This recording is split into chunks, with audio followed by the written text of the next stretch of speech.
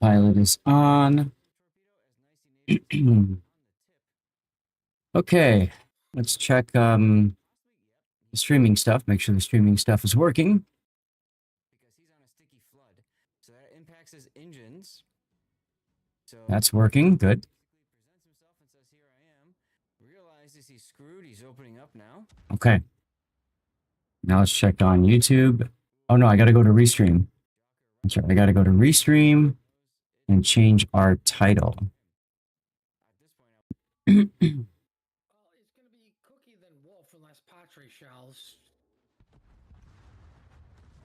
They both go down. Update titles. There we go. Well, Cookie went down first, so I was right. Okay, and then we're going to go to this one here. Copy and pasta.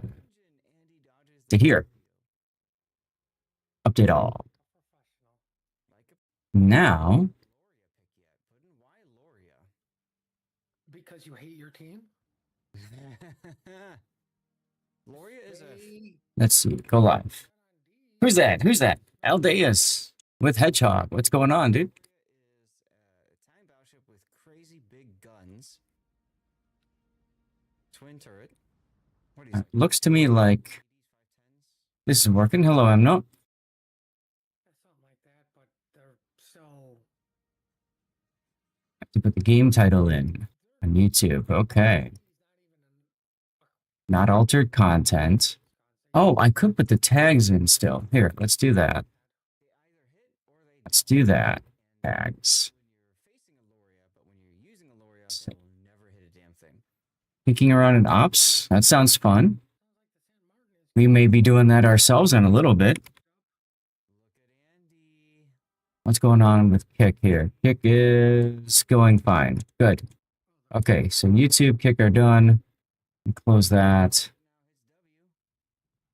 I need this for here. This is really not necessary, but fun to watch. It is totally necessary. Like, there's been nothing dramatic happening. And that forces... Okay, now we need to go to... Why do you feel like an idiot for the next event, Chaser? I know you said you saw it was Wishing Wharf and bounty oriented. Why does that matter? I guess is my question. I really like what he's done here. We've seen this before.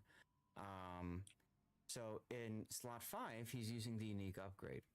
Now this is in place. Let's see. Let's face it. Vermont, you're gonna be spotted. Do this one next. So even if you are spotted and manage to go dark, you're not gonna sneak up on anyone. And what you get... Hey, Joey. How's it going, Joey? Good to see ya.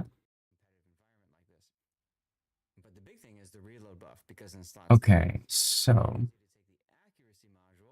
you got to be mission based and be able to help get things done by making sure you had all the ships that were involved in the hunt that are in game. I see. So you did all that work and you're upset with yourself because you did all that work and feel like you got nothing out of it. Is that, am I understanding that correctly? He just stops broadside and looks at them and takes all the damage and dies. That's a huge...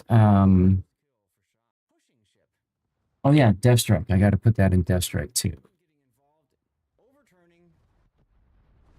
I figured I'd just get started and then while you guys are waking up, I can be setting up the,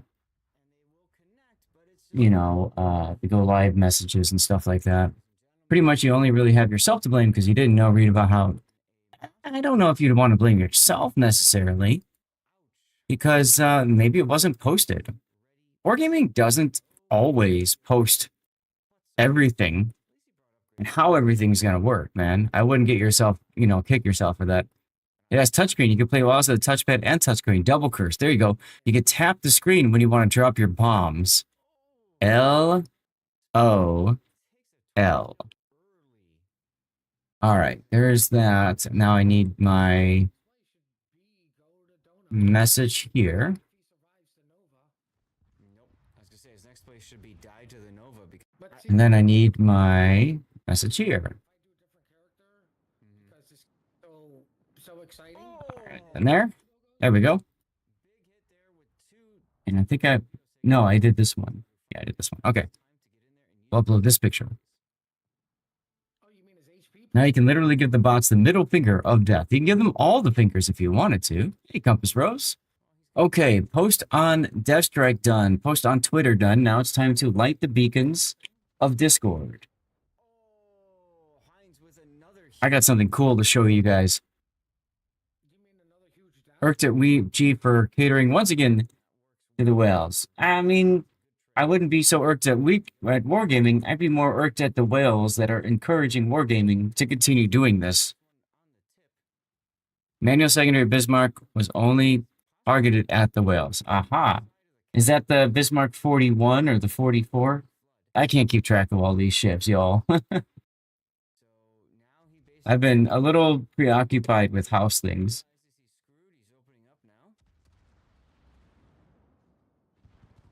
Ooh, Jocker right there with the AP. Nicey Nader knows it's all over for him. At this point, Well, it's gonna be Cookie then Alright, Wolf. there we go. Couple more to pop up here.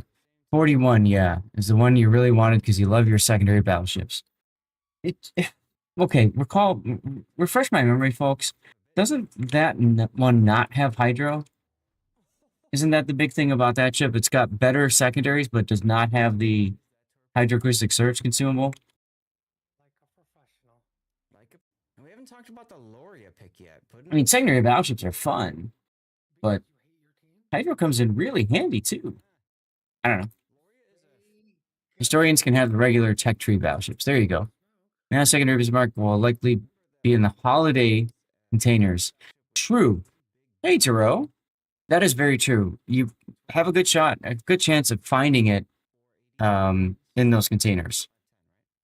Santa containers, right? Many secondaries and engine boost. And yes, you lose the hydro. Well, okay, so the engine boost comes in handy, I guess, but for PvE, you definitely want torpedo lookout system in slot 5 then. And maybe vigilance would come in handy as well. That essentially gives you a poor man's hydro. That's like always on. Throw found initiate.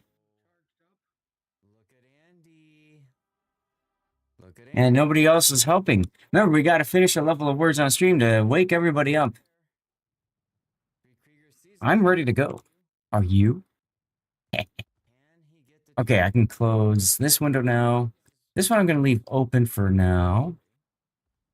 I'll leave that open for now too, I guess. I don't know if I need it. You would give Wargaming your money if you could give them a reasonable amount of your money, but you'll be honest, the whale spends so much that Wargaming can more than make up their profits, catering to them as opposed to people like me who'd be willing to buy premium every couple months or so. I mean, Chaser, it's no different than the airline industry, right? If you want the really good seat with the really nice experience, you got to pay up the nose for it. You still get to the same destination. It's just a question of how much you're willing to pay for it. It's a similar model to that, but I think Wargaming has recognized, I mentioned this before, they've recognized that they've missed out, quote unquote, missed out on a lot of potential profits because they didn't go full gotcha, right? As the gaming landscape changes, people are realizing that subscription model and gotcha style gets the most money, extracts the most money out of people in the environment. So that's what they're going to go for. I mean, they're like Ferengi. You can't blame them for being greedy. They're just looking at it as, hey, a way to make a killing. And I said this before, Chaser, and I will say it again. If you really want to get this stuff in World of Warships, there's more than one way to get it. You don't necessarily have to pay for it. If you've been watching what I've been talking about a lot with volunteer programs, just going to put that out there. There are ways to get things. You just gotta be willing to put the extra time into doing things and not necessarily get paid for it. Got it. Artery. Ouch, ladies and gentlemen. It's a COTS ready build. No captain skills whatsoever. At least he brought upgrades and flags. You know, there is a mod called Tournament Ready. And I always Nice one. We beat the level. Siri works. Oh. Spotter as it takes a torpedo. Makes you frustrated that it doesn't seem like it would cost that much more to offer both. So Wargaming has to run into this, and we beat them over. This is years ago in the making. 8 years ago, 7 years ago, our biggest feedback to Wargaming is that they used to sell the ship by itself as a basic pack, and then they'd have the higher bundles, right? And Wargaming wanted to, monetize people buying a permanent camo for it, getting the special commemorative flag, maybe a special captain for it, or whatever. And I think what Wargaming found was nobody's buying those higher end packs. So Wargaming got rid of them. Oh, Heinz with another huge kill. You mean another huge death? Hey, he took 2 for 1. That works well for. And so they got rid of those packs. And now they just have the admirals. Do you pay out the nose for it, or you go for the the luck of the draw? Can you possibly win it in fewer tries? But there's a chance you won't get it. Ah, there you go, Miami Mateo. Welcome on in. I was just about to type that one down. Realizes he's screwed. He's opening up now. And what's going on, Ocean Vanguard? So I don't like that Wargaming does do the wishing well. Especially I hate the box within a box within a box events. But I mean, if they weren't successful, Wargaming wouldn't be doing it. I wouldn't be surprised. They will keep their With a broken made. I was trying to think of some of them. They're gonna keep their oh, you do. Awesome. Well, thank you, Miami. COTS isn't coming up for a while. We don't know exactly when yet. It's probably going to be right before Thanksgiving like it was last year. So that's going to be end of October into early November. We do have a tournament coming up, and I'm going to talk about that in a minute. I don't know why my voice is failing me today. Grudge, what's going on, Grudge? Oh, you're over on Kick saying hi. Oh, that's nice of you. Thank you. Guys, I do stream on Kick as well. You can always have that open if you want to dodge ad breaks on Twitch. Kick actually pays based off average viewers. So, like, one thing that's nice about that is you're also helping me earn some money just opening up another tab. If that's something you're willing to do. They either hit or they don't. Let me get you a shout out, Grudge. But when you're using a laureate, they will never hit a damn thing. You can use. Sounds like the San Martin is getting his. Oh. All right, let's continue. Look at Andy. You also irked, while you understand there's a very way to outright buy Enterprise a while back. The one ship you really missed out the chance on buying because I didn't have the funds for it by the time, didn't understand complete the web campaign, so you missed out on that. Well, that one you had to earlier. That one you had to do the campaign or whatever to unlock the ability to buy the damn ship, which I thought was just stupid, but whatever. Enterprise should be in the Santa containers, right? I'm really with Hujam on this. Forget about ships. Forget about buying ships right now. I mean, if you really want the ship, okay, fine. But like, I wouldn't go crazy gotcha whale for it. Instead, what I would do is I'd set aside some money every month. If you really want, set aside money every month. And then when the Santa containers roll around, go ham. If you want, that's probably going to be your best bang for the buck. I think the gotcha mechanics and microtransaction models are going to be forced to change sooner rather than later. EU and US are targeting them for heavier legal scrutiny under gambling laws. I mean, sure, Aldeus. I mean, we're going to see we're going to see some things change. Now, I will put it this way. If you notice the sequential bundles, or not sequential, the random bundles one, right? Where you buy a bundle and then the next one, you'll find out what the next one is. That's their way around it, LDS, because if you think about it, you already know what you're buying, right? You haven't spun, you see the spin in front of you. So technically you're choosing to buy that thing there, and they can say it's not gambling because you're buying the thing in front of you, and who knows what the next roll is going to be. So that's going to be the loophole, and that's what we're going to see happen once those laws come into place. When there's a will, there's a way. RNG sucks for you. You're not saying you guys don't have a point. Just, no. It's fine. It's fine. And it's very much worth talking through this kind of stuff. Don't feel bad about it. All right. Let's turn autopilot off. We got 6 minutes until our next commercial break. So I think we're ready to get started, y'all. I think we're ready to get started. Lord of Fire, if you just joined our Discord, do me a favor and make sure you post something in the post here, new members go here channel, and just type something in there so that the mods can get you covered and stuff, okay? Where's my stream planner? Here's my stream planner. All right, let's get into this. What time is it? It is time. Oh, this is almost perfect timing. I'm going to go to giveaways, and we're going to create a giveaway. Actually, let me go to the archive, because I can probably... This one is archived. Let me go to this one. This one, Hujan one. Can I... Maybe I can import one that was previously archived. No. All right, I'll just do it. I'll do it myself. Exclamation point charity. Oh, okay, it saved everything. Good. Okay, great. There we go. Morning, Ghostfront and Shamash and Cobra. Let's get started. We beat the level. Hello. Happy Sunday, everybody. We're on the next day of our Donathon for Stack Up. I'm very excited about this. Big thanks to people who donated on Friday and got us some additional funds raised for Stack Up. Stack Up is an amazing charity. They focus on mental health amongst veterans through video games.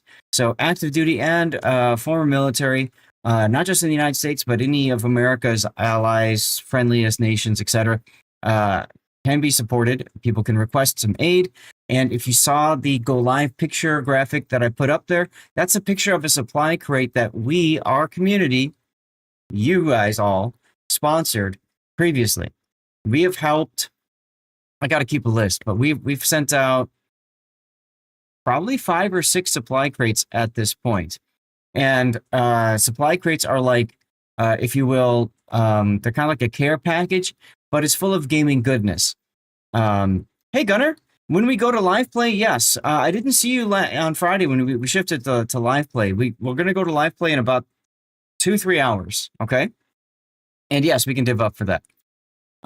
So anyways, that's the big deal right now with Stack Up. That's what we're raising money for. And I'm going to show you guys as soon as I can find build viewer. And let's see, I got to hook it in. There we go. Right now we're at $1,260 raised for Stack Up, which is freaking awesome. Which is freaking awesome. So you guys can donate to Stack Up if you want. For every $100 raised, we unlock an additional giveaway. Okay, we unlock an additional giveaway. So let me put the announcement up. The giveaway is ready to go. I don't know why Evil Woman is being auto-modded Von Broik, but it is what it is. So for every $100 raised, we do a giveaway. We've raised $1,260, so that's 12 giveaways. We did 7 on Friday, which means that we have remaining 5 giveaways to go. Today, we're going to do 5. If we raise another 40, we're going to do 6 today. If you raise 140, we're going to do 7. See where I'm going, how this works? So the goal is, of course, to continue doing giveaways. If we go beyond that, of course, and we run out of time today, then we'll continue giveaways tomorrow night for our Borderlands 4 stream, and then maybe even the Friday of next week for the holiday weekend, Memorial Day weekend. Okay, so that's kind of what we're looking at there. You can see the link in chat there. If you want to donate, you're welcome to do so. Exclamation point charity is also what you're going to type to enter our giveaway. Now, the prize pool is totally up to you. If you go onto my Discord, I've got a stream planning channel where I've got a whole list of game keys that we're going to be giving away. Okay. You, as the winner, get to choose what game you want. Von Broik posted in Discord, he chose Over the Top, which I have one extra code for, and he loves it. He had a really good time playing it, which is awesome. All of these game keys I have accumulated over time. People have sent them to me. Publishers have sent them to me for giveaways and that sort of thing. And so I think it's great that I can turn this around and give it back to all of you fine people. These giveaways are funded partly by you as well, the community, thanks to the the Plus program with Twitch. We're getting 10% more sub revenue for tier 1 subs, either paid or gifted subs. So I'm taking that 10% of revenue and using that as money to give stuff away. So we gave away $60 worth of stuff on Friday in World of Warships, actually $40 in World of Warships, and then $20 went to Stack Up in honor of Aldeus, if I remember right. So that was awesome. Yes, Over the Top is actually a lot of fun. Now, I want to show you guys, we just added something new to the campaign as well. Thanks to KGB Terminator, we now have a Montana skin. So if anybody has donated to Stack Up this year and you want that skin, just reach out to me. I'll get you a copy of it. I'll show it off today, later on when we do live play. Just remind me, because I've got it installed. It's a gorgeous skin. As always, KGB Terminator does awesome things. Now, I have also updated all the ships now. So $25 instead of 20. This gets you 5 skins, guys. 5 Stack Up specific skins that you'll have on your account. Okay? So if that's something that's interesting to you or you're interested in, what you do is you just click add to cart and then you check out whatever. So $25, bam, $5 a skin. Now, this is a mod that you will own. You will always have it. And if for whatever reason it doesn't work, reach out to me. I can help you sort it out if you're not familiar with doing mods in the game or anything like that. Okay. But it's good stuff. It's very much good stuff. So that's one of the community updates I wanted to share with you guys. The next thing I wanted to share with you guys is in a couple weeks, we have the next tournament. Miami was here saying that he or she likes to watch my King of the Sea broadcasts. I like King of the Sea, but I'll tell you what, I like other tournaments too, because they add a lot of differences to the game and they add just more fun, more fresh feel to the game. So, oh, real quick, I forgot to mention, we're $240 away from unlocking our first supply crate for Stack Up. Just forgot to mention that. So anyway, the tournament, getting back to the tournament, in 2 weekends from now, so not this coming weekend, that's Memorial Day, but the following weekend and the weekend after, I will be streaming Saturday and Sunday early, like 8 a.m. my time or something like that.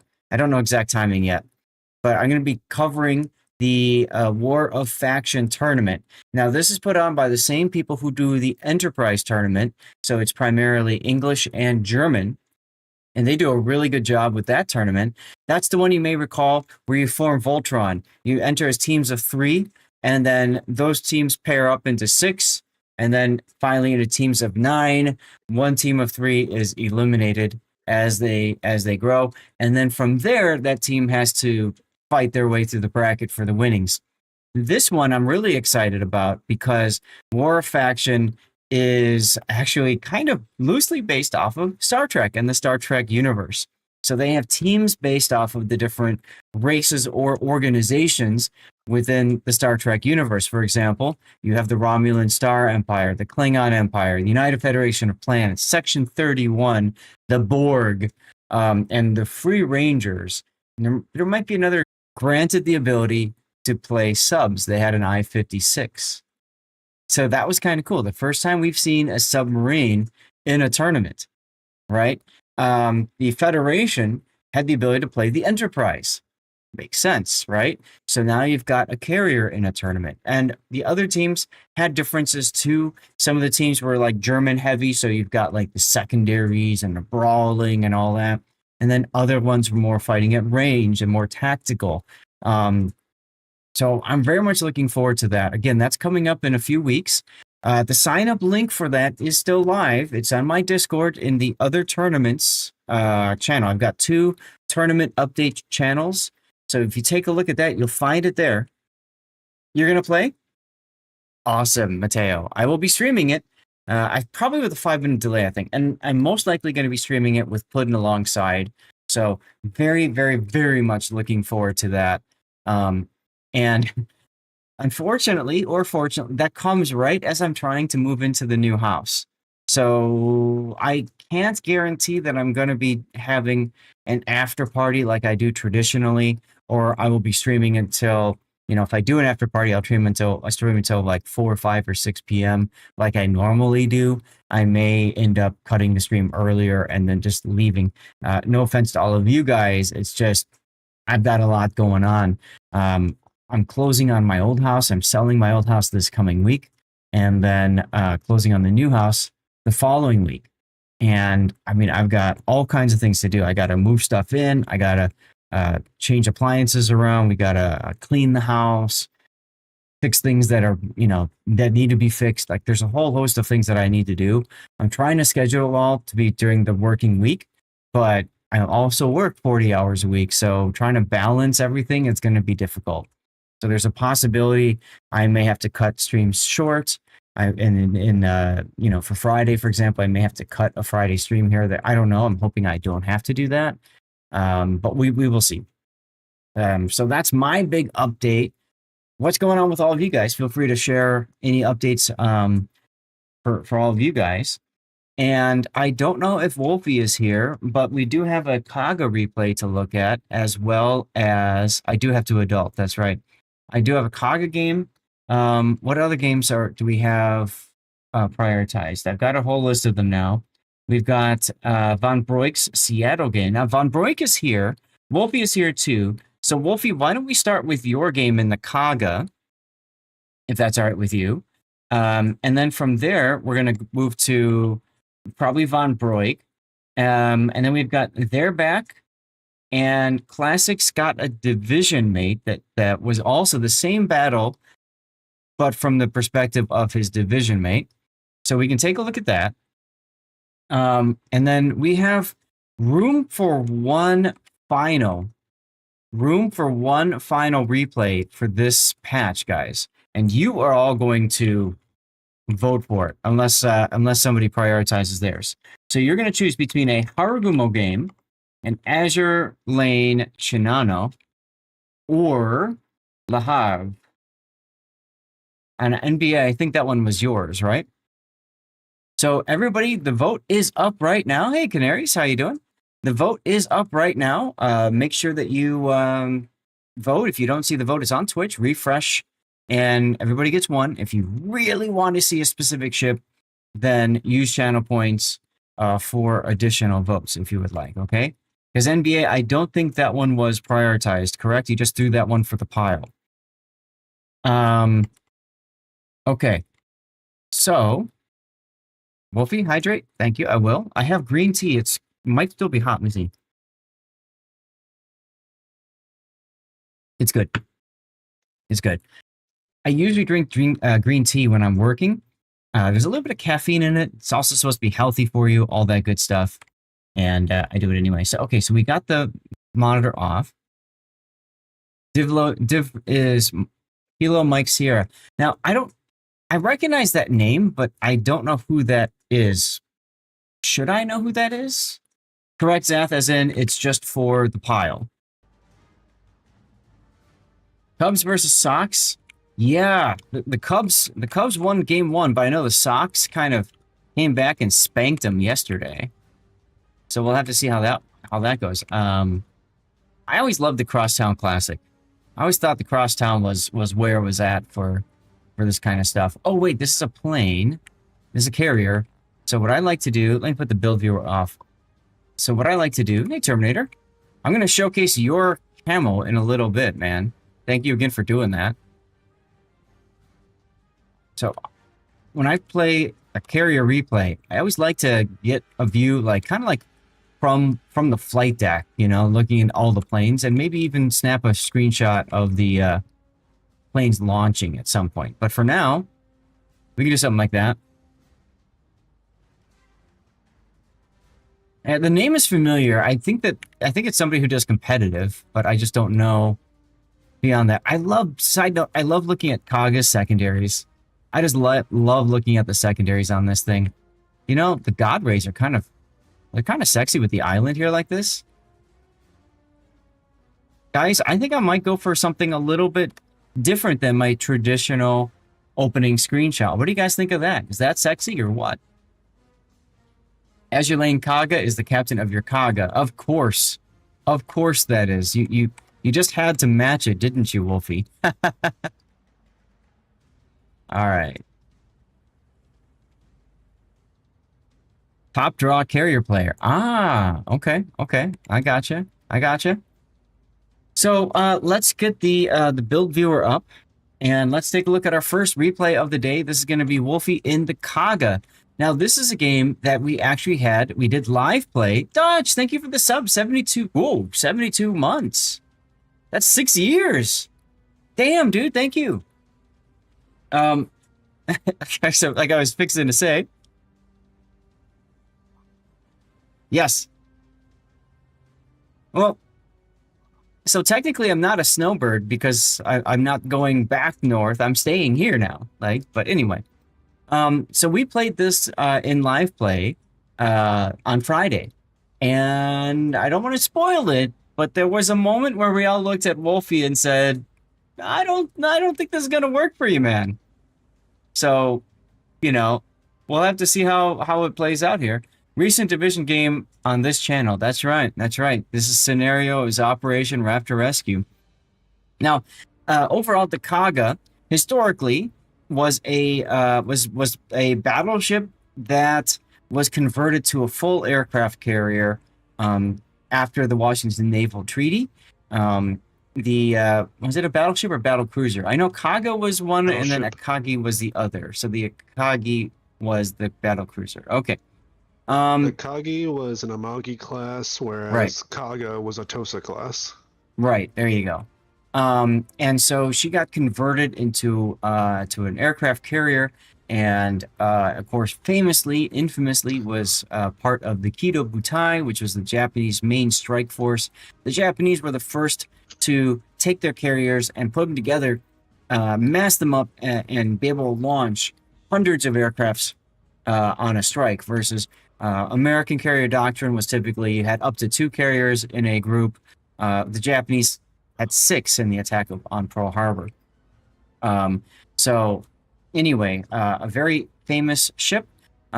She retained some secondaries in the realm of 200 millimeter, so almost just about 8-inch guns there, which is kind of fun. They're all in the stern. Sometimes they can be useful. And she's got 127 dual purposes and stuff like that. In World of Warships, she's a fantastic trainer for anybody who wants to learn aircraft carriers, because she has almost unlimited reserves. I mean, she just prints so many new torpedo bombers that you can really learn how to get those strikes in. Her dive bomber squadrons are fine, good, depending on how good you are at dropping them and how good your RNG is. The rockets take a bit to learn, but you can do okay with those too. That's correct, Island Cat. Right. All the way up until basically the end of the war, Americans just kept the 2 carriers in a task group. So Americans looked more at, we need to protect our entire, our carriers. And so they had more ships to defend each one, whereas the Japanese thought, well, if we take out the enemy carriers, we don't need to protect our carriers, do we? So they put more into strike capabilities. So anyways, fantastic trainer. If you get the Kaga, definitely worth picking up. If you don't have a Kaga yet, still relatively inexpensive to buy her outright because she's a tier 8 premium ship. And Wargaming unified the cost for all ships. So the carrier cost, if I remember right, actually dropped a little bit in comparison to everything else. Yes, they did, Wolfie. They did, exactly. For a while, they even experimented with a triple deck on the... I know they did this for Akagi. I think they did it for Kaga as well.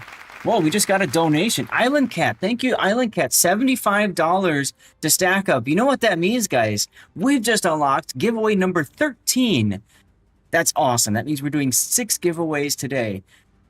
Keep it coming, y'all. We're getting closer and closer to our 1335 right there. Getting closer and closer to unlocking our supply crate as well. Thank you, Island Cat.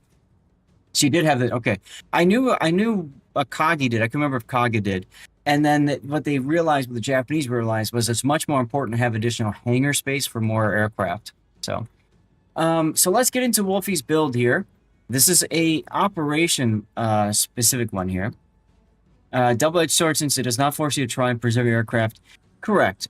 But it does teach you, it's a good way to get into it. But you're right. I mean, it's no different than playing low-tier cruisers. Don't really teach you about positioning. They teach you just to go out and shoot things until you go pop and then do it again. So you've got Air Boost Modification 1. Aircraft Squadron. Okay, Squadron Engine Boost. Secondaries. That's interesting. Damage Control Mod 2. And then Concealment. Wolfie, is this a PvE specific build, or is this just what you always run in player versus player? Now, what this does is it takes your secondary range and builds it out to 6.48 kilometer. If we were to drop this and put something different on, what did you have? 5.4. Okay. Right, yeah, they're tier 6 aircraft, exactly. Now, if you weren't going to run secondaries, really, there's not a lot that you can add. You can maybe do torpedo bomber attack time so you can start your strike a little bit farther away from flak. That's really the only one I'd consider doing. Maybe the rockets, I guess, but you don't really need the rockets that much on this one. Yes, if you switch to manual, you get a boost in range, yes. You left your Mark II review over on Discord in the off-topic. Oh, Mortal Kombat 2. Okay, cool. Hey, they're back. Okay. So, we're just starting replay analysis now. They're back. Stick around. We'll get to yours in a little bit. I was asking Wolfie, is this a PvE or PvP specific build?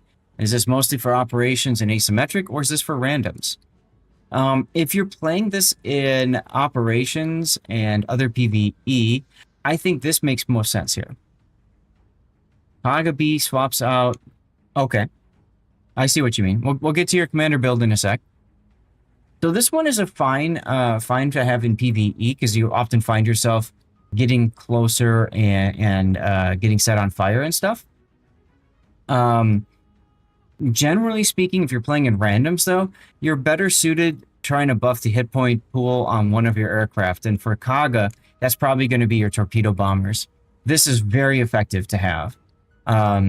So most of the time, I'd probably go for torpedo bombers here, okay? If you find yourself playing more up close and personal and dying to enemy gunshots in operations, then I can see damage control here. And in slot 5, instead of concealment,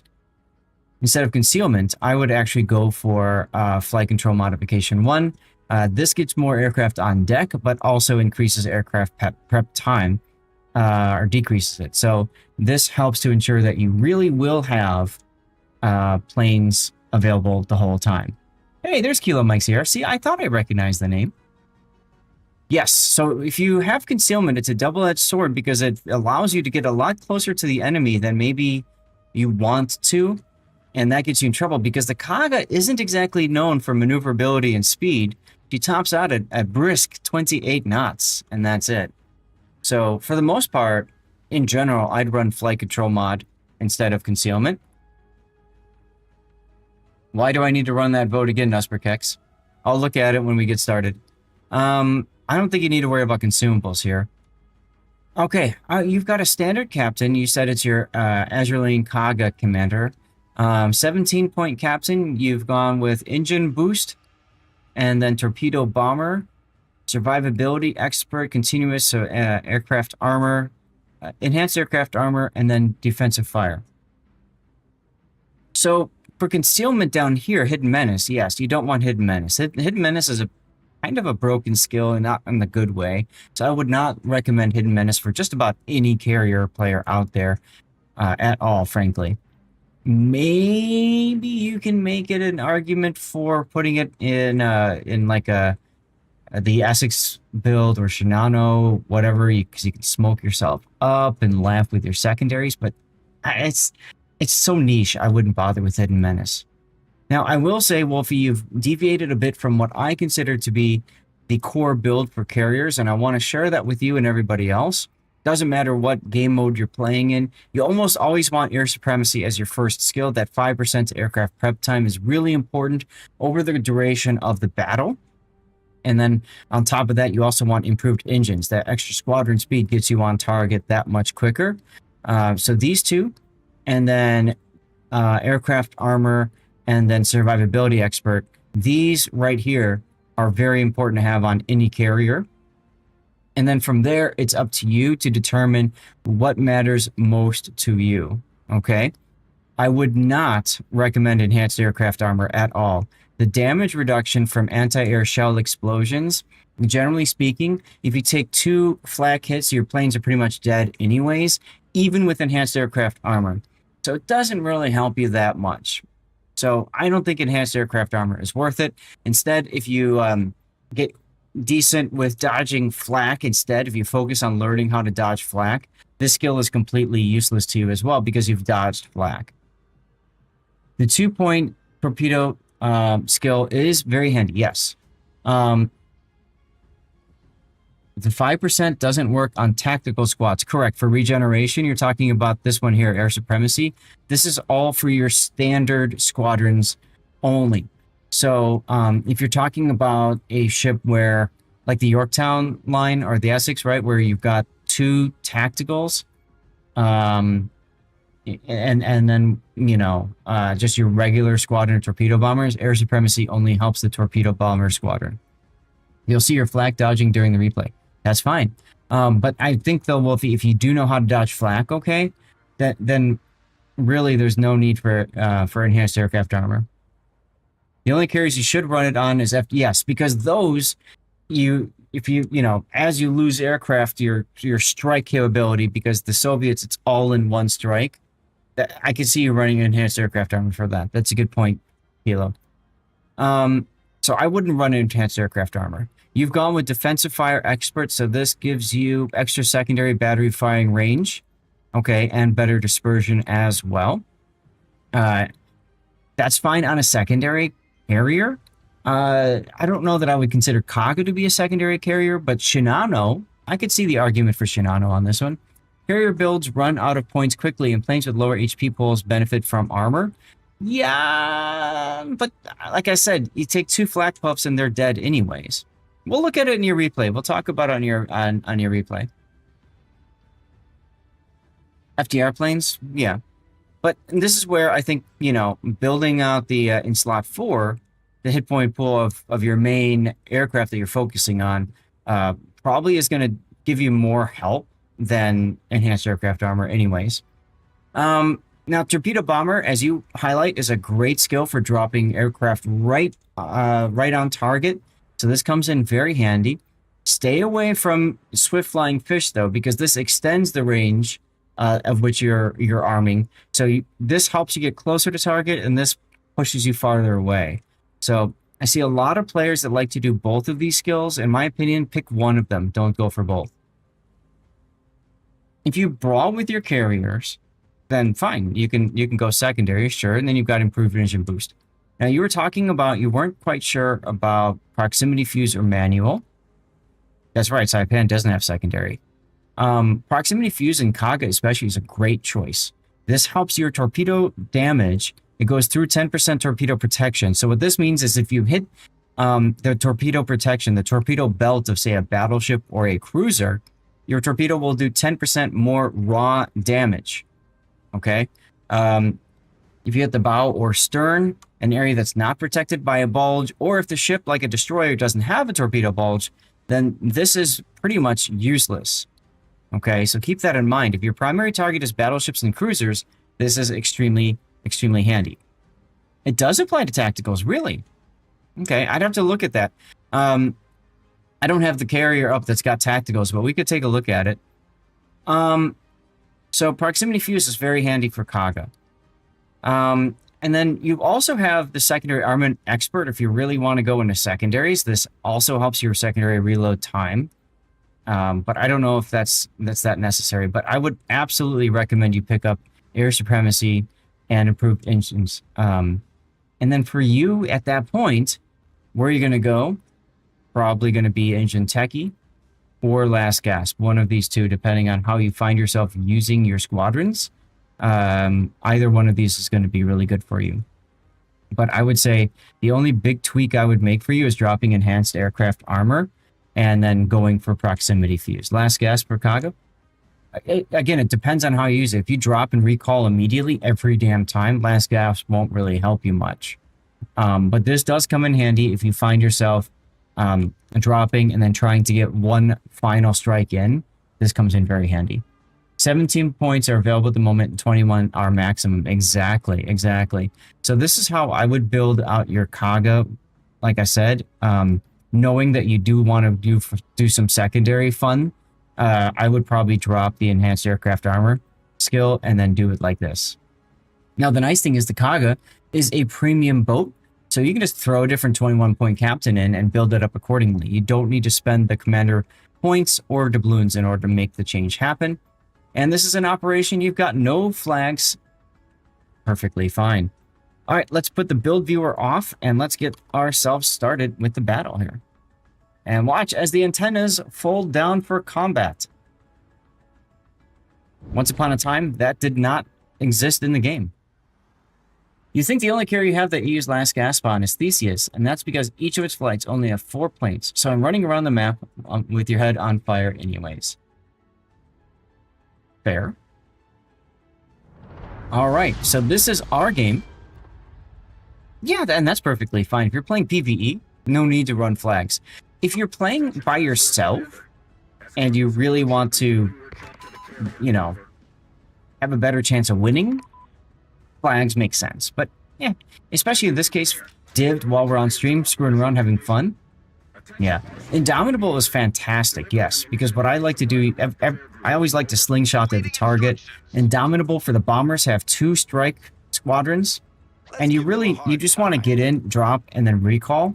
So what you do is you use your full boost, drop, last gasp activates because now you're on your last, you know, your final strike, and then you get another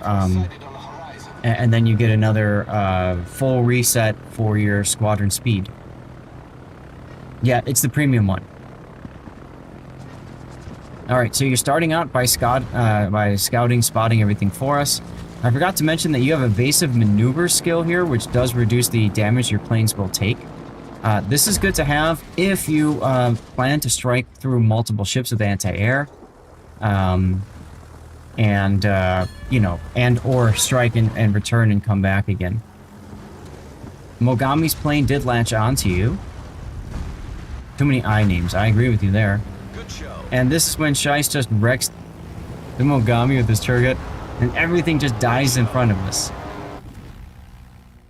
Okay, I was told to check the vote. Oh, we have a tie. Shinano Lahav. Okay, I'm going to make a new poll between those two.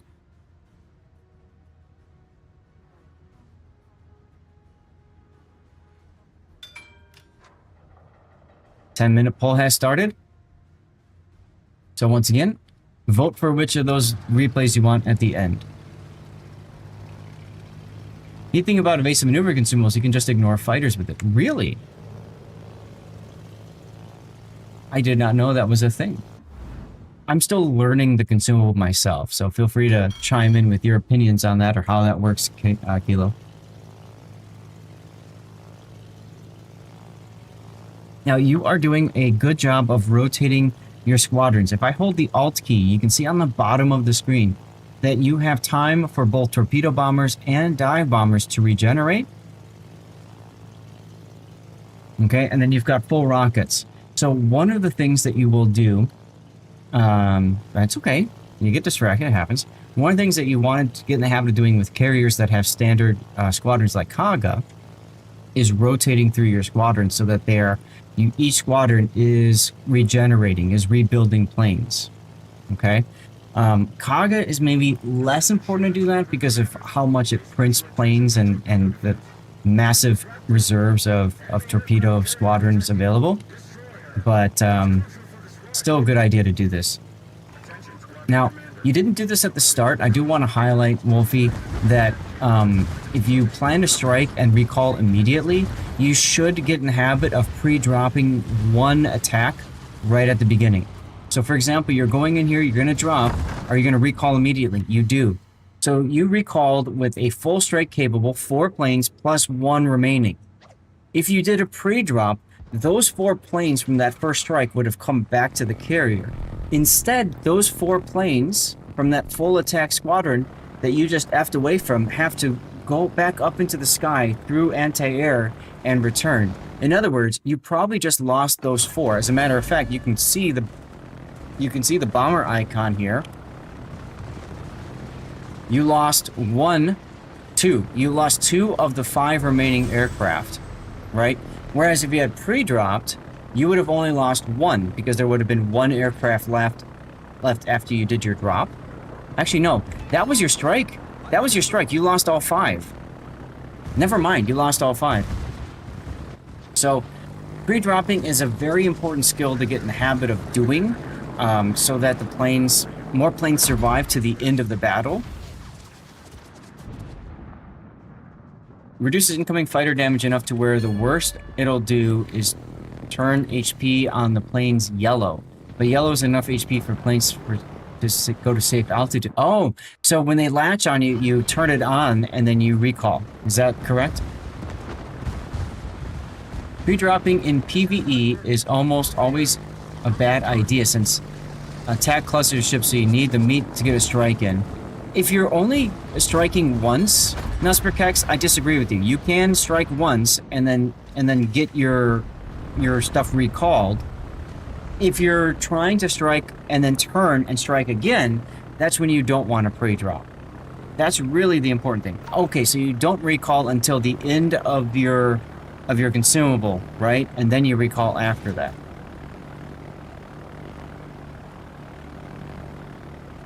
See that squadron management on deck? Yeah. Yeah, now you haven't used your rocket planes yet. So you could always do that too. You can safely make strikes after evasive maneuvering the okay, I'll have to look into that. Yeah, that's carrier life, Wolfie, is when you have teammates that just take things out as you're trying to get there.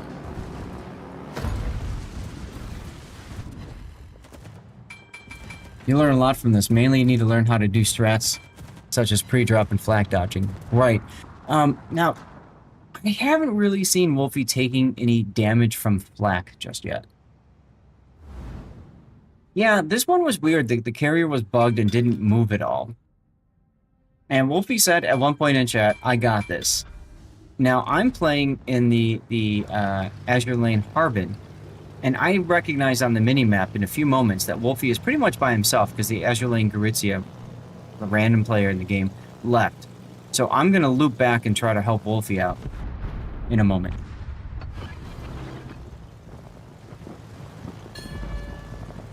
Now that fighter plane that you put up there is probably too close to the enemy ships, and you're probably going to get that shot down. No. Okay. It managed to latch. Good. Okay. So that worked out then. Never mind. But here's another strike and recall. Drop one right away, then strike and recall. Do that for the beginning, and then once the ships start to spread out, then you don't have to worry about... then you don't have to worry so much about pre-dropping. You should see the battle chat. It should show up here.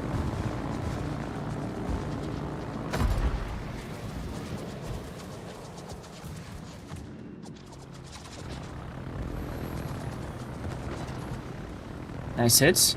Now I might go and strike the Kaga next. Because you can't really strike these guys in the channel now. No, you're coming back. Interesting. I would have gone for the Kaga and just try to finish it off. This is the part where I thought Wolfie for sure was dead. Take a look. He's being charged now by both the Akizuki. Okay, real quick. Right here. Right here. Reinforce sector before launching your aircraft. You've got planes coming in on your port side. Reinforce your sector of anti-air. Then launch. I forget to do this too, Wolfie.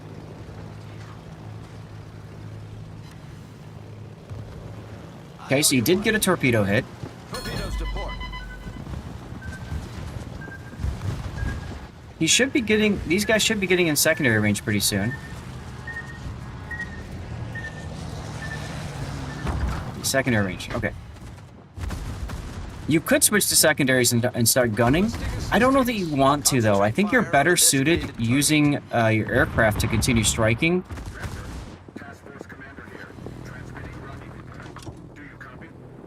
Yeah, right. Right, yeah, I wouldn't recall either once you launch. Ship is on fire. I mean, maybe you... No, I wouldn't. Anyway. So here's where you don't want to recall planes at all. You want to go in and strike. And then, as Kilo suggested, use your evasive maneuvers when the planes latch onto you. I'm going to try this today, guys. When we play live play, I want to practice that myself. I've been playing carriers a lot in PvE because I just really want to learn them and get good in them, you know? Enemy cruiser destroyed. The Dead Hulk is probably going to save the Akizuki here. So, well, actually, no, it's okay. You got it. See, here's me coming in and trying to help out. Teamwork, ladies and gentlemen. Hey, Schmidt Electric. Many thanks. You meant you've been playing carriers because there are specific ships you want. Something you've been meaning to experiment with is seeing if accuracy is better with manual fire versus automatic. It's supposed to be better, Kilo, but when you're that close and you've got planes that you can launch off the deck, I would much rather let the secondary battery fire automatically while launching my planes and getting damage in too. And I think that's the problem, right? Like, you know, in the heat of battle, especially random battle, you don't really have time to experiment with that kind of stuff. Now you can put a plane up right in front of Kaga's path very easily.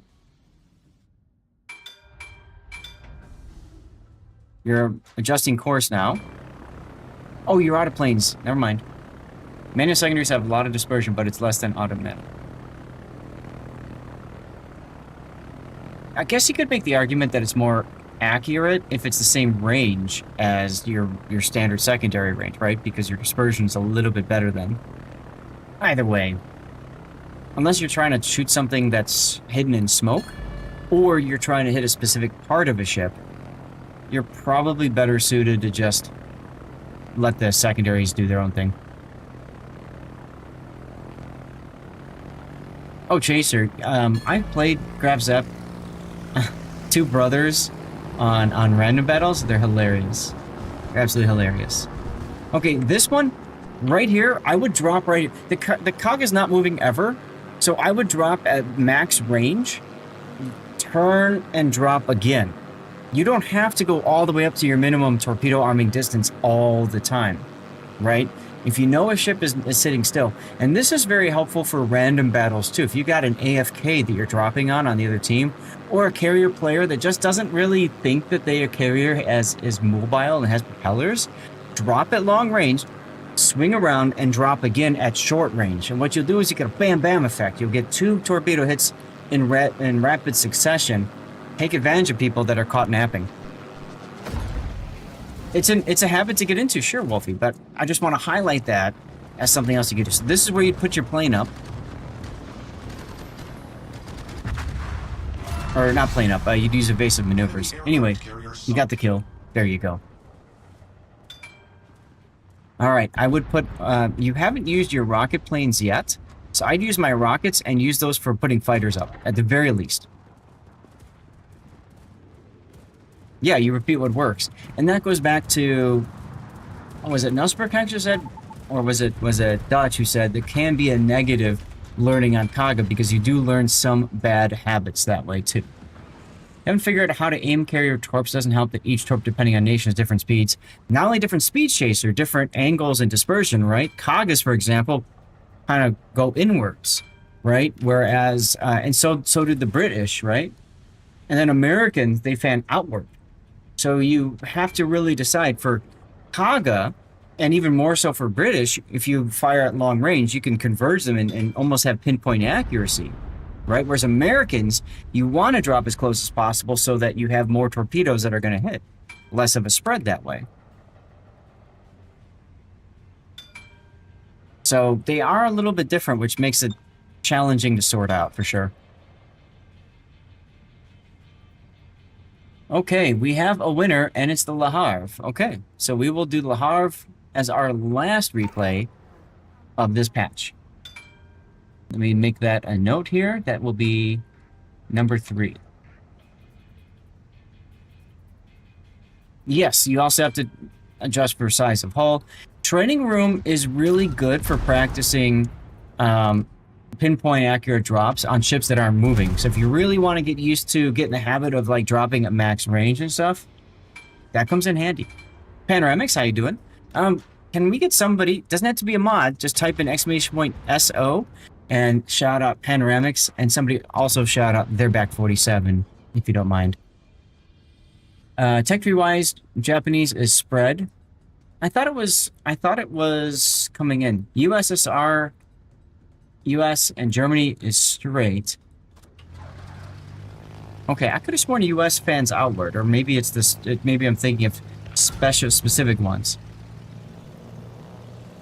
Anyway, they're all a little bit different, so it does take a bit of sorting out. Now, at this point, we've basically won. I'm going to try to get a few more hits, so is our sub, and everybody else is just kind of positioning for when these guys spawn in as well.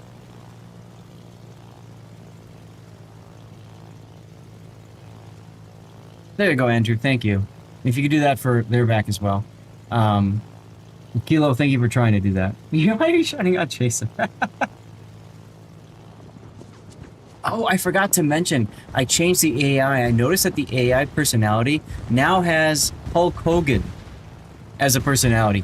So you guys are probably seeing, yes, Hulk Hogan. In honor of that awesome dude. Ahoy to you, Andrew. Ah, so you're part of the reason why I didn't get all the hits. I'm just kidding, because I think he kills me and I kill him. We are all still afloat until the very end here. Malta spans out, okay. Rockets are painfully tough to aim, and ironically enough, rockets used to be really good against destroyers. Now they're best against stationary targets, or just larger targets. And then hitting destroyers with torpedoes, you can do it. It just takes a little bit of practice. I mean, PvE, it's a little bit easier. You just hopped on to lurk while you're going to eat lunch. There you go. That's how it's done. Yeah, they're changing a bunch of the different ones, aren't they? All right, we're going to fast forward because this is basically it for the game. Ta-da! So, let's take a look at your results here. 11,000 damage. Very respectable. 3 kills. You came in towards the bottom. Remember, of course, carriers have that reduced XP earnings. So that definitely will happen. Love the pinup. Side note: I love the pinup whatever you call it badge that you've got there. A lot of the older players know where that came from. A lot of the newer players have no clue. And I will say, if you are a newer player, you missed the greatness that was Dasha Perova. Anyway, good work there. I want to draw attention to aircraft destroyed here. And I don't know if it'll show, no. So it only shows damage that your hull took. I don't think there's a way to see, no, here, damage caused to aircraft. But you can't see specifically what damage you took, just where it came from. Okay, they're called patches. Thank you. So you went with the flak reduction one, and to be quite honest, the way I saw you play, the fact that you recalled immediately with every single strike, the flak damage reduction isn't really helping you at all. That, unfortunately, is going to be 4 points that you're not really gaining. Try building a commander without it, and see if you get a better feel for it. Just see. Why not? It's free to just throw another cat. It doesn't even have to be a 21 pointer. You can put a 10 pointer on and just see, right? See if it works for you. The other thing is, get in the habit, there it is, get in the habit of pre-dropping, especially early in the battle. Especially if you're only going to strike once and recall, pre-drop once and then get your strike in. You'll cycle your planes more quickly, and that'll help you keep planes all the way available till the end of the battle. It's not so important for Kaga, but you mentioned Saipan earlier, and Saipan is definitely one of those ships you need to be able to cycle with, okay? Let me pull up, I completely forgot to do this earlier, so let me pull up your render here. And chat, what do you guys think of for your, what do you guys think you want to do? What the heck? What do you guys want to do for a title here? NBA, thank you for the gift sub just now.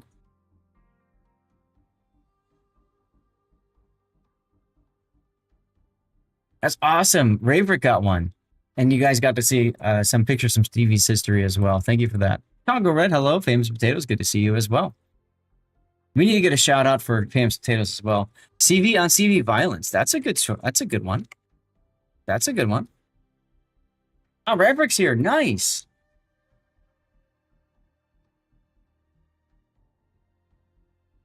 CV on CV violence is fine. After that, I'd say proximity fuse for most carriers, especially like Kaga, which is very torpedo-centric. I agree with you there, yes. And then you said, yeah, you did the core build. First 9 skill points should be air supremacy, speed, aircraft armor, survivability, expert. That's my core build. Always want to do that. The secondary build here didn't do too much. That's a good point as well. He got 5, count it, 5 secondary hits, right? So, yeah, good point there.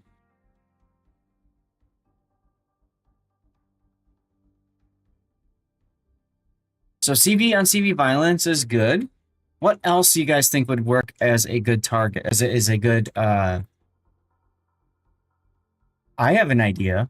It goes into carrier lore in World of Warships, but a lot of people like to call carriers pelts. Like you're hunting for carriers, and then you've got the pelt of that carrier that you hang up on your wall. Some of you know the streamer I'm talking about.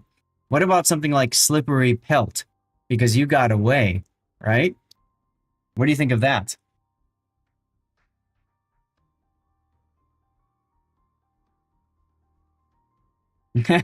Chaser likes it. And feel free to share any other ideas, Wolfie. But yeah, I mean, solid game, dude. You're making me want to play carrier when we do live play. Just putting that out there. You haven't thought about that in forever? I know, right? I know. Ah, good times, good times. Yes, but I accept the trade-offs of my choices. Gaining some capability that is used rarely may seem silly, but then those... Well, sure, of course. The secondary thing I can see more so than the aircraft armor. So, like, try removing the advanced aircraft armor skill. Like, just put a different captain on. See if you like it better. Because that saves 4 skills for torpedo proximity fuse, which for Kaga, man, that's a huge buff for your capabilities with Kaga. I mean, how much damage did you do with your torpedo bombers? You did 69,000 damage, giggity, with your torpedoes. So imagine 10% more of that. Reality is a little bit less because you had destroyers and stuff, right? So let's say 5,000 more damage. Damage is damage, right? Damage is damage. All right, Wolfie, which do you prefer? CV on CV violence or slippery pelt?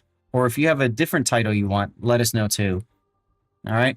But, hey, thank you very much for the replay. Thank you for rejoining, supporting over on Patreon. Really appreciate you doing that. I forgot to mention that earlier. for anybody who wants some additional help outside of the game, I have also helped NBA out with Patreon too. Or if you just want to support me with Twitch taking way less money, Patreon's always a good thing. Health is PvP only. We've had several captains build skill changes over the years. True. All right. Well, let's go to the Be Right Back screen. You prefer Kaga, not just a pretty face. That's a long title. That's a long title, but maybe we can do something about that. How about just pretty face?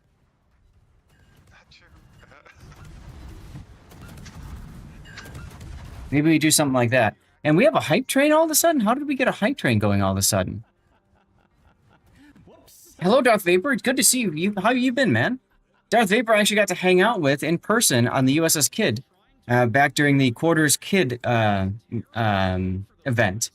Guys, we're on a hype train right now, so when we have a hype train, you can move that bar forward by gifting subs, subbing yourself, cheering bits if you want. If we get to level 7, we look to extend the stream, and we also start our dirty water earlier than normal. Ooh, Lethal Beauty. There you go. I like that one. Been better, but hanging in there. If you need to talk at some point, Vapor, reach out, okay? We're going to also yeet away a code. We always do that during hype trains. Here's the yeet. Go to twitch.tv/Lord_ZAH. Yamato's ready. Rash is not turning. He's going out broadside. What is it? All right. Hype train, Zath Nation. What happens when you come out broadside to a Yamato with his guns? There we go. Posting that on the Discords. No guns in this fight. No. And we have 6 minutes before our giveaway, guys. So what I'm going to do is I'm going to go grab a snack. I'm going to run a commercial break. Who is next on our list? So we just did Wolfie. Von Broik, they're back. Which of you two want to go first? Or they're back, do you want Kilo to go before you? You guys tell me which one you want to go first, so we'll go from there. I don't care. Oh, you're most welcome, Wolfie. Thank you again for signing it in and joining us all the time. Do KMSs first? Okay. So we can do KMSs first. KMS, do you want to go next? Or do you want or Von Broik, do you want to go next? You tell me. Yeah, I know they're in the same battle, but that's why I'm asking, like, which order. Thunder, congratulations. Thunder got the doubloon, so glad to see that worked as well. So thanks again to the community for the subs and stuff like that. I figured I'll do them back to back, right? It's just a question of which order when we do them. So KMS, do you want to go next? Or Von Broik, do you want to go next? I need to know so I can load up the replay.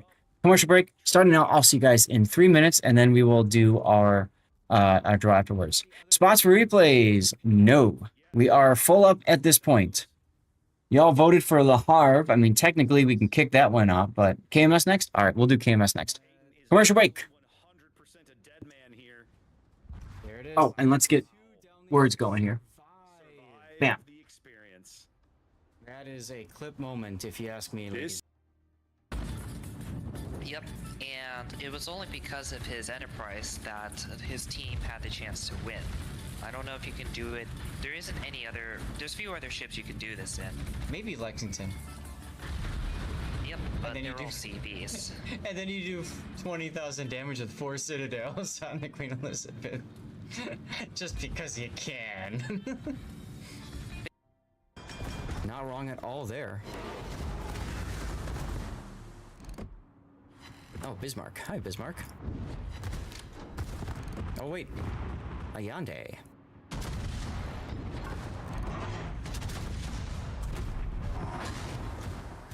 Now, I hate... I was just about to say, I hate the Soviet battleship line, and then that just happened.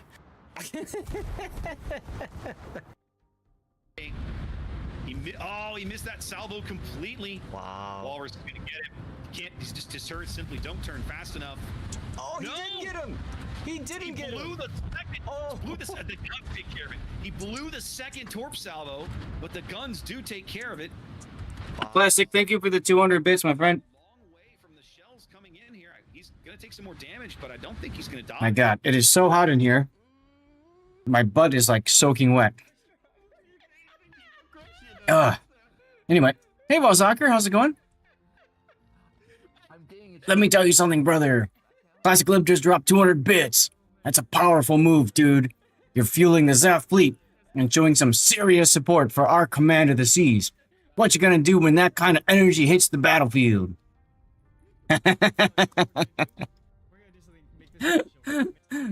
All good? Awesome. Awesome. I don't know why automod prevents anus from working, Banana, but there you go. Oh yeah. Minutes ago. Okay, so we're gonna do KMSs first. Okay, that's this one. Oh, I didn't exit the game. That would help. Let's exit the game. We'll continue this. And then I need to... I need to... do the half. Build viewed in browser. Where is my browser? There we go. Bam. And then we need to render this. There we go. So we're kicking off the render for that one. And I need to then change replay render here to kilo. Part of the AR. Okay. NWDE has sacrificed both. Now, Kilo, I don't know if you're in my Discord or not, but you're welcome to join if you want to jump on and voice for your game. Don't feel like you have to. Classic, you can always jump in if you prefer, or, and of course, they're back, you can too. Oh, Compass, I have 3 fans going right now. I have a ceiling fan above me. I have one of Dad's old fans sitting on a half wall, blowing air this direction. And then I bought a Wuzu fan from Costco that I have right here on the right. The only negative about that one is it dries my eyes out like crazy. If you wanted to jump into voice, because you were streaming, this was a game that you were in, you're welcome to do so. Okay, let's see. Look at that. Right as they run out of range even. Yes. Wow. Brilliantly. Awesome. Ohio. It's a dry heat. Yeah, I know, right? Seriously, it's a dry heat. Nice job with words, by the way. Okay, where's my replay file? Here we go. And I need to do the draw, don't I? 12 noon. Time for our next draw. So last chance to get into the giveaway, guys. Exclamation point charity is what you wish to enter. We have 11 entrants. 11 people have entered. But you know what? Mine's bigger. So good chance to win.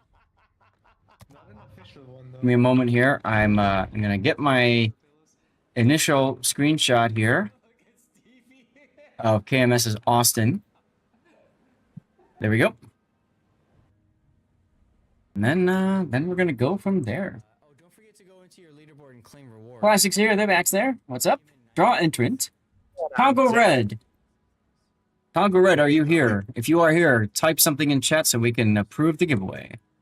As a matter of fact, I'll tell you what. Somebody. What's going on? They're back. How you been, man? I'm doing all right. Just having a nice, easy day. Appreciate you going over this replay. That's pretty awesome. Yeah, no worries, dude. All right, Congo is here, so we're going to thumbs up that one and accept Congo as our winner. Congo, Congo, are you on my Discord?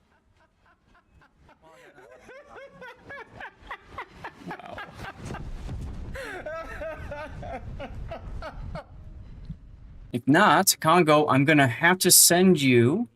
Where's Harry's? Quick, burp.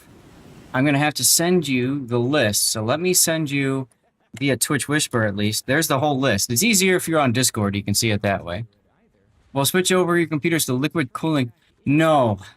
Actually, my computer right now is liquid cooled. But my butt is also liquid cooled right now. I may have to turn the fan up a little bit more. We'll see. Anyway, Congo, let me know which game key you want from there. TMI. Let me know which game you want from there or the list on my Discord, and I'll get you the key, okay? I'll whisper it to you. I am in the middle of the desert. This is true. But my dad keeps it a balmy 81 degrees in the house. So, you know, sweating my balls That's off. a dad thermometer.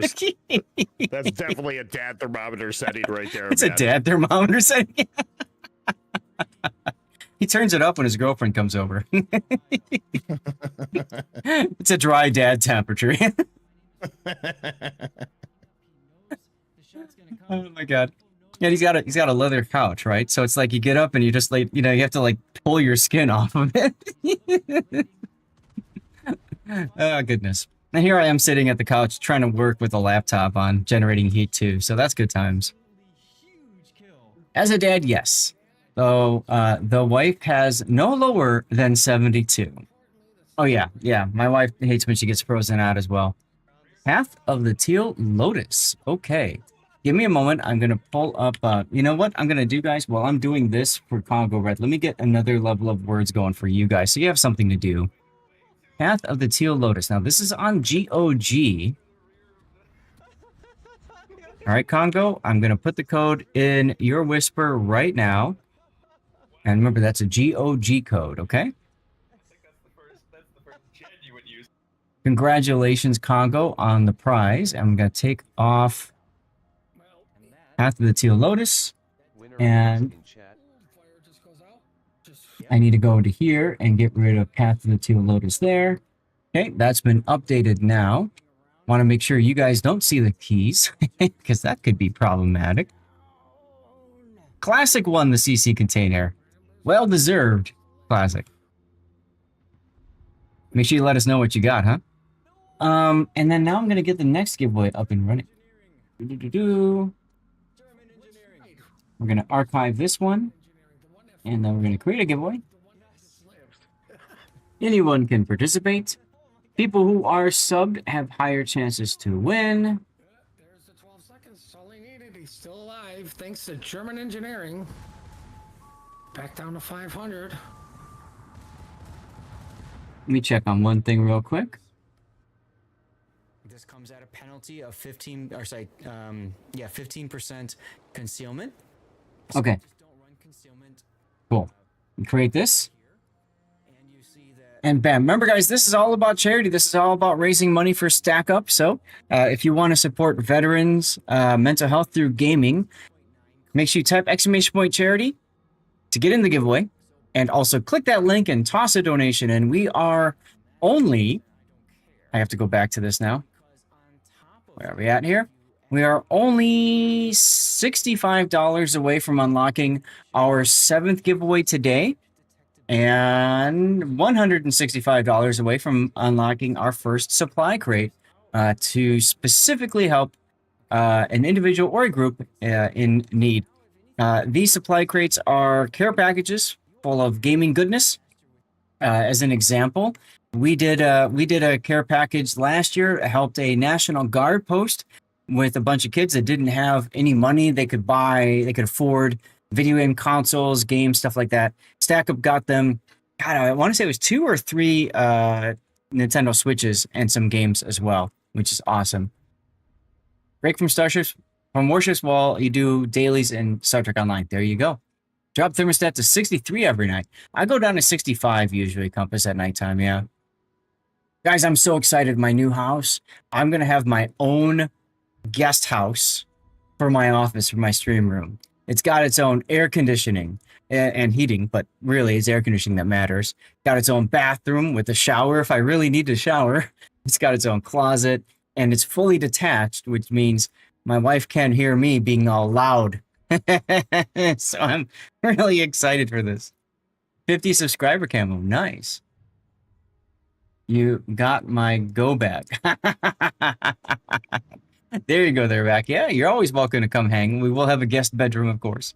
You live in the area of the country where, at least right now, you can turn off HVAC completely and open the windows. That is nice. That is very nice. And I think over the wintertime, I'll be able to do that as well. More crazy celebrations like the... Yes.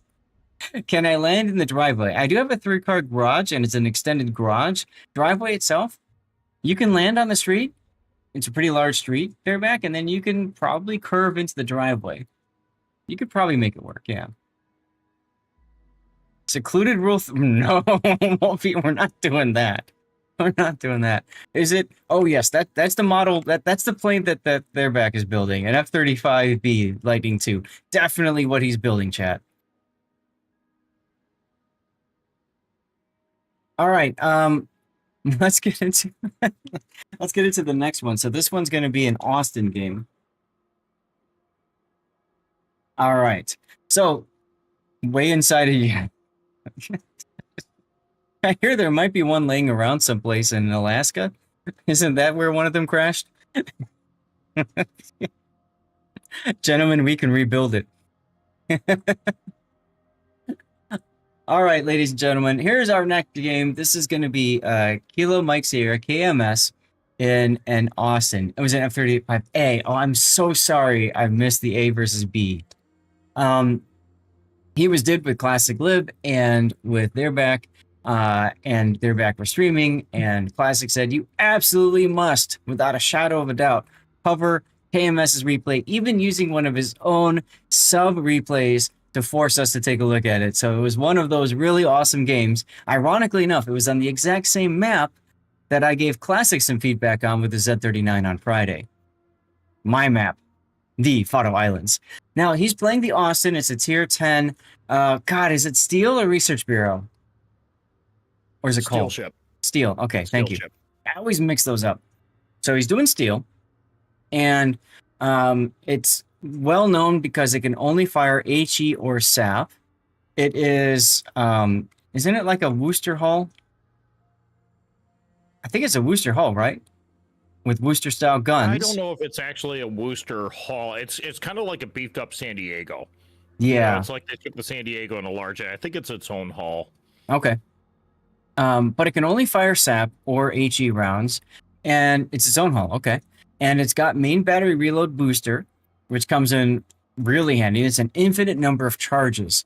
So the main reload isn't the greatest, if I remember right, but the big thing for it is when you use reload, main battery reload booster, and all of a sudden, I mean, you just let things fly.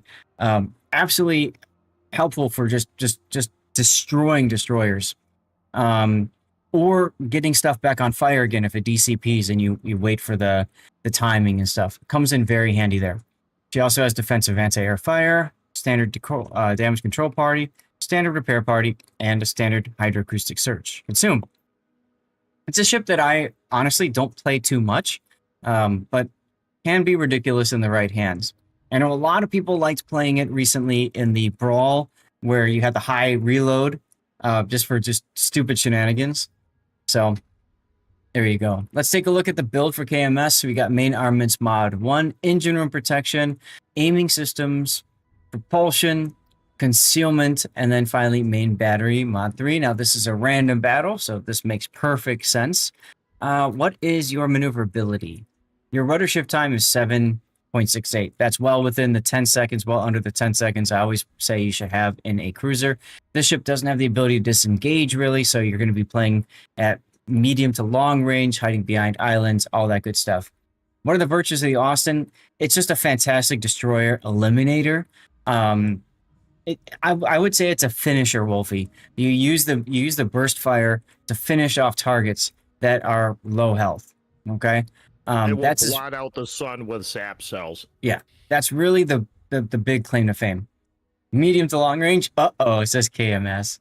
Well, if you want to play closer, you can, but you got to be able to use islands to mask your approach, to hide behind them, all that good stuff. No, their max replay is coming up next. So this is a standard captain. Now I'm curious, KMS, why you're using a standard captain instead of, say, Halsey or Ovechkin. Maybe you weren't around when Ovechkin was available. But you know, I suppose the does don't help you here. Halsey would help you, right? If you get the Confederate, it helps you with the reload for it. So there's that. But you've got a standard captain. You wasn't okay. Halsey's on your Des Moines. That makes sense. And so a Halsey specific Des Moines build is going to look very different from this. And you didn't have Ovechkin. Fair. So you've got last stand, incoming fire alerts, demo expert, heavy HE and SAP, superintendent, survivability expert, concealment. You tricky little devil. You went for the 4-point anti-air skill.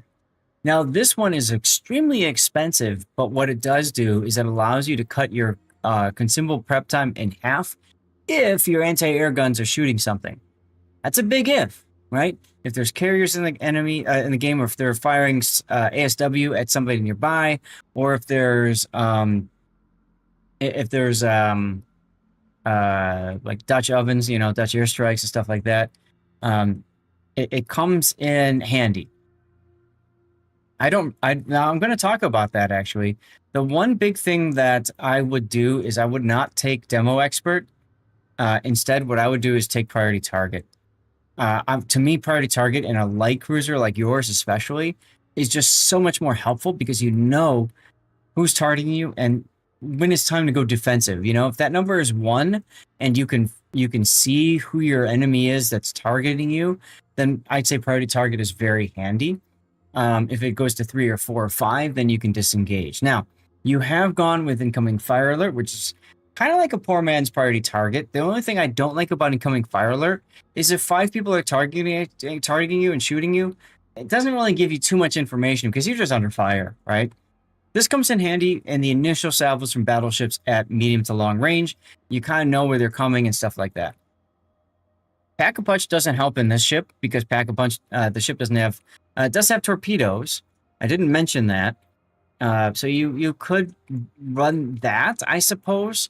Does it have any secondaries? I don't think so. So Pack-a-Punch doesn't really help as much as maybe a Flint. Even then, a Flint doesn't have secondaries either. I don't know. It's only useful if you're using your torpedoes in the case of this ship. And I understand your thinking. You want the heavy HE and SAP shells, and you get them for free because the main battery is 127, and you shoot heavy and SAP only. So this is a straight up buff for the Austin.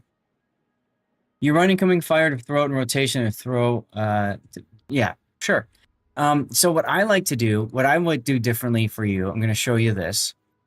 Okay, I would drop incoming fire alert because you've got priority target. And instead, yeah, you're looking at torpedo icon, right? But I'm just saying is that if you're not usually in a position to use your torpedoes, Pack-a-Punch doesn't help too much. It does help your secondaries, but you don't have secondaries. So, you know, I don't know that I would build specifically for that. Especially because, in my opinion, heavy HE and SAP is much more effective for this ship than Pack-a-Punch would be. Okay? And you don't really have room in the build if you're doing a 4-point skill here for AA defense to throw that on. You're nerfing yourself on the other side. So what I would do is I would run priority target and then I'd run consumable specialist here, KMS. Why? So that you can reuse your main battery reload booster that much quicker. Like, to me, that's what the ship is all about. I want this used as much as possible. Right? Maybe consumable enhancement comes in handy. This doesn't help main battery. So yeah, so I would just do something like that. Right? And then yeah, you just rip into people more frequently that way. The hard thing for you is you're using this A defense and ASW, which I get. This also helps get your main battery reload booster up quicker.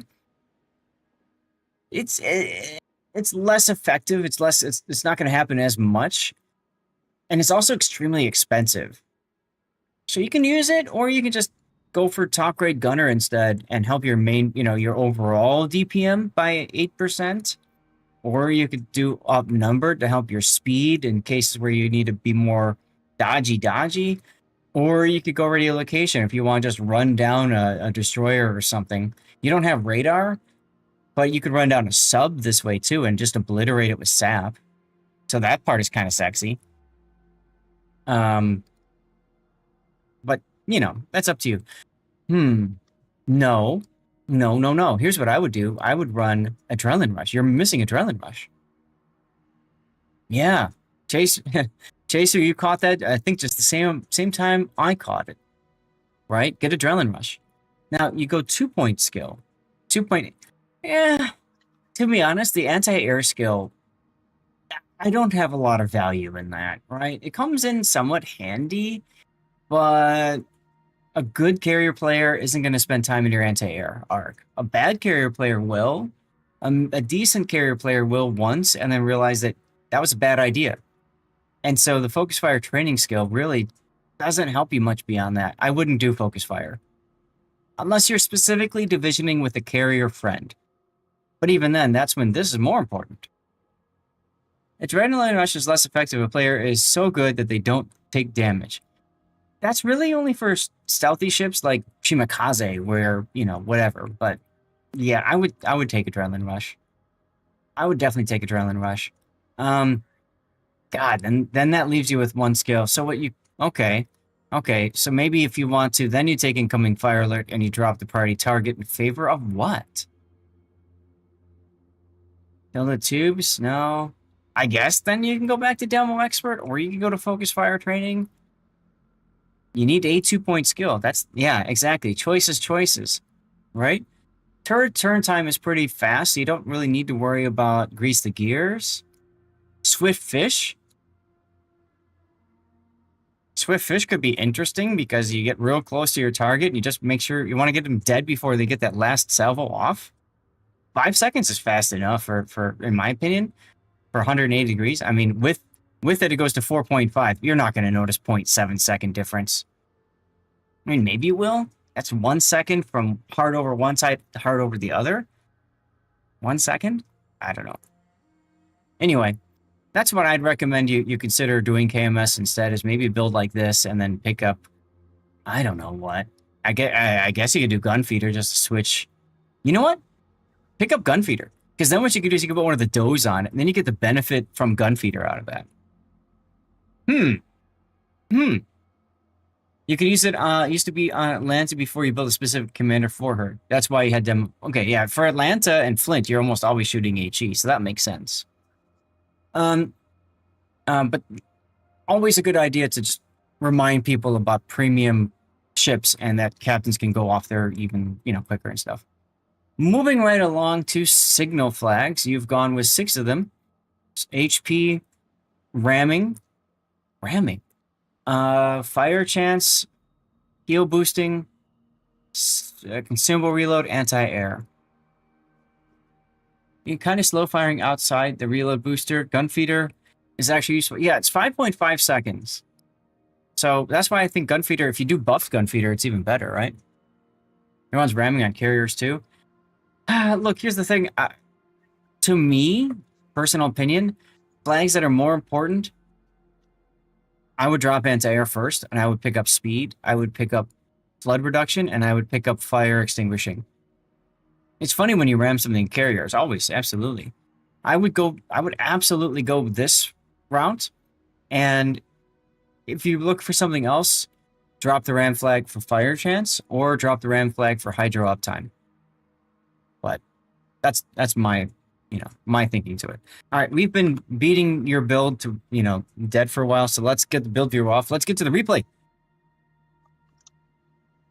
You are in a mid-tier game. Oh, Lady Fufu's in the game. That's cool. So you have double streamers here. You got their back and Lady Fufu.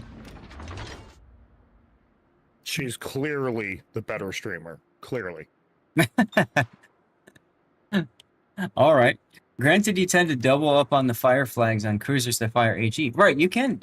Absolutely. There's nothing wrong with that. So, Patria is a big problem for you. Libertad, Montana, Sibir, Schlieffen are all problematic. Hawaii, Junan, just don't want to give them line of sight. Same. Bullhorn's going to activate your reload skill. Tromp will too. Marceau, double Jaeger.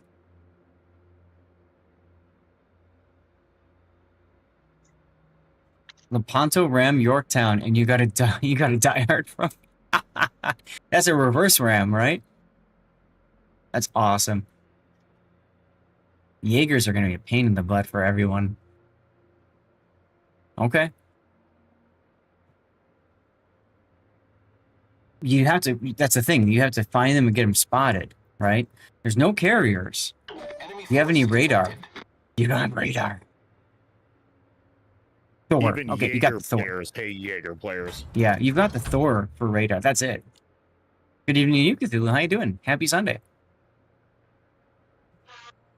Yeah. This is going to be a tough one. You were in voice and said we lost Kilo, and then you didn't lose Kilo. You should buy Jaeger before Wargaming removes it from sale. I wouldn't be surprised if Wargaming pulls it at some point. It's just such a toxic boat. It does exactly what the Kamikaze did in and Fujin and stuff like that at Tier 5. Now you're going to this island, which is a smart play, good position for you to start. You just have to be careful of battleships up to the north taking a pot shot at you. I popped hydro here to help see that the other ships. Starboard. I was also going to mention either you or KMS should be hydroing. So obviously you're in a div working together. I might actually say hold your hydro classic in favor of when you need to do the crawling smoke trick that the Vamp Deuce has, and let KMS use his hydro instead. That also allows you to be farther away from the island, and it frees you up to maneuver more. Yeah, that's what I'm doing here. Yep. Now we see their back is in the Shimakaze out in Narnia over there.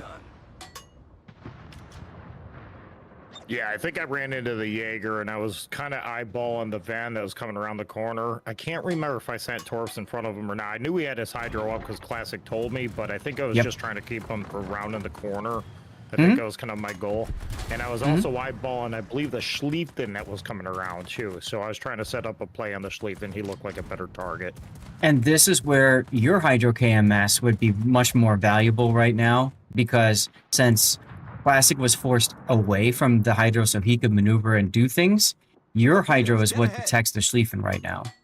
And since you're not using your Hydro, that doesn't give that crucial information to your buddy. They're back. Yeah, I remember now. I was watching the mini map. I was just I was looking at the Schlieffen with the fangs out. Sure. Now also you took that torpedo because you weren't using the Hydro. I like this play of coming out though. Let's try to pounce on this Marceau, and you're going to see the sap shells loaded. You're going to see what it does with the main battery reload booster on. This also destroys your mouse. Or you just do what I do and he's doing, just hold down left mouse button, bam, finish him. And you did. Depth strike. Yeah. With the depth strike. Torpedoes dead ahead. So I'm thinking for you, a good title could be the Finisher or the Punisher, because you punish destroyers and make dumb decisions like that Marceau. Now the question is, are you going to come after the Cohorn? You could. Torpedoes to starboard. Yeah, I think he was watching the Schlieffen too, because the Schlieffen was getting really aggressive coming around the corner, and that was just in a perfect spot to just hammer on him. And this is...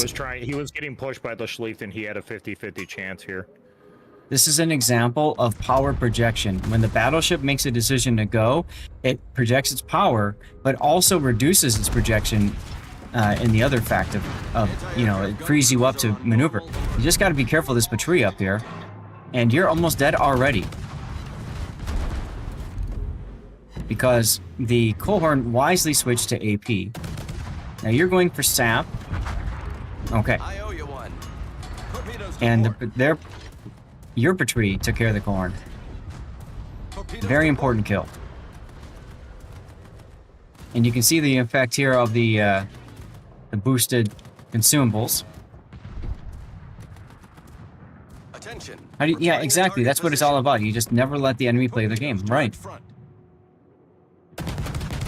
Now you still have the Jaeger over here somewhere, it looks like.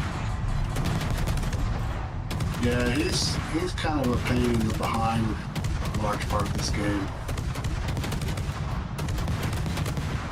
This Schlieffen was dead. The minute he came around the corner, it was just a matter of who was going to get the kill at that point. Yep, watch him just melt. I don't blame him really. Yeah, I don't really blame him for what he was doing, because he had a pretty good idea on Kilo. He just ran into the wrong div, straight up.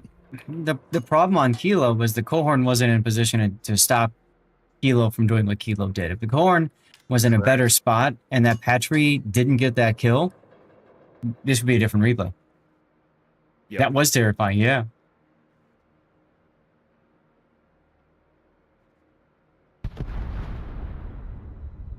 That's how you feel half the time with DDs and carriers around?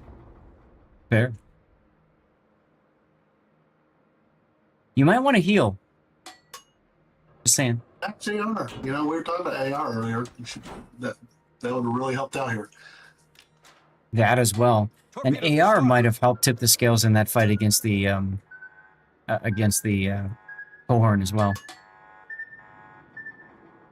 Torpedoes astern. Yeah, we So- knew the Jaeger was behind us, but at the same time, it was just we were looking. I personally was looking at this crazy push that's coming down from the north. Good show. 'Cause Well- they did at that point had quite a bit of HP. We had two Sure. other ships that were going to stay in the caps. But here's so what I we were talking about a decision here, which was Thurback was going to abandon us and go for a potential solo warrior. And I was just going to stay back and keep the Jaeger off of this cap. Okay.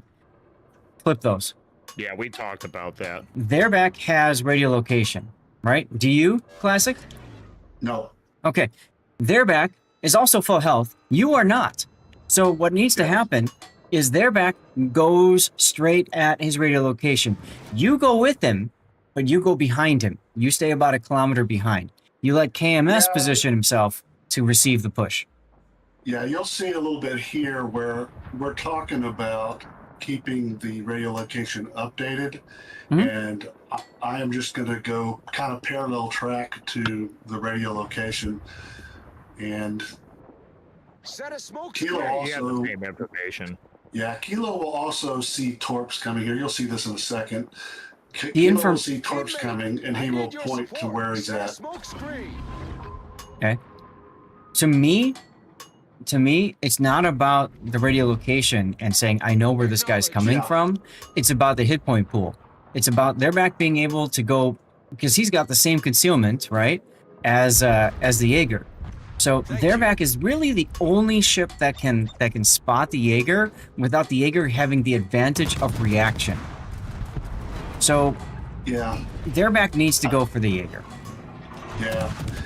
Maybe so. And what I was thinking at this point is if I come into contact with Torpedoes to starboard. the Jaeger, what I'm going to do is I'm going to immediately go into Torpedoes to starboard. trailing Torpedoes to smoke stern. and hydro. And Yeah. Astern. that's Torpedoes to starboard. kind of what happens here. And I mean, if the Jaeger doesn't use his guns at all, then Torpedoes to stern. that's probably okay. But oh, there you are. You found him. Fortunately for you, you caught him bow onto you. Yep. Now, KMS, I Even would have though classic. I'm sorry. Go ahead. KMS, I would have kept shooting at that Janan that smoked up. Use your booster on him and just All wreck him. stations requesting fire And if you're on not sure, just French radar the whole smoke area, because he looked like he was pretty low. Problem solved, sir. Anyway, now you get to play dodgy. Now, this would be a question I have for you guys. Wouldn't their back actually be better suited to actually be gunning down this Jaeger? Because Yes. even IJN. I am. Oh, okay, I just now good. saw Yep. you fire. Yep, we'll see his replay next so we can see his viewpoint. But yeah, definitely want to use your guns. Yeah, Shimakaze has guns too. Absolutely. Yeah. The ship is on fire. Shimakaze HE hits insanely hard too. A lot of people don't understand that. You can chunk DDs. I think the max damage is a little over 2,100 per shell on an unsaturated target, so it's pretty potent stuff. It's just insurance reverse isn't that great and its reload's terrible, but its HE slaps. And I've outgunned a lot of stuff with a Shimakaze. Sure.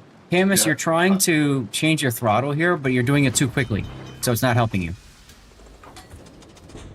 When you're French radared the Xenon and got rid of him because he kept firing at Kilo, so it gave me a good idea of where he was in smoke. Yep. So that's really the big thing is if you're trying to kite away and you've managed to go dark, you want to drop your speed down to about a half, maybe even a quarter, but somewhere around there, and then turn it back up to full. right? If you drop it to half, a quarter, and then back to full like right away, your speed only drops just a little bit, and it doesn't really do much for dodging shells. Gotta win detection management game, yes. And here's another adrenaline rush. Man, this would have really helped here too. Now, because Classic used his smoke, he's crawling into B. He's trying to get in there at full speed. He's going to slow down once he gets in there. But at a certain point, that smoke's going to expire. And if the tree goes into B, you're going to get blasted. Yeah, I was talking about that exactly right as you were saying it. I was thinking that. Yep. I think I hope the tree is not where I think he is. Yep. Reload boost here, by the way, KMS. You've got unlimited charges of it. You need to get the damage onto this Libertad. You got to get him on fire. You got to get his DCP down, like maybe even looking at you or something like that. You were able to fire for free at that point, right? And right there, that torpedo hit. You might have gotten their back the kill if you used reload booster on him right then and there. I like that you did not use reload booster now on the Montana. You could use it in a moment once you're behind the island. It's only fire from them if they spot him. There you go.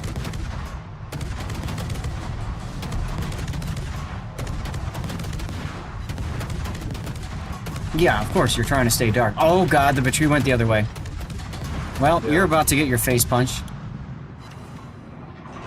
This is funny. I think Classic has a pretty good way out, though. Oh, well, now he does, yeah. He just goes forward. He just W's. What I was doing was managing my torp angles. Okay, swing the other way now. Yeah, you know it's coming. I like the heel now. I don't think he's baiting the overpens. He's just trying to get his torpedoes out before he dies, which is now. Ooh! Not now. Oh. Now Petrie gets to eat a face full of torps. That's also trolling. The Petrie's just excited, so he's not really thinking. Yeah. Now you go ram him. Oh, that's what you're gonna do, aren't you? Our victory is in sight. Problem solved, sir. You thought he was gonna turn a little bit more into the next set of torps. Okay, he's finally turning. Oh, this is pretty epic. Yeah. Right in the face.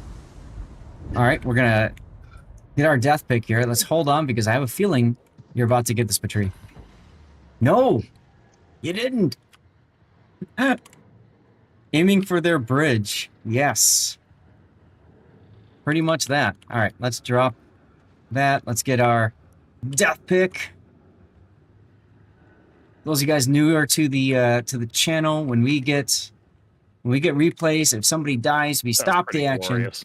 And we enjoy the glory that is this game from a perspective that most players never have because they're too busy saying, "Ah, son of a bitch, I died."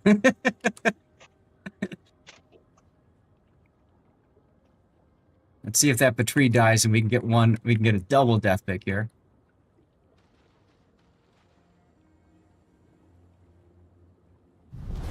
Our victory is in sight. Vamp Deuce disappeared. Or, Petrie disappeared. Yeah. Because Classic, you're smoking now. Yeah. Which is the smart play, by the way. Yeah, it's get out of here time. You notice that Petrie was so scared of you, Classic was able to get away. Well, I wouldn't say it was so scared. I think it was more like he was probably more frustrated that you didn't die to his first salvo. I know I would have been if I was the Petrie player. Yeah, if I'm a Petrie player and I know he's got 2 racks of torps, I'd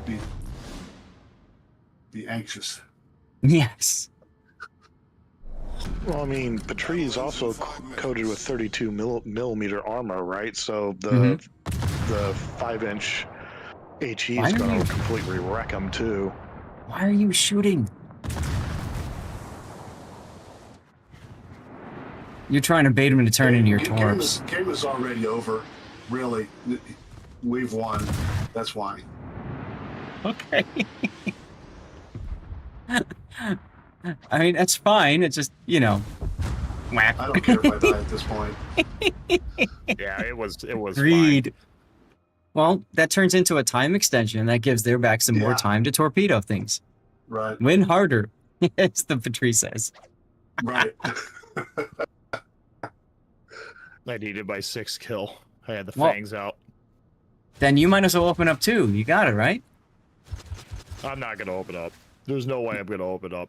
The one time Not in a I would 1v1 open up, like this. the one time I would open wouldn't, up for no. you is when he gets to 1/2 to 3/4 of capture point, and then you open up with the gun. Just get the, I think Get I the did resets. reset them. Yeah, I think I can't. It's I can't remember everything. I had it, but yeah, I think I got the reset on him when I knew that he couldn't pull lead on me to shoot me. Mm-hmm. He was being kind of a little unpredictable. He was doing a good job as a battleship player, just throwing garbage with the nose of his ship, just trying to, kind of. He knew I was out here. He roughly knew what angle I was at, so he was just throwing junk with the nose of his ship. Yeah, I was joking in voice here. Reset him now. You definitely right want to. here. Yep. Right here. Yep. Yeah. Whack. And that's more base XP for you. I'm looking forward to seeing. Plus backyard. Yeah. I want to see their back's game at this part here. I want to see if he did something I always tell people never to do. We'll find out. I think I knew exactly what I think I just left, if I remember correctly. We're gonna keep you hanging on that thought Yeah, there, I Mac. can't remember what I did. I think I just left. I think I just why do anything? Awesome. Well, I mean, I can see why you wanted this so uncovered, Classic, because Jesus. Yeah. Where did you end It up? was a good Okay. game. You came in first, and then their back came in second, and you came in third. Look at that. It's I a think Classic stole my kill on the Schlieften. That should have been a 6-kill game. it's a full I division was sweep. deprived of my glory. Best way to torp a zigzag battleship is torp directly at him. Right. Or at the Yeah, very he least, got a what 50-50 shot. very least what I like to do is I will take the lead, cut it in half, and I'll target the half. Because a lot of times that factors in dodgy things. That game was a one, not yeah. This is because it has to connect to the server, and when it loads up a replay, it can't connect to the server. Also, because when they do this, it's at the exact time, if I remember right, statistically speaking. So if you pull up a replay a month later, it's technically no longer a 1, potentially, depending on how numbers lay out. So that's why it shows this here. All right.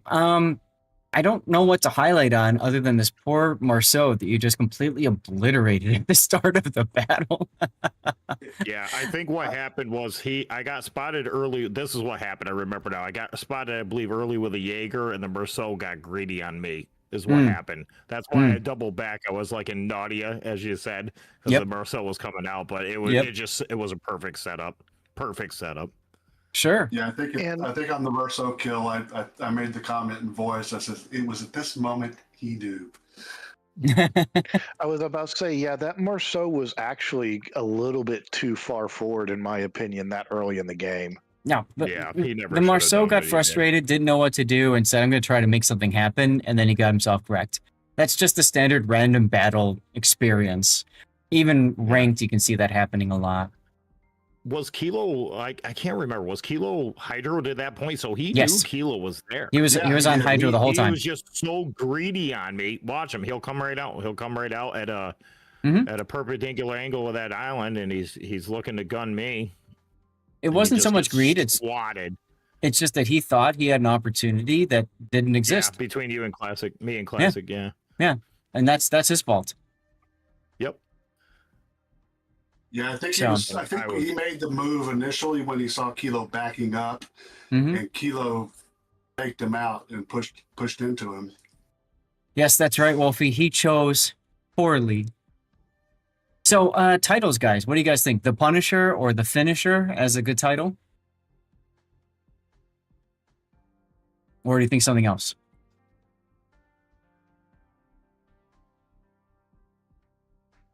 Rainbow of Death. I don't know. I mean, it's just I don't know. I just kept thinking about both the Three Amigos. Marceau, the the Cohorn and the Patrie just being shocked. I think that he did what he did.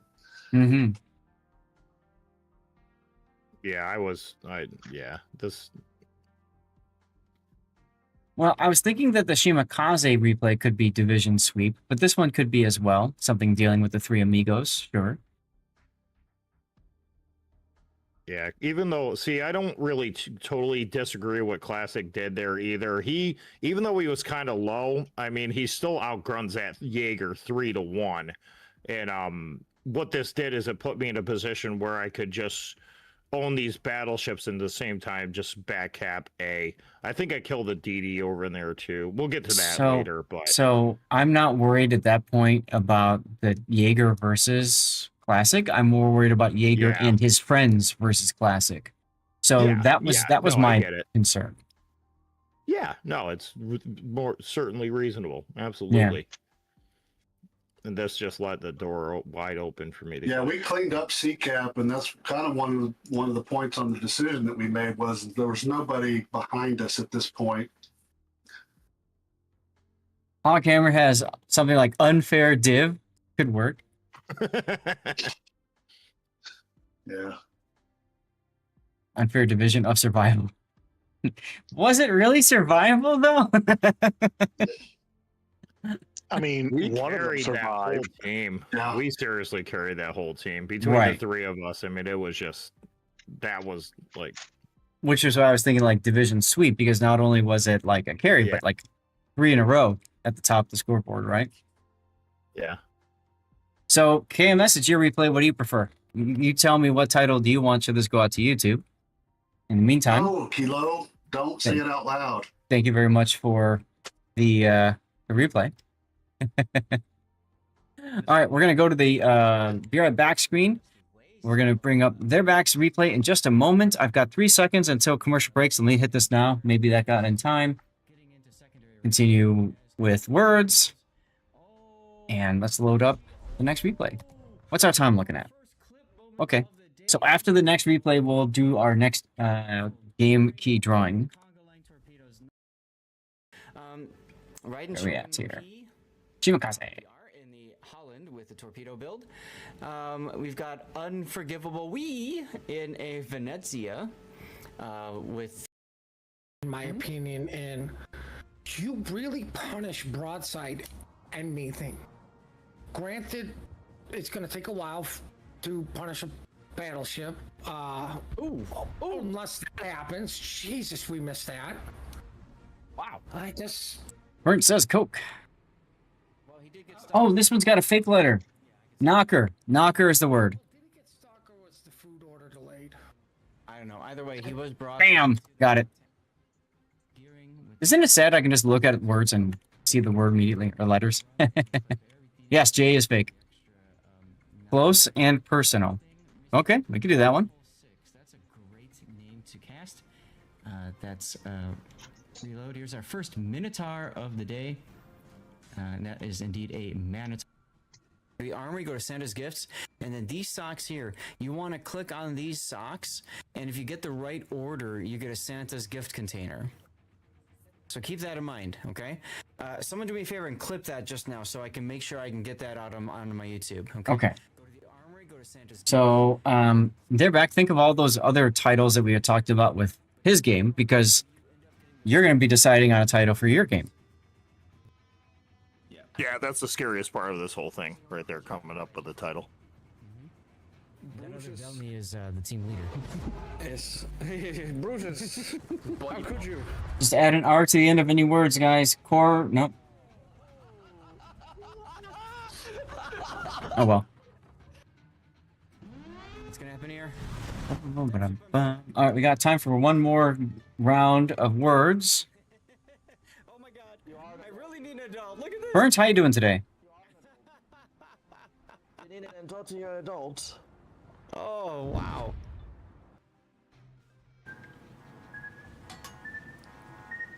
And then Vile takes a Delny torpedo.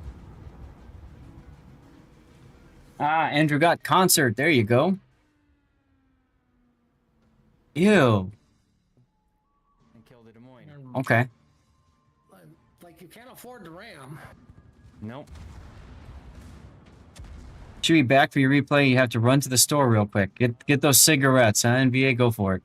Execution by D Squarius, who bumps him on the rear as a way of saying "nah," and even rubs his butt into Yeah, him. we'll do Von Broek's next, and then we'll do yours last, okay? Well, once again, thank you to the Petro for not. Yeah, you like this? Not true.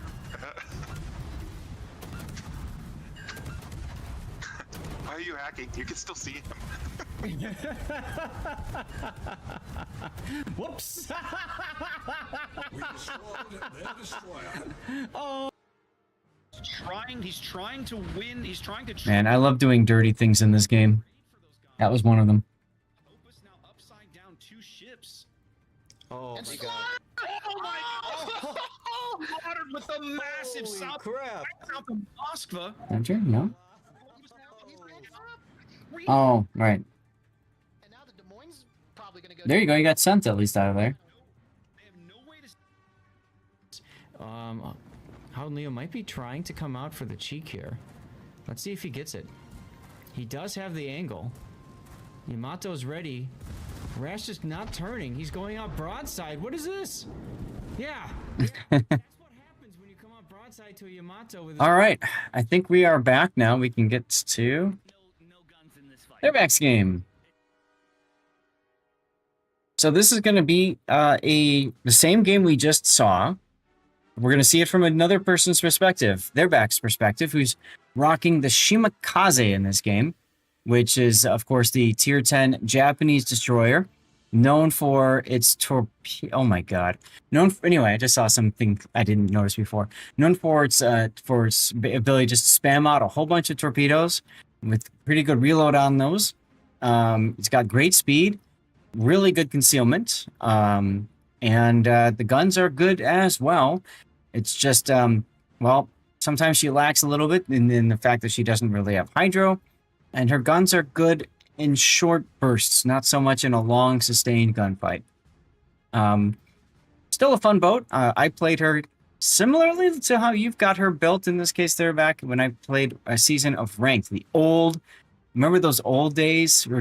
Did you play back then, there back? Yes, I did. Yeah, I did. Yeah. The long seasons of Ranked, man. I ranked out one season with Shimakaze with F3 torpedo and laughed my way to the bank the whole time. That was a lot of fun. Yep. Yeah. So... Yep, they would have like 4 ranked seasons total a year, and that was it. I remember that quite well. Right. So Shimakaze has 3 torpedo options. You've chosen the assassin options, the F3 torpedoes. Yep. This is extreme risk and high reward, right? Because they're only 8 kilometers. So if you're playing a random battle with Soviet radar proliferation so much out there and carrier spotting, it is very difficult to get into range to use these torpedoes. Most players prefer the 12-kilometer range because that allows you to play right within the immediacy of that Soviet radar, within 10 kilometers of American radar, and still be able to utilize your torpedoes. By default, the ship comes with these 20-kilometer torpedoes, which were nerfed very heavily because they are spotted from space. Yet they still manage to do really good damage and hit a lot of things simply because they're 20 kilometers, and most players at that extreme range aren't thinking at all about being hit by torpedoes.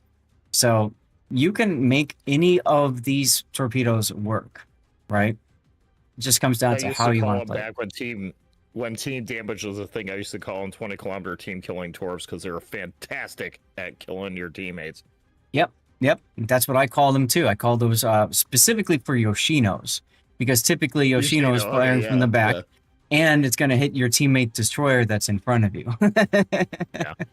Yeah, I run the 8s for a couple different reasons. I just want to go over this briefly. And this, I honestly, I tell players too on my stream that I really don't recommend people running the 8s because they are a lot harder to work with. But I have quite a bit of experience in destroyers, especially in the Shimakaze. I know how to bait radar. I know how to mitigate radar. I know how to deal radar when I am radared. So it's like I have a little bit more experience when it comes to handling that. But it's for the average player, somebody inside of 5,000, 10,000 games, definitely run the 12s. They're just a lot more user friendly. But they do however, and this is why I run the 8s, is because they do 84 knots and they hit for over 21,000 damage. So they are all or nothing. They're all or nothing, but it's really hard to miss with these things when it works, and they are just a steamroll over a torp, man. So that's why I do what I do. Now you've gone 84 knots before you factor in captain skill and modules. No, that's after. That's no, after. that's after. Yep, you can crank them up to 84 knots. Yep. Right. If you're say if you got a 15-point commander in your Shimakaze or less than that, 10-point commander, definitely run the 12s. Absolutely run the 12s.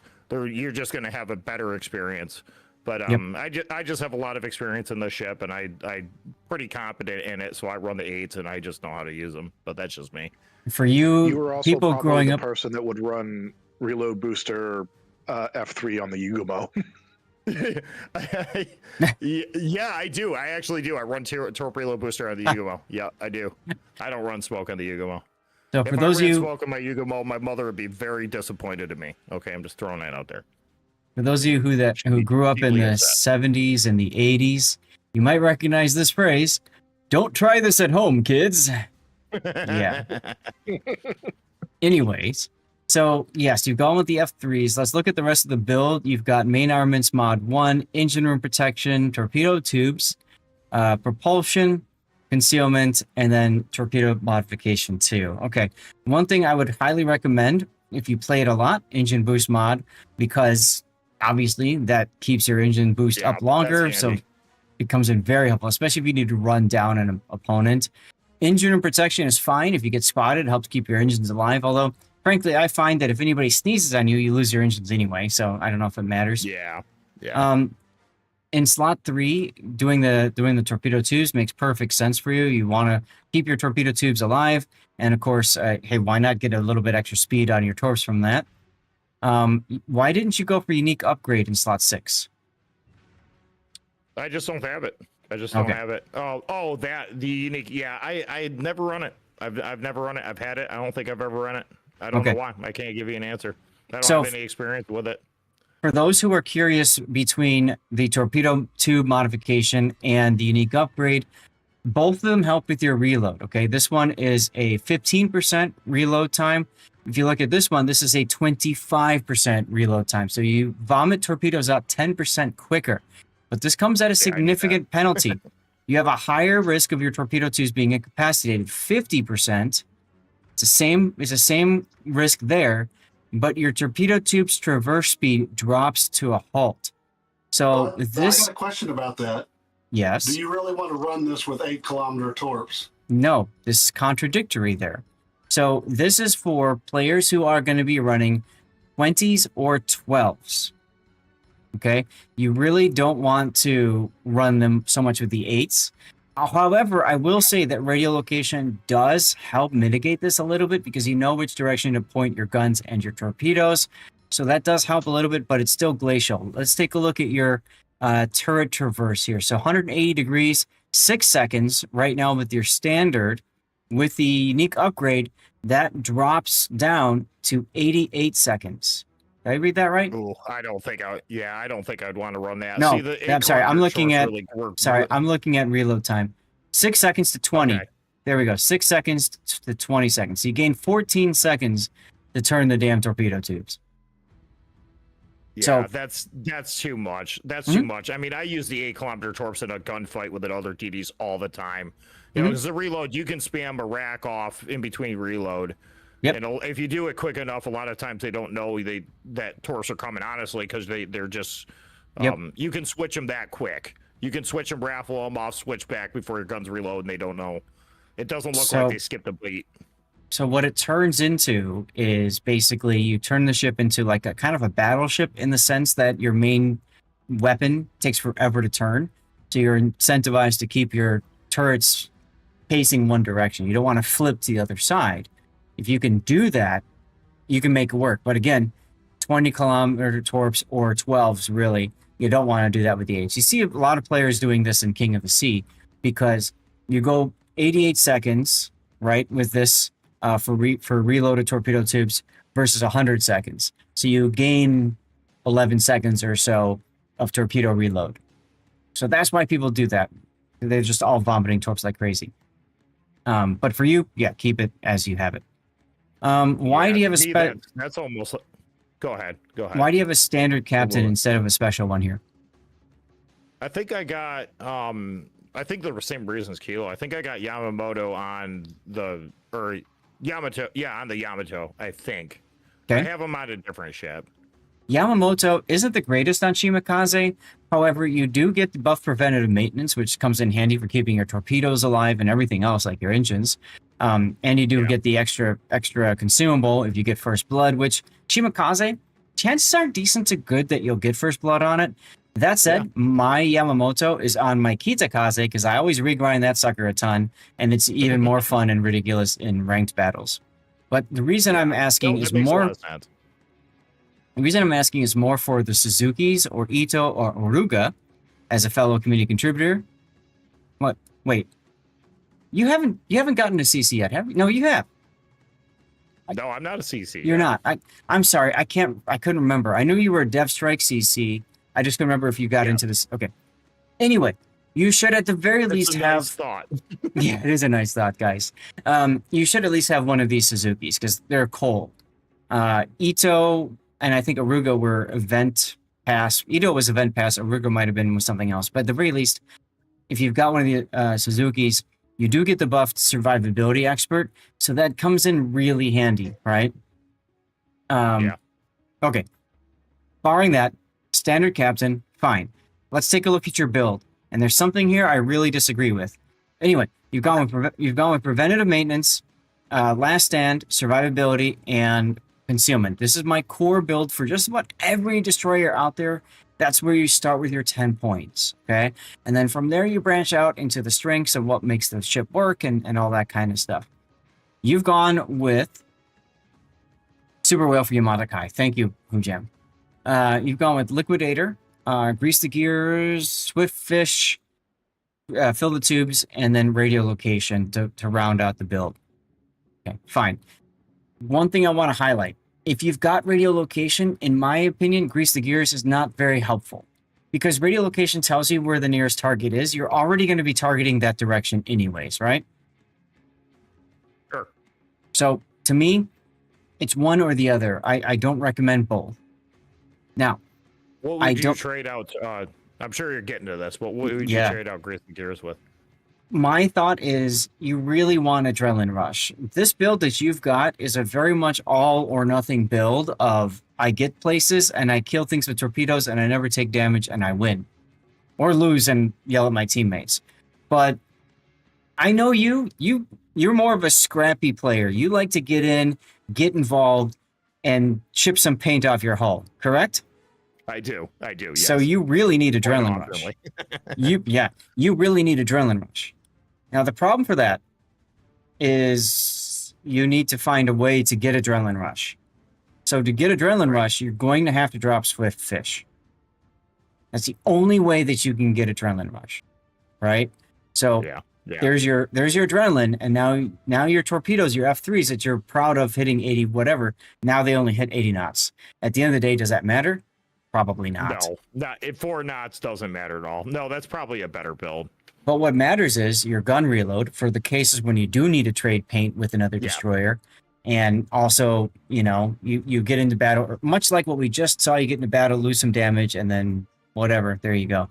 That's true, Hujam. It does also extend YOLO range, right? So if you really like using Japanese destroyers, it's worth it. Then he's worth it. Yes, exactly. The buffed survivability. You put it on Japanese destroyers you play a lot. My Suzuki is on Akizuki because of the buffed survivability expert. So anyways, Adrenaline Rush is great. Now I want to highlight another possibility for you, and this one is harder for you to think about, and really it's a true optional for you. And that is you could consider dropping Liquidator and Fill the Tubes to pick up Swift and Silence. This is a nerf to your main battery by 5%, which kind of sucks. But it's a buff of 8% to your speed, which... Yeah, Shimikaze's silly fast. A lot of people run that. And there's absolutely nothing wrong with that at all. It's absolutely a sound pick because the Shimikaze can cross map like silly fast. Correct. The only reason why I go with Grease of Gears is for the reasons you just stated before. I'm not afraid to trade paint with another DD. Right. And and I've asked myself many times looking at that, and believe it or not, I have run both builds and they both work really well. It is nice to be able to get from one side of the map to the other pretty quick and reposition pretty quick. It's just I think for my personal play style, I think Grease of Gears works slightly better, but it's not a bad option to go with that speed skill at all. Yeah. Sure. So what is it called? I can't remember again. Swift and Silence. Swift and Silence. Now, if you're running that with engine boost, that's where it really synergizes well.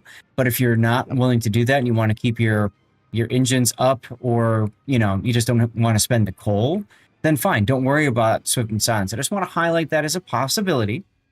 Just a possibility. It's valid. It's absolutely valid. You were talking about Grease the Gears. Like I said, if you've got radio location, you've already pre-turned your turrets for the most part to where you're going to get that initial engagement with a win right away. You're going to get that first hit. Grease the Gears probably isn't as important because of that. And Liquidator also, frankly, isn't that important either because the torpedoes do so much massive damage anyways. You get a flood, it probably doesn't matter. You probably killed the thing like 5 times over. It's really is a wasted skill. I was looking at, I think what I did is, I think that was the very last point that I had. I'm like, what do I do with this thing? Because it's like the only thing I could really go with is the skill next to it on the right to give your smoke and engine boost a little bit longer duration time. But other than that, it's like, to me, I think that was the last point I had. I'm like, well, it's one or the other, eeny, meeny, miny, mo. But so I think, go ahead. I would go consumable specialist here. This does not increase the duration. This decreases the reload time, so you can use it quicker. Okay, that's an important distinction. But I'm putting that out there because as somebody who gets into the fight, you need to be able to disengage, right? You need to be able to have your engines available or your smoke. So Consumable Specialist gives you that flexibility to do that far more, in my opinion, than Liquidator's Flood Chance or your Turret Traverse because you already know where to aim your guns. So this is the build that I might change it to if you've got another 21-point captain you want to shove it into, if there's a free respec and you want to try it, or if you want to wait for public test and boot that up and mess around on that. Those are all ways that you can do it for free, essentially, right? Change up their build. If you want to spend the Commander XP to do it, or even the doubloons, that's up to you. But if you find a build that you're happy with, nothing wrong with keeping that. Moving on to your flags, you're conserving flags. You just don't want to spend the credits for them. No, I just click on whatever and send it. Okay. All right. So to me, there is some. I should be running the Sierra Mike flag because the Shimikaze is pretty fast. Oh yes. But just for what I was for at the end of the day, I think it's good enough. But I should be running the speed flag. I definitely should be running the speed flag. Speed and consumables are my musts, right? Of what you've picked. You don't need the smoke one. This one's a very expensive flag. I wouldn't run it. I would only run this on crawling smoke like Classics Vamp Deuce. The flood chance, just like Liquidator, I don't think you need it on a Shima. This is better for like a Jaeger. Need it in a Shimikaze, no. Yeah. What I think you're really missing out on here is the fire reduction one, so that if your DCP is not available, the fire hopefully burns out in time for you to go dark. Like that is a lot of value, especially more competitive, like ranked battles. And then the other real crucial one is your ship HP. Those are the 4 I'd say if you want to have a decent impact on the battle, you got to have those. And then from there, you could do fire chance. You know, you could do anti-air for that one that's game where fair. there's a pesky nothing carrier. wrong with that at all. Yeah. No, I agree wholeheartedly. I Yeah. didn't really put too much stock into it. I think as Who Jam said in chat, I just got this ship. I think this is like my second game in the El Shimakaze, so I just loaded it up and like set it. But was this the El Shimakaze or was it the regular Shimakaze? I think This is the regular. one. This is the regular Okay, one. so yeah, I just didn't care. There's no excuse for it other than I didn't care about anything. That's I just fine. sent it in a game. So, you know, I like to highlight, if these go to YouTube, I've had a lot of positive comments about talking about the build and helping people understand why might they want to do this instead of that. And I got people who are like, just get to the battle already. So, you know, it's YouTube, it's the internet. It's all good stuff. Now, we saw this before, but just in case yours goes to YouTube and the others does not, again, the lineup, this is a middle tier game. There's one super ship. You've got Jaegers on the enemy team. Now, you're not as scared of Jaegers because your concealment should match theirs, right? Isn't it 5.6 as well? No, it's 5.4 for them. Okay. Yeah, his is 5.4, mine's 5.6. It's at 200 meters. It's not a lot, but it's not a lot. The nice thing is, if you, with your radio location, you can point the bow straight at them and do it. Why is Suzuki Brothers so popular run? It costs 35,000 coal and you only gain 500. You gain 500 HP total. Yes. Why is that helpful? Because every hit point matters in this game. So having that extra HP synergizes with the heal flag or the HP flag as well. So yeah, especially in a DD. DDs are some of the least forgiving. Is probably one of the least forgiving classes to play, but at the same time are the most important. And that 100, 200, 300 HP, correct. 15 minutes of the game is quite a lot when you don't have it. So standard, you have what it is. Standard, you have 22,470 hit points. With Suzuki, you're at 22,995. So you're with the HP flag. So they really work together well. Yeah, it's why Ovechkin is always a must-have for USN or Russian destroyers for a lot of people. Yeah. Yeah, it makes sense. You're targeting... I'm guessing you're going to try to hit the Schlieffen? No, he's not even in range yet. I wasn't really trying to hit anything. I was just honestly spamming torps across the camp because there's two, I think a cruiser, a battleship, and a DD. What I was expecting that Marceau to do is get on that camp, point towards me, and kind of park there. And I think what he ended up doing is just keep going. I do that by default anyways, because a lot of times the DDs will just do that. They'll just park there. So it's just kind of a flexible spot. It doesn't really cost me anything. And I think I circled back. My torps are reloaded. But go ahead. So the thing to keep in mind is when you do that, that gives you less torpedoes for anything else that might come into play. And your radio location just shifted to the north. Obviously, we know that's going to be a Jaeger.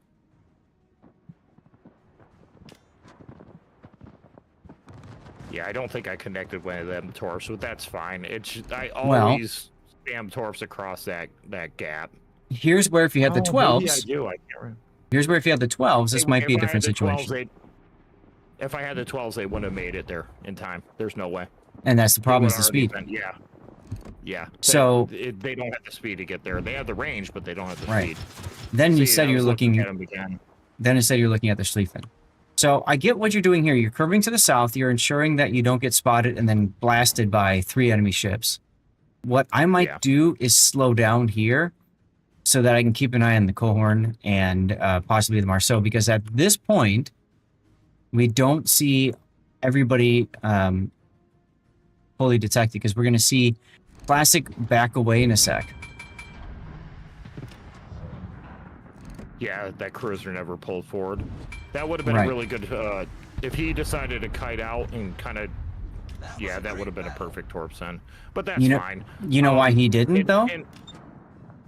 Because of Hydro, I believe. No, because of your first torpedoes. Because he spotted your first torpedoes, and he knows you're over there, so he's not going to come back out in that spot. Yeah. Okay, this part, you're now too far away. I'd probably stop and start even reversing here. Torpedoes to starboard. I'm looking at the Shimakaze, or not the Shimakaze, the Schlichten. That's when I seen him coming around. I read it like a book because he was gonna. I knew he was gonna push Kilo. Kilo wouldn't have any other choice but to go forward. So I just started. I read that like a book, and here comes the Marcel. He knows I'm on that flank. I think he actually gets in a gunfight with Classic, but Kilo is just in a perfect spot, just to dumpster him. He just timed that wrong. Kilo's gonna end it. Completely wrong. Then here comes the Schlichten. I think I put 2 sets in front of him. I catch him with my 3rd on the back. Yeah, I think that Marceau got a little bit greedy, thinking he could get me too. Yeah, and that you'll actually see me turn here to the left once I get around this rock, because once I seen it, I'm like, okay, he's just going to turn in and go right straight for Kilo. He ended up doing that, but that puts me in a position where I can just be right on that Schlichten's broadside. Even if he's running Hydro, it doesn't matter. I mean, you don't have to hit your torps every single time to be effective in a torp boat, and I tell people that all the time in the stream. If you can stop that push, turn a cruiser in a weird angle so he opens up to a battleship, if you kick a DD off a cap, you did your job. You know Absolutely. what I mean? So, and what I did, I see is immediately circling in towards Kizo, so I just doubled back, and I don't think my torps got there and cut. I think Classic unapologetically stole my kill here. And I will say, as a battleship main, this situation is something that I hate being put into, because I have to choose between taking the torps from you or taking AP from the guys up north. And in this situation, it's kind of one of those, like, you're damned if you do, you're damned if you don't. Yeah, what that Schlichten player should have done is advantage, because he's pushing into 2 DDs, is what he's doing. And what he should have done is, instead of turn left and round the corner going after Kilo, he should have turned north and just kind of figure out a different way and how to re-engage. Sure, that and that's bought him a little bit more time. That's what it looked like he was doing, but I mean, Kilo was the perfect low-hanging fruit, right? That just I gotta get this. I gotta get this kill. Yeah. And as a battleship player, I will say my thought processes in that is there is the the Patrie just a bit further north and farther back. I would, especially with Schlieflin's lesser armor, I would be looking at that Patrie and trying to figure out how to best turn away from him instead of turning into him. I agree. You got an assist. Goldberg ended up staying it. Yeah. I see, but this is right here is why I like running the 8s, because even if that Schlichten's running Hydro, I was still hanging at, I think, like 6.2, 6.3 kilometers when I let them fly. He's not going to have enough reaction time. It doesn't matter if his Hydro doesn't matter. It's just he's going to see his death coming sooner. So, and that's one of the reasons why I run the 8s. But if you're, and I said this before, if you're new to torp boats and Shimikazes and, you know, Jaegers and this thing, well, Shimikazes, run the 12s. Run the 12s. You'll just have a better experience. But, you know, I have a multiple, you know, hundreds, if not thousands of games in the Shimikaze. I know how to handle and deal with radar, so it's I'm not too intimidated by it. But it is an all or nothing thing, and that's the thing with torp boats in general too. You have a lot more flexibility in a gunboat destroyer than you ever will in a torp boat, because you got guns, right? You can gun anything in this game with guns. Well, with torps, you're looking for that situation where you can be effective with them, right? So it's very circumstantial, I think, is the word I'm looking for. Here's the part where, like I said, I would have gone straight to the north now. Follow your radio location and get this thing dead. But go with backup. Don't go by yourself, mostly because you don't know what the Patrie Montana are going to do up here. So that's why you take Classic with you, or you could take Kilo. But I would say this is where one of you guys go that way. And then what I would do, and that now it's changed because the Jaeger's dead, but back then I would have said, okay, Classic can go over this direction, or Kilo can go, you know, here to deal with the enemy push from the other side. But then the Jaeger got himself killed. Yeah. Good old Hawaii. Ask him if he wants to sail Key.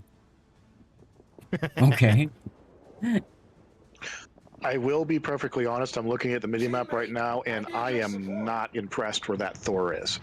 That Thor has brought himself pretty far out of the fight. He's just I don't know if he's out. I think he's low on HP, and his flank just got decimated, so he's the only thing left. Point That's why taken. he's there, but I do agree wholeheartedly. You know, he's just guns are out of the fight, right? You know. Yeah. And I will be perfectly honest. I am probably too aggressive at times trying to counter the whole sit back and snipe meta. Because, like I said, I love my secondary battleships where I could just. I'm one of these people that believes that the battleship should use his HP. But the problem is, I agree. Yeah. Smart. Yeah, your HP is a weapon. You take the pressure off your cruisers, so your cruisers can support your DD. You know, get the cap. That's what wins games. Absolutely. So the smoke right there was to save your teammate, correct? Your div mate. Yeah, I dropped it to try to keep Kilo alive. Okay.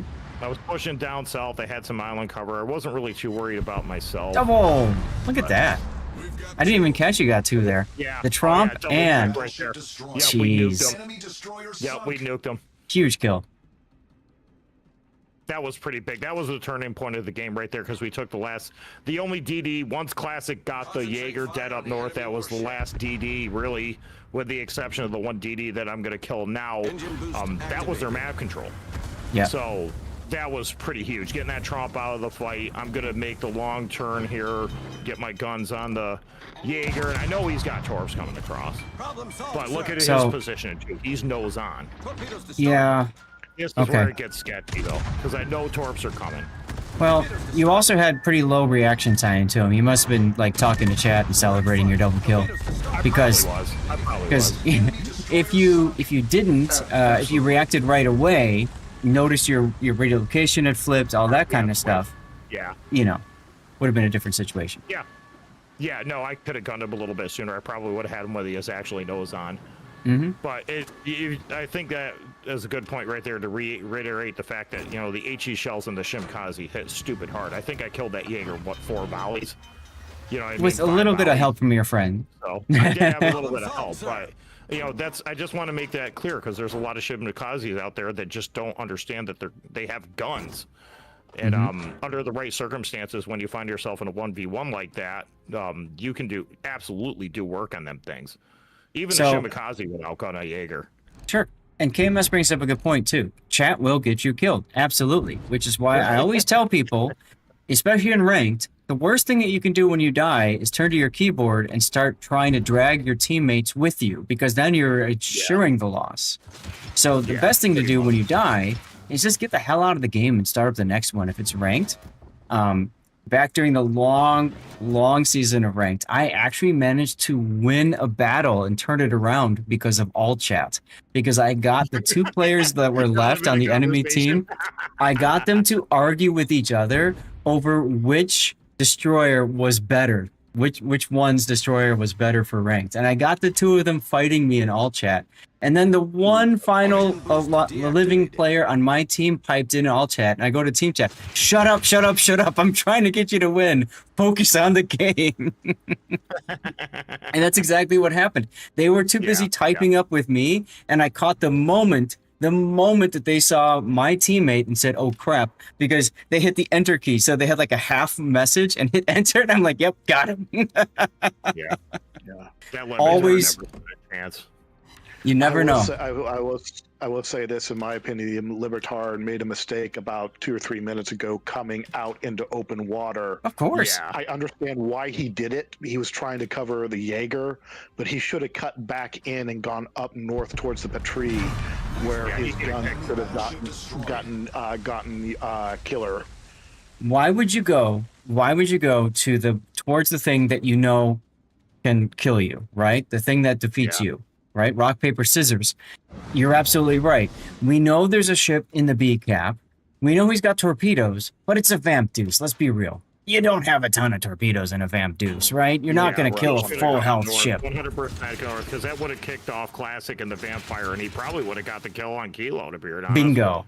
And now it's just you versus 3 ships sailing around like, what happened? Wide open. Yep. The cabin wide open. And I'm being more critical of the Libertard than I am being of this Montana, because the Montana really didn't have a choice.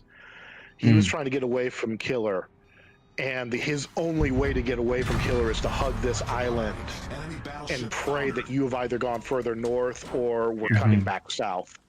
Yeah, I still kind of feel like if he just would have gone, like if he looks at the mini map and sees the Patrie going around, if he says, okay, if I go, now we've got the Austin in a pincer.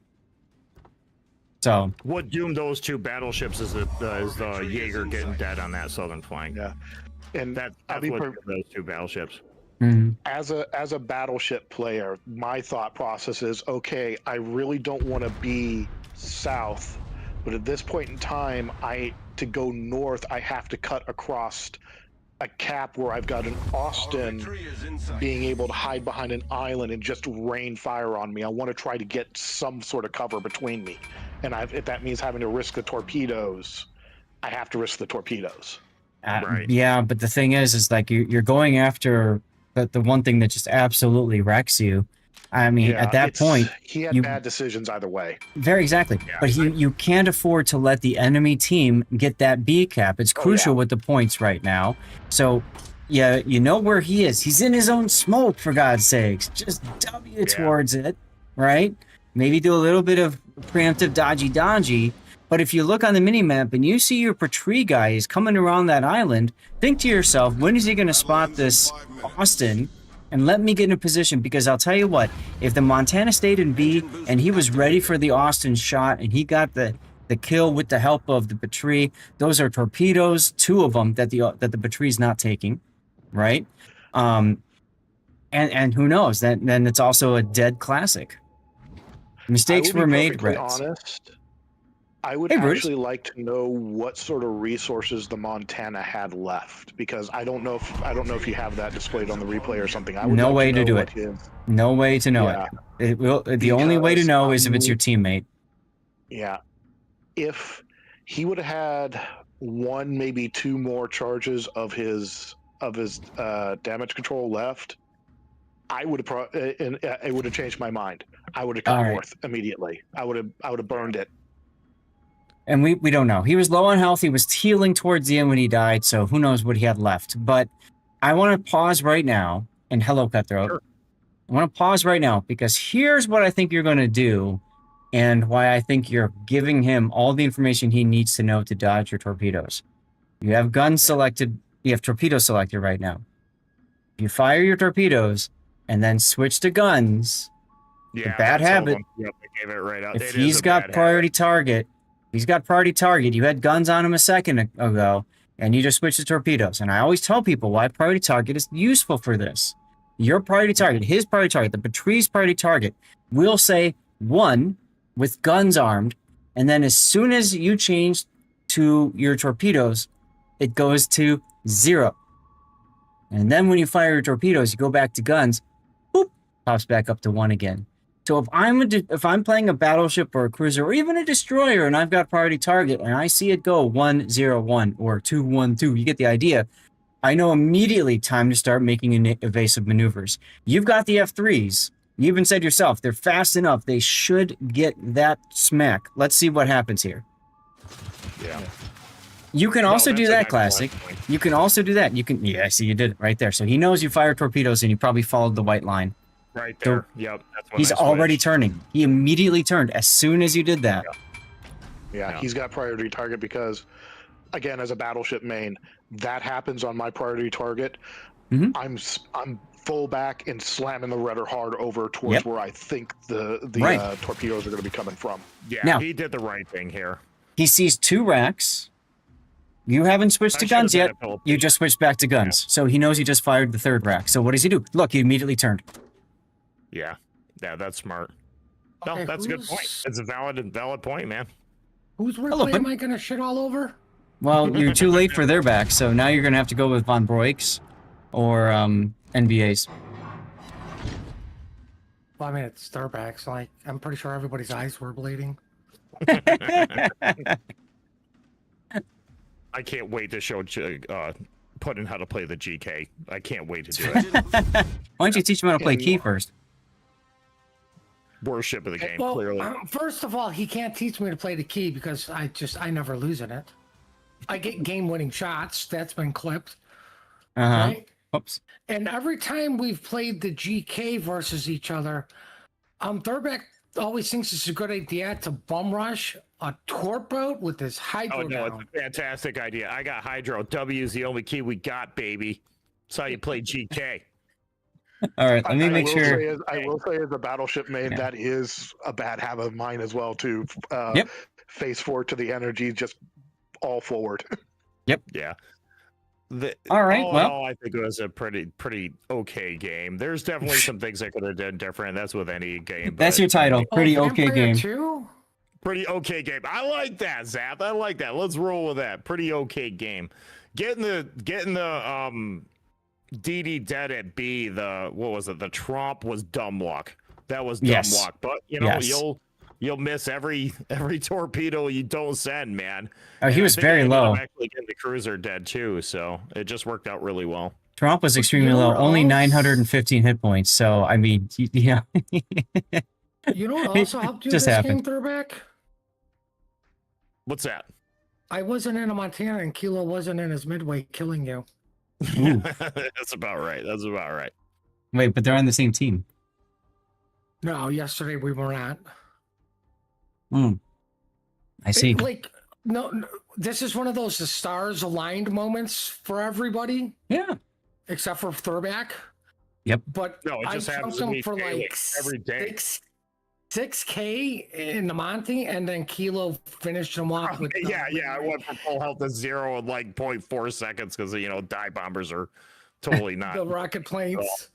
Yeah, those are rocket planes. That's right. Those are rocket No problem, planes. I Opie. swear to God, he landed every single rocket on me in that game. Anyways, getting back to this one, and a lot of this, I think this win was a lot of mini-map awareness. I think that's what a lot of people need to take from this. And this is something I do all the time in a destroyer too. And I look for targets of opportunity, and I'll drive my ship based on the mini map. Like I won't even look at a lot of times what's in front of me. I'll be looking at the mini map probably 70% of the time when I'm driving my boat in this game. You also had. I just noticed you got that severe with that double strike. Yes. That actually helped you out a lot too. Yeah. Yes. Yeah. So it opened the door. It opened the door to B. The big thing, though, I'd say in this game was that the 3 enemy destroyers you guys encountered all got wrecked easily by you guys, right? Classic, you being able to use the hydro and smoke thing to nah, I got you anyway. And then you using your guns, and then KMS and Classic early with the Marceau. Like, those are all crucial kills. We always talk about destroyers win games, right? And you were able to knock out the 3 destroyers on their team that really mattered, especially the 2 Jaegers. Yeah, once them 2 DDs had, once Classic got that one dead, and I got the one down south as every bit of their map control. That's that was GG. whatever little bit of map control they had left. And yeah, it was just game over. I will say, looking at the replay from this angle again, I'm going to take what I said back about the Montana. If he would have turned, he could have turned earlier than I thought he had able, because Killer was farther south than I thought he was at the time he turned. That's right. That's right. KMS was behind the island because he even commented, "Oh my God, the Montana shells missed because they hit the island because the Montana was like, I got to get this kill." And so that forced KMS to be really stuck behind that island. So yes, the Montana had a way in, and instead he just got himself killed. Yeah, as a battleship player, like sometimes you got to use your gun to scare a cruiser. I will say that. Sometimes you have to use your guns to scare a cruiser, and then all right, you they're back. Use that to move. I want to get things moving along because we've been gabbing on your replay quite a bit here. But thank you very much for sending in the replay, and thanks for hanging out on Monday nights for Borderlands 4. Yeah, thanks for having it up on screen, man. Really appreciate it. Alrighty then. Let's go to the Be Right Back screen chat. I need to get ready for our next replay. It's going to be Von Broik's game, if I remember correctly, in a Seattle. And then from there, we're going to finish it up with Le Havre game. We need to do our drawing as well. Puddin', are you okay doing that, or do you want me to do it right now? There it is. Oh, there's new features. Hold on, I got to read up on all this. Oh man, the clothes somehow. Yeah, I know, right? Seriously. All right, if you don't I'll mind never drawing it, know guys, how- we're gonna do the commercial break. Bun's gonna do the draw for the giveaway, and last chance to get in right there. Okay, keep an eye on chat. Make sure that you say something if you are here and you win. All right, 3-minute commercial break. Be right back. Epicenter maps are actually what I would prefer. Clip it. Clip that, Clip it. please. Clip it. Clip it. Clip it. Clip it. Yeah, he's gonna slap the motto right here. Look at these shells coming in. Oh! Somebody clip that moment. 69,000 damage. Smack. There we go. The beautiful number. That was gorgeous, dude. That was absolutely insane.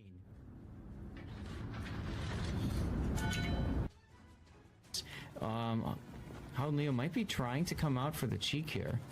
There it is. He does have the angle. Yamato's ready. Rash is not. He's going out broadside. What is this? Yeah. That's what happens when you come. Yes, it's a clip within a clip. Wait, how That's do an we have a clip AI. within a clip? That's an AI clip. So Twitch has been testing out AI clipping, and so if it hears something about clip, then it clips it, and then it does that. Thunder, this is gonna take me a minute because just waking up.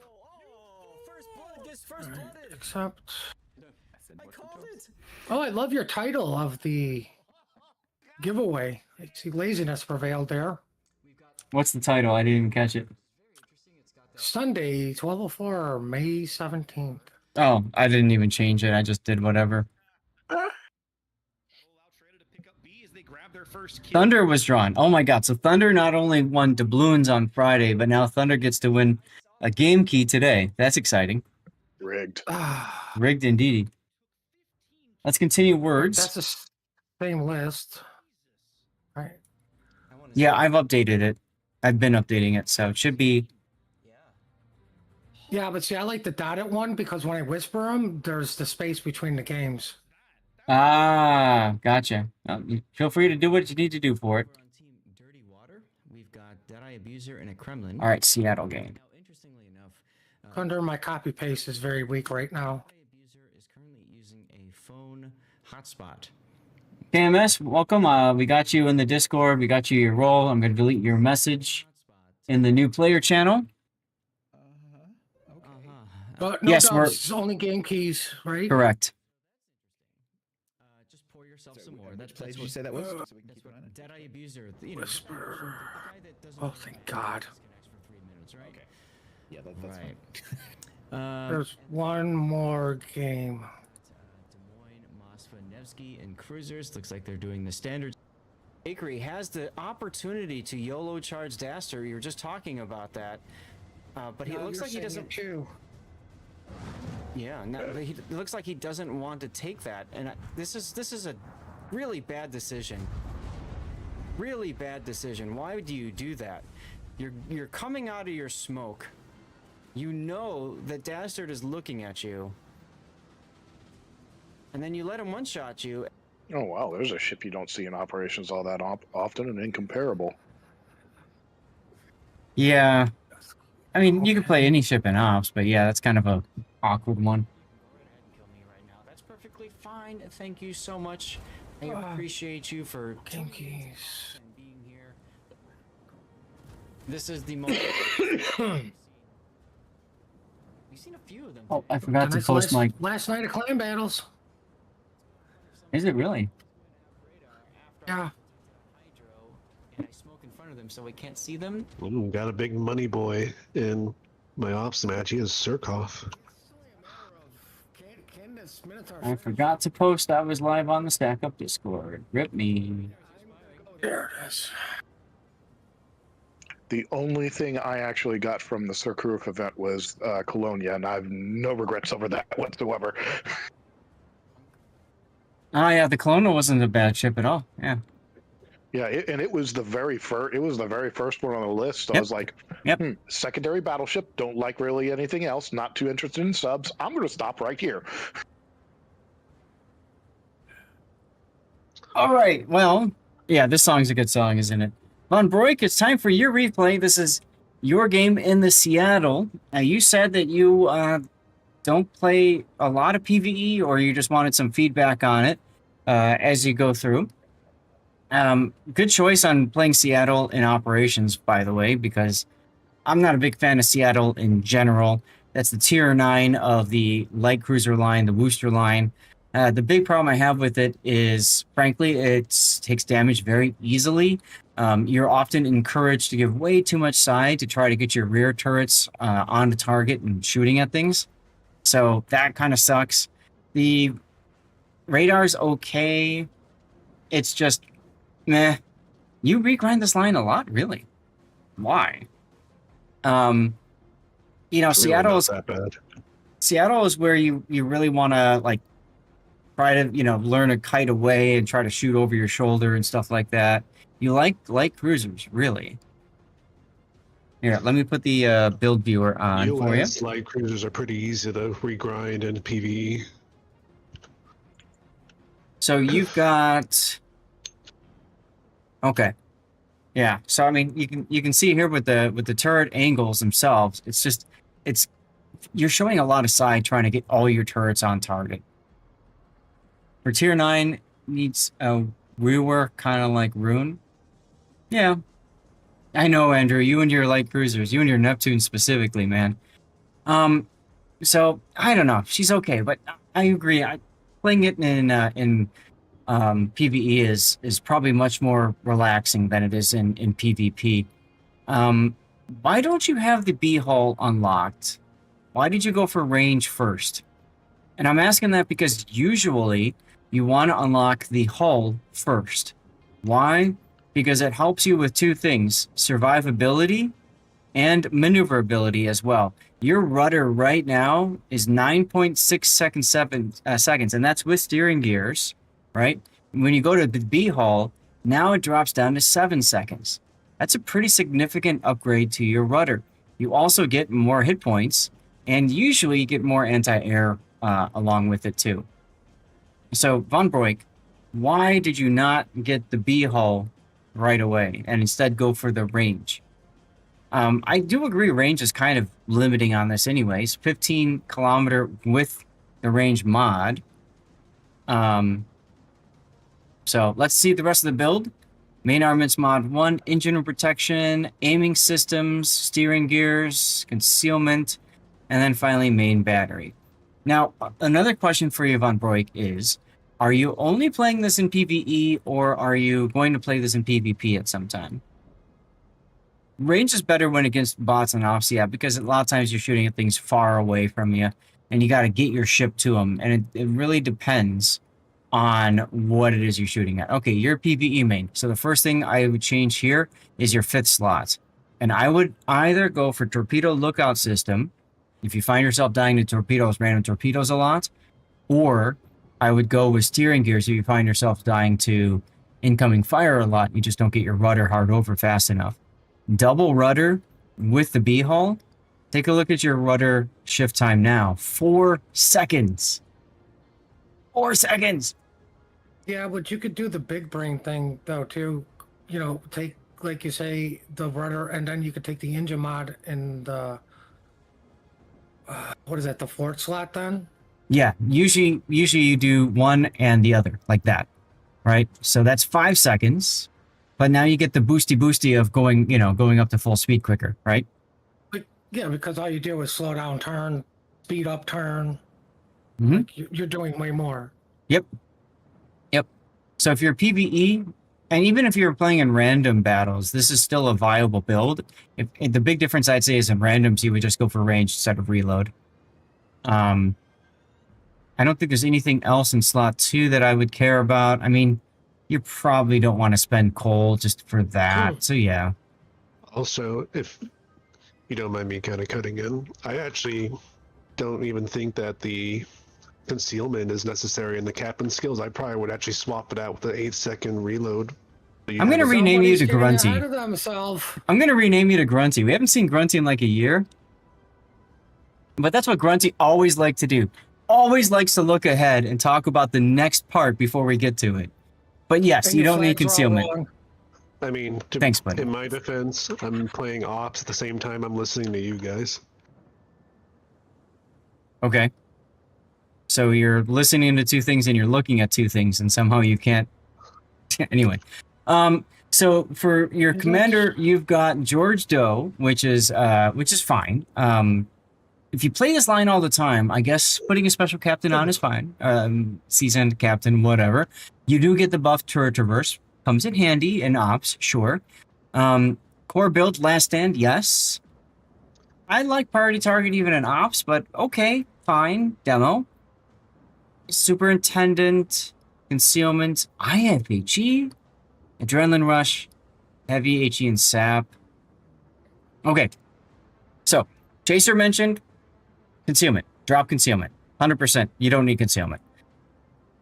IFHE. What do you get with IFHE? Nothing. 37. Okay.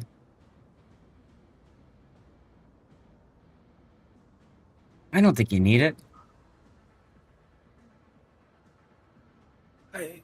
Like, why are we going with IFHE?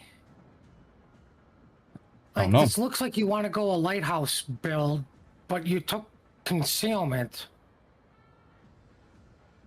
Right? That's right. Like, I'm just saying, like... Yep. Von Broik, what I would do differently, I don't mind the heavy HE and sap. I don't mind that at all. I think that's fine. This builds out your concealment range to 13.6 if you don't take concealment. Top grade gunner, man.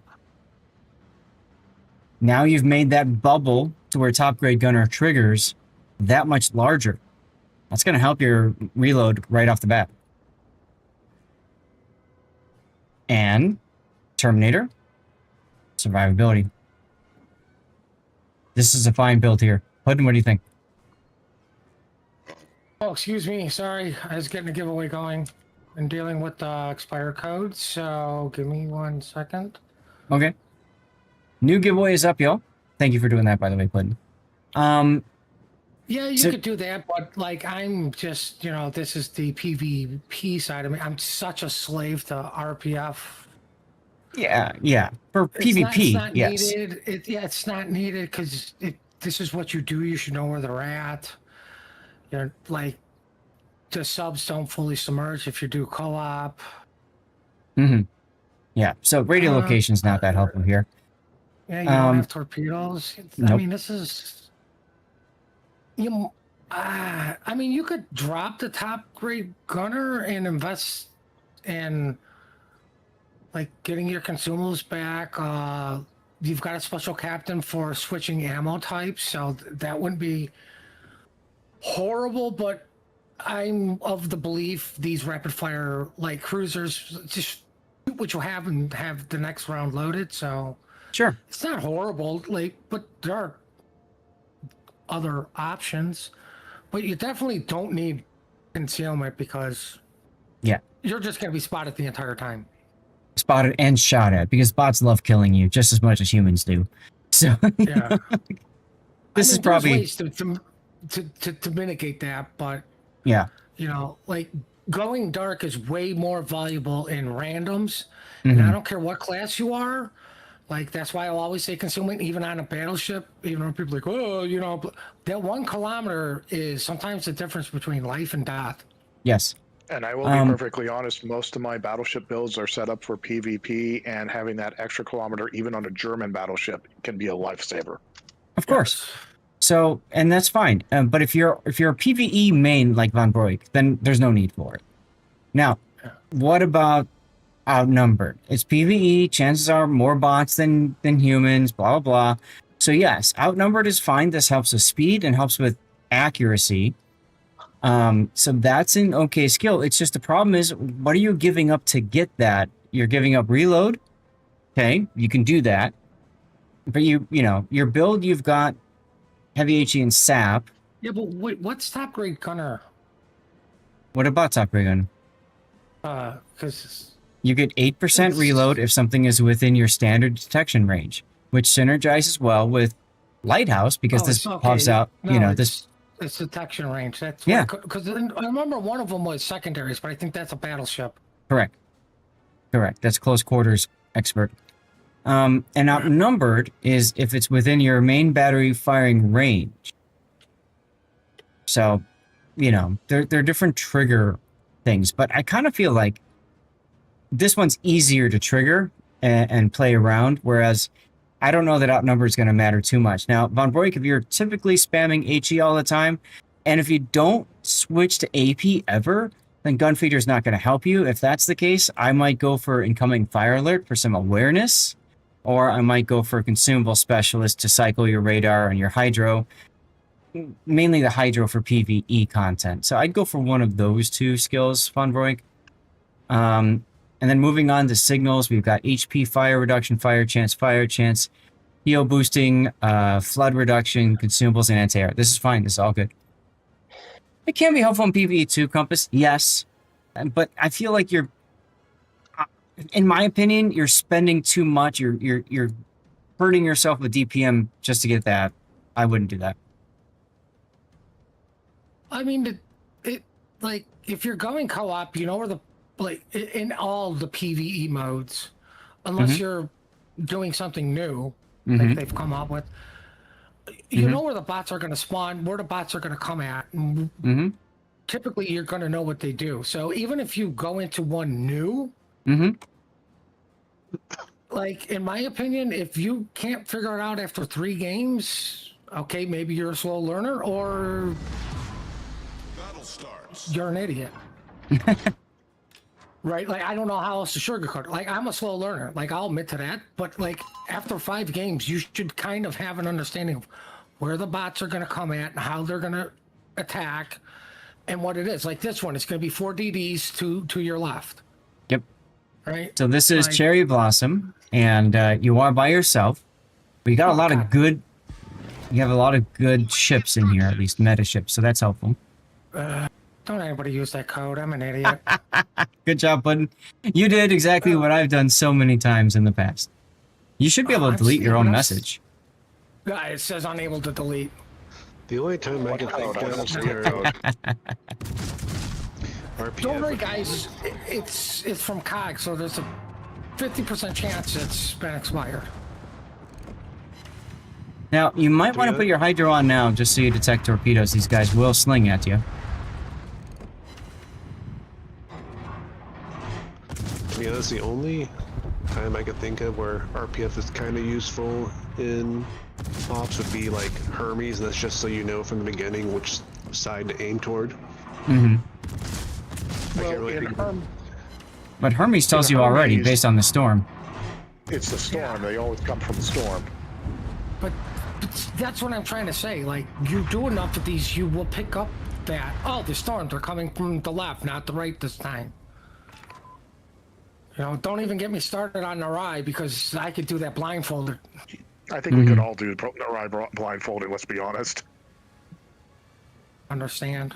You could use ASW now. Even drop troops. There you go. Oh, it's outside your range. Never mind. You gotta get closer. Why are we in this view? Is this you or is this him? He's a scroller.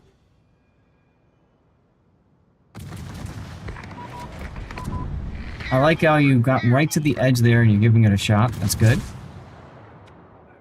Suzuya is going to sit still till he takes a hit, and then engines are going to turn on. There you go.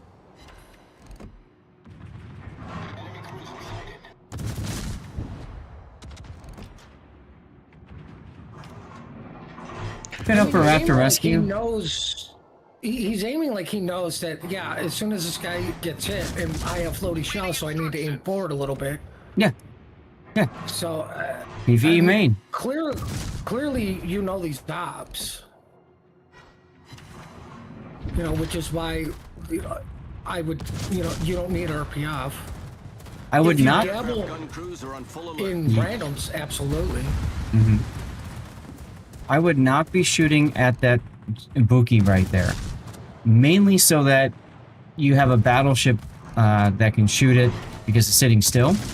as soon as you touch it, it's going to start moving, right? That makes it harder for your battleship teammates to, you know, do their damage on it. If you're trying to be a team player, that's the thing. You do know the sooner you get rid of those cruisers, the sooner you save the regiments. Well, this is true. Which is what a lot of people forget. Mm-hmm. Like, oh, there's 2 ships right next to me. Like, no, you need to kill the Ibuki first. Right. Because one of the tasks, I think one of the tasks still is save the regiments. Yeah, it's the main primary objective. If you don't do it, you fail. Yep. No, you can lose one of the regiments. You can lose one of the regiments, but if you lose both of them, and there's been times on Cherry Blossoms I've lost both of them because nobody shot at the Ibuki. What he's saying, though, is it used to be that both of them surviving was a special bonus task, which I don't know if it is anymore. I think they've changed it so that it's maybe in the rotation. No, I'm not 100% sure, but still, because I do believe it. Like he's saying, it is a primary task. So that's why I'm saying. You get rid of the Ibuki. Yes. So you want a teammate's battleship damage, like Darlith is saying. You want a battleship to hit him hard, then he starts moving, as opposed to you tap him with your one shell that connects and that turns his engines on. Now he's harder to hit for everybody else. Yeah, you should have been using AP on that last ship. He was close enough in your American. I do have one question. Out of curiosity, why are you... I mean, okay, I see it now. He's clearing mines. I was trying to figure out why he was bothering with his airstrike. Yeah, he's been clearing out. You need a hydro. He's been clearing out mines all the time. Launch. Yeah. Yeah, he hasn't used hydro yet. Oh, look, torpedoes from the cruiser. Always frustrating seeing that broadside cruiser move because a light cruiser shot it. Right, or, you know, just some little thing that does barely any damage. Alright, This is a stupid question. Do you just have your game jacked up on this map, or is it something a mod? Because I'm looking at your screen, and it is so much easier to see ships on your screen than it is on my screen when I'm playing this map, and I'm always guessing on where I'm aiming at the Ibuki and everything. Until everything lights up. I haven't done anything. Well, there might be one thing I did on this. I'll have to look. I was going to say, I assumed it was graphic settings. So there's a trick that we did with the original World War II, the first World War II op, the one that's like a whole darkness thing. You have to deal with that, what is it, Musashi Yamato thing that spawns at the end. Oh, God. And now that I have a sec, I can show you. So what I did was I go to settings and gamma, and you turn gamma up from, I think it's 1.0 to 1.3. So this is maybe, I think, default, what you're used to seeing. And so I changed it to 1.3 for nighttime battles specifically back during the wargaming ops. And I probably, or the World War II ops, and I completely forgot to change it back to 1.0.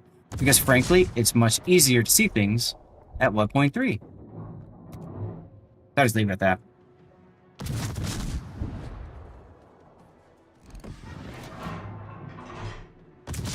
You also haven't used your radar yet either, which is interesting. I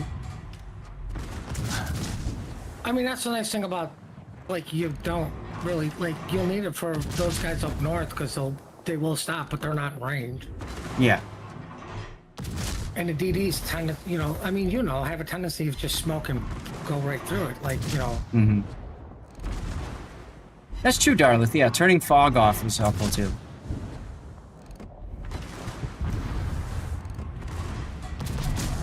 You might want to heal. Nah, he's got the heal ship right next to him. Okay. Yet he isn't going for the heal ship. Listen, it's, you know, call it the circle of friendship for a reason. Maybe he doesn't have any friends. Yet.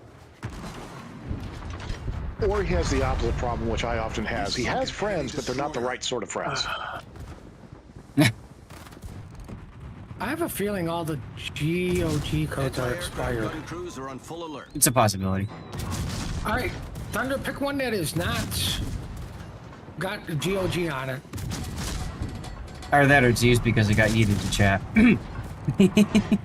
No, there was another new one, and that one didn't get yeeted to chat. Interesting, because my winner earlier today got a GOG code and didn't tell me it was not working. That was Congo. I can try them all and let you know which ones work. That's the spirit pudding.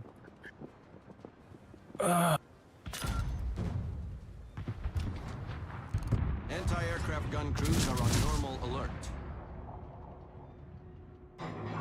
Yeah, a number of those codes are just codes I've had for a long time, and I figured I'm not using them, so why not just give them away? Who cares? I have to take the list down. Here. You could be radaring. There you go.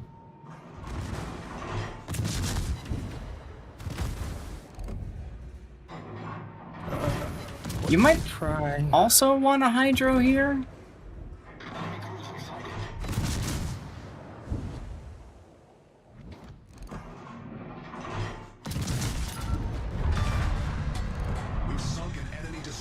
If I remember right, it's the Hayate and the Harugumo that Pudding said were the two most dangerous ships in this section because they get IFHE, right?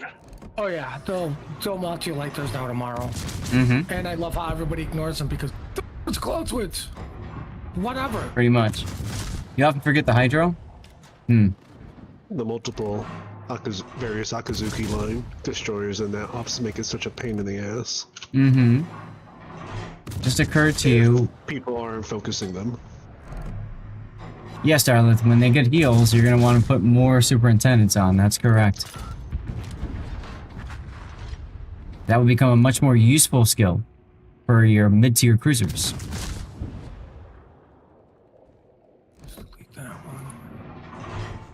And unfortunately, I'm at the point where, like, crap, I need more captain points, but I don't have any more captain's points. Ah, man, we all do. We need 40 at least. Defense AA, there you go. Crews are on full alert. So in general, what you want to be thinking about, Von Broik, is, could I be in range of torpedoes? If yes, hydro goes on. That's all.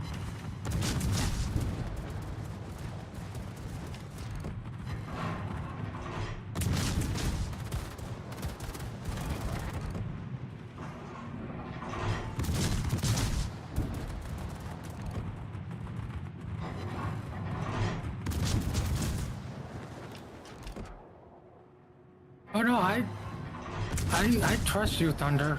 Like, you're not the first one to have this issue, so... We can keep picking until you find one. Yeah, fine with me. Get them out of here. Like, you know, it's good to know which ones are bad and which ones aren't.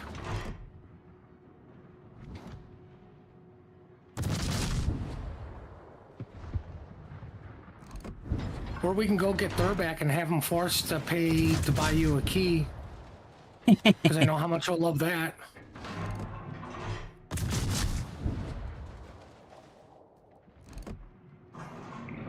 Now, I do like that you're not getting too aggressive here. You're letting the V-Spot get himself wrecked. You don't hate anyone that much? Worst ship in the game. Who said that? They're I back. don't see this message. Yeah, I know, because you mod abused him.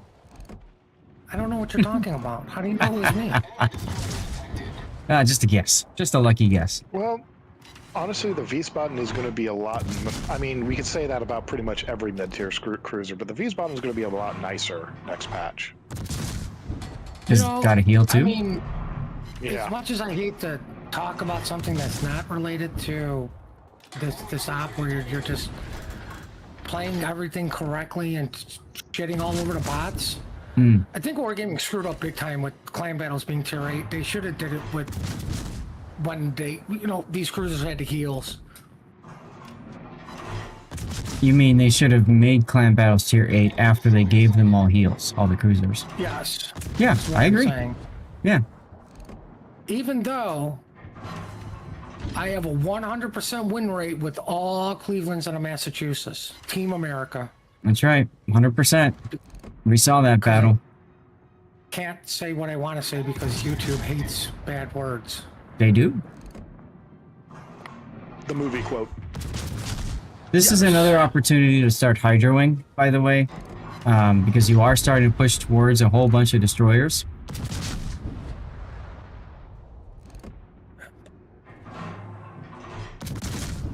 I don't know if Thunder heard me.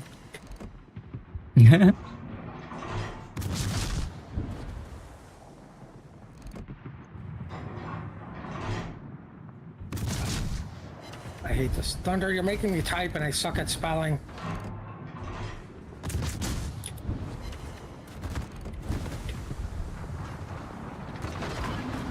Yep, there you go. You used them all. Anti-aircraft gun crews are on full alert. Probably didn't need to use the anti-air one, but okay. Once upon a time, chat, there was a time when you would use defensive AA fire and your anti-air guns would all just shoot in the sky. Even if nothing was out there for them to shoot, they just shoot randomly into the sky like terrorists. No, not like terrorists. It was a training mission that they were doing, okay? Oh, okay. Your fingers often go in the wrong places. That sounds, hinky. Anti-aircraft gun crews are on normal. That sounds like something you shouldn't have told everybody on Twitch.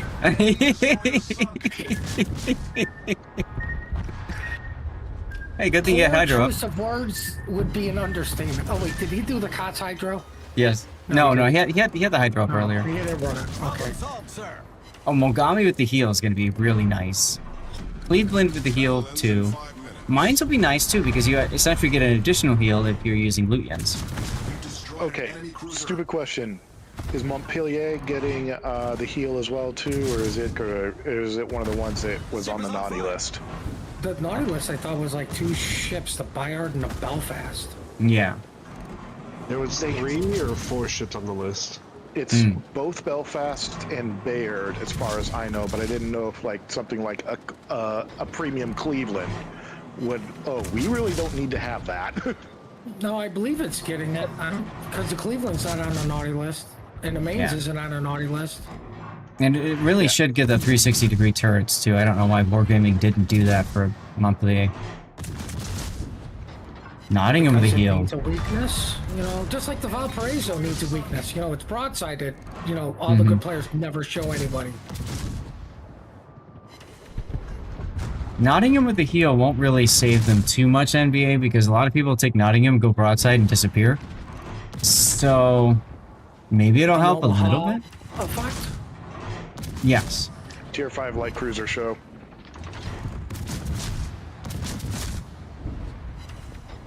Oh, we're gonna... Come on. Come on. Kill this motorboat before he gets inside the circle. Nope. Motorboats are too fast. They're OP. Now, you could radar here. Maybe catch the Yugumo up.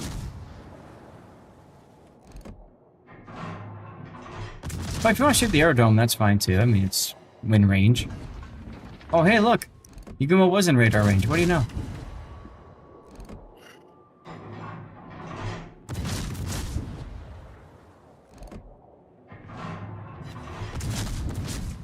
I think we broke Thunder. Uh-oh.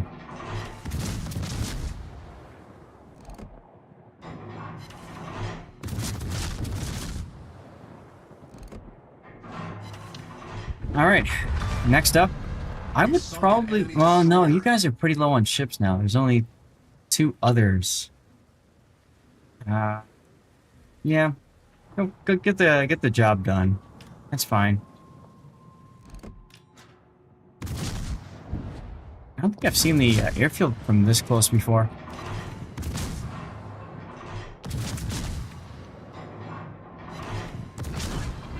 It looks almost like the shells are hitting this imaginary wall. Yeah, they are. Look at that. Yeah, that's a little bit of a problem. You need to be backed off a little bit from that airfield. No, they're hitting the airfield. He's still getting pens. That's the thing. It's counting as damage. Yeah. Like, it's the hitbox. Yeah. You found the hitbox. Huh. Which is weird. If I'm that close in a battleship, it usually doesn't do anything. I don't know what to tell you. More so. Probably shooting AP. Probably, yeah. Look at that. natural selection, major contribution, and assistant. No C-star, though. I know, right? Seriously, Hujam, me neither. That's what I was commenting about it. First place by a large margin. Looks like you were using reds or something, huh? I mean, You know what really screws that's a up lot of those XP. airfields? What? The Dutch ovens. Just Oh, yes. Oh yeah. Almost twice as much XP earnings as second place. That's a good game. That's a only good game, 11 dude. kills. Yes, but only 11 kills. All right, chat. What do you guys think for a title? Should this go to YouTube? Only Captain XP 11 for kills. missions. That's Gotcha. that's my title. Ah. What? Mm. We've only had what, one replay out of how many you've ever done that impressed me, and that was just because Solo Warrior and died. Yep. Still won the game. Mm-hmm.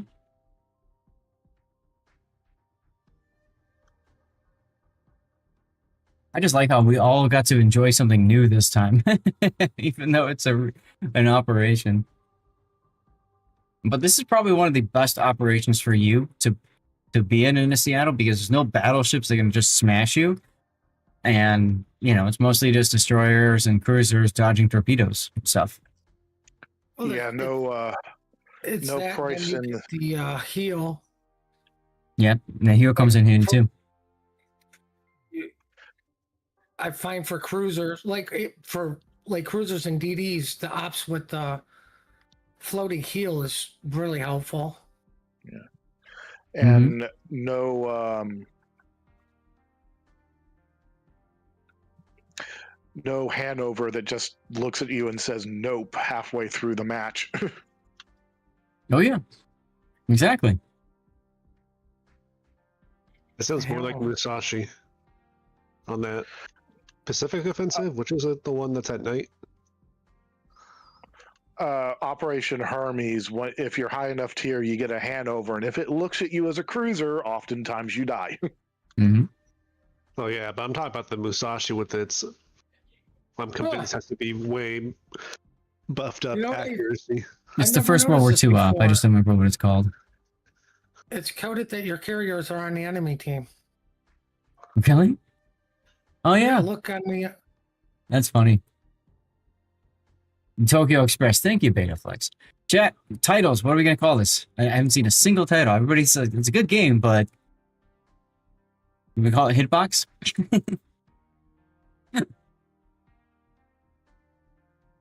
What do you guys think? How can we describe this replay should it go to YouTube? I mean, he did everything right. Like, you know, there's nothing. He did nothing glaringly wrong. / nothing really stood out because he played it smart. Yeah. I like the Sleepless in Seattle idea, Cobra. Hey, Tay. Check it out. I'm wearing the new shirt.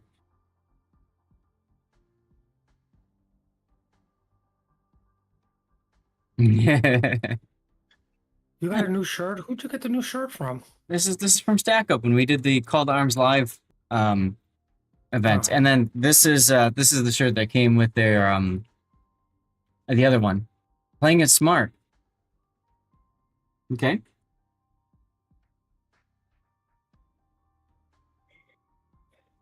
Playing it smart can work. Seattle scores first, says Ozashi. Von Broik, any of those tickle your fancy? Is there one that you like better than the others? Your replay, so you tell me what you think. Meantime,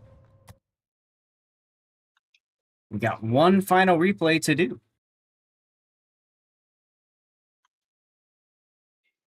What was it? I can't remember. Ah, yes, Lahov. I was about to say. Playing it smart? All right. Playing it smart. We'll do it. Thank you very much, Von Broik, for being here and hanging out. And, you know, your subbage, all that good stuff. And sending in the replay. Glad I can give you some help. You're most welcome, sir. All right, ladies and gentlemen, we're going to go to the be right back screen. Get a commercial break going. I need to grab a snack.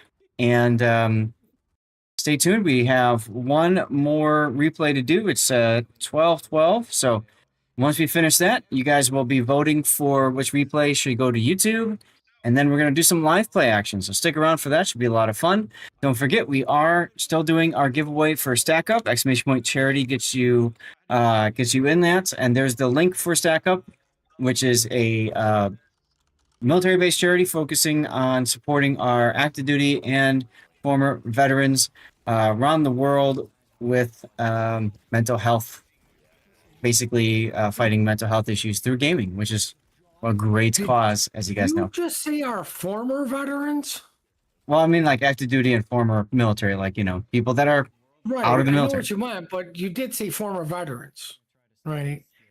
It's not Okay. very often I get to make fun out of you for wrong wordage because I Dude. wrong wordage all the time. I'm tired and I'm trying to do like 5 things at once.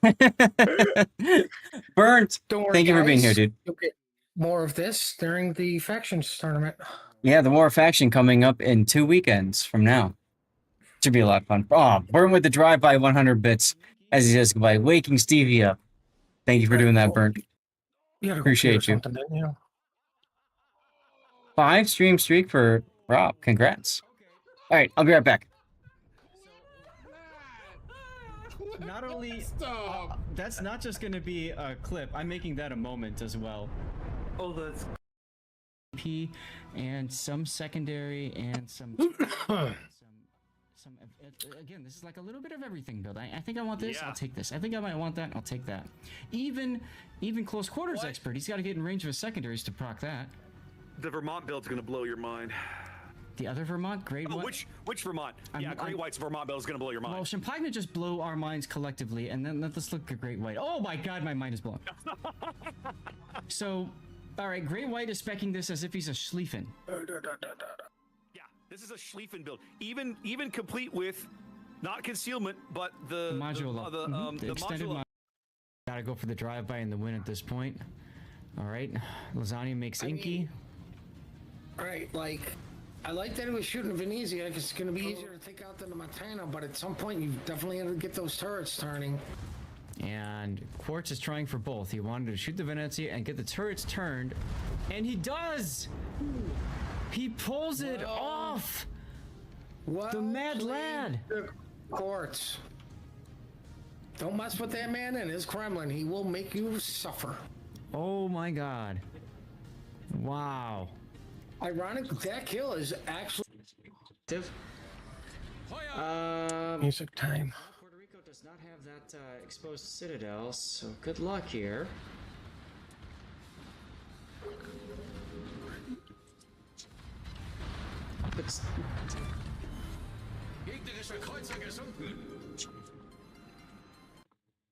Wow. The 100mm secondaries on Charles Martel actually killed something. They're allowed to do that? Yeah. It was a motor torpedo boat, that's why. Oh, okay. I was more surprised that they even had enough range to even hit the damn thing. Well, the French President had Underground to actually do have to hit decent the thing. range. All right, 1 minute to go. Ouch. What did you do? I wonder if I should make some new friends today.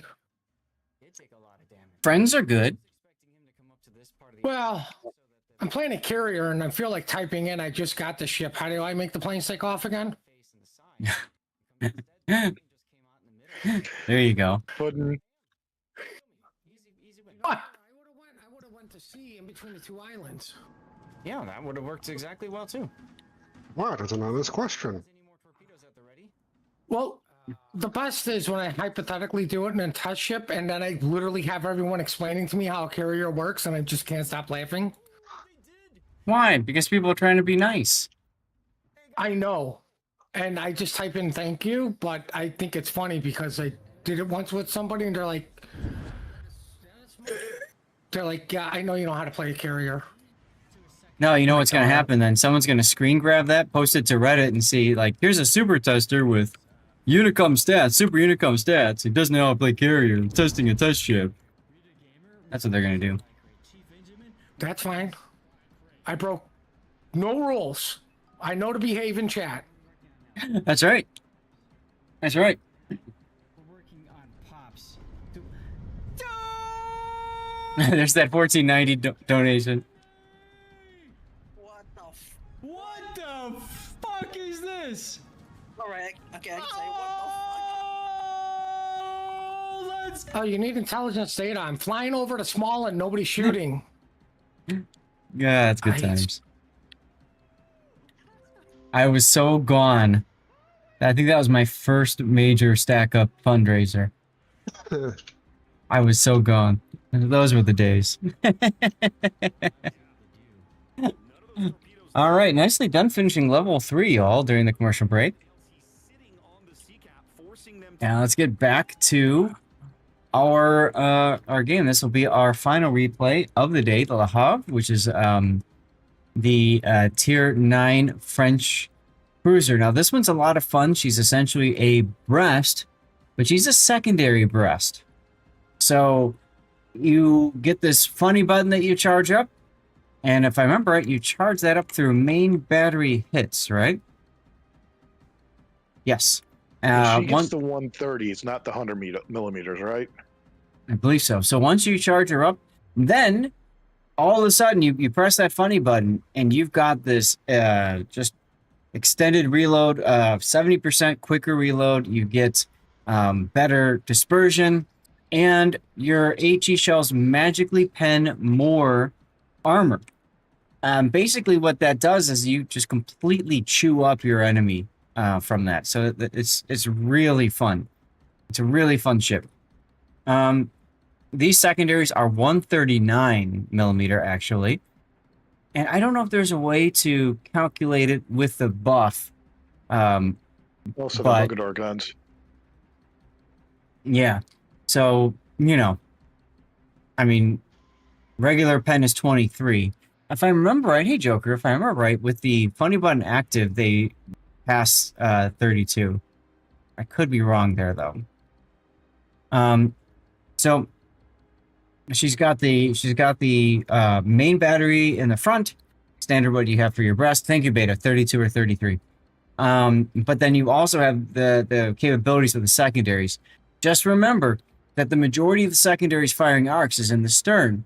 So if you really want to take advantage of it all, you have to turn around so that the stern is facing the enemy, and then you can crap all over your secondaries. I call it face hitting because it's fun. Basically, she's a French twerker. Yes, but the problem is that if you need a turn, you expose your broadside to do it. So you really have to mind your angles well in the ship. But if you can make it work for you, she's fantastic. I enjoy playing it a lot in operations and asymmetrics. Oh, you're welcome, Von Broik. Thanks for hanging out. Enjoy walking the dog. So with that, let's take Lucky son of a gun. Let's take a look at NVA's build. We've got main armaments mod 1 engine, aiming systems, propulsion, concealment, and then main battery mod for reload. That's fine. This is a random battle, so it makes perfect sense there. And then you've got engine boost instead of fighters, sure. And then definitely want Hydro over defensive anti-air. This is a standard captain, NBA. I'm curious why you put a standard captain in. This is a premium ship, after all. So, Honoré and Abanu are both good choices. Honoré is a really good choice based off of what you picked because you get the 2 buffed skills. But standard is fine. And you've gone with gun feeder and grease the gears, priority targets, superintendent, concealment, adrenaline rush, and then pack a punch. Pack a punch, obviously, because this is a secondary-based ship, very much worth having on the boat. You did not take last stand. I think last stand would still be good to have. Keeping your rudder working and your engines working, I think, are really important.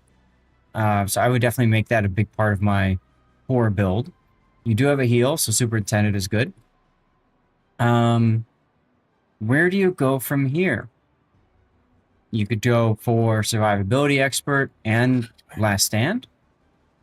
Get some extra I live.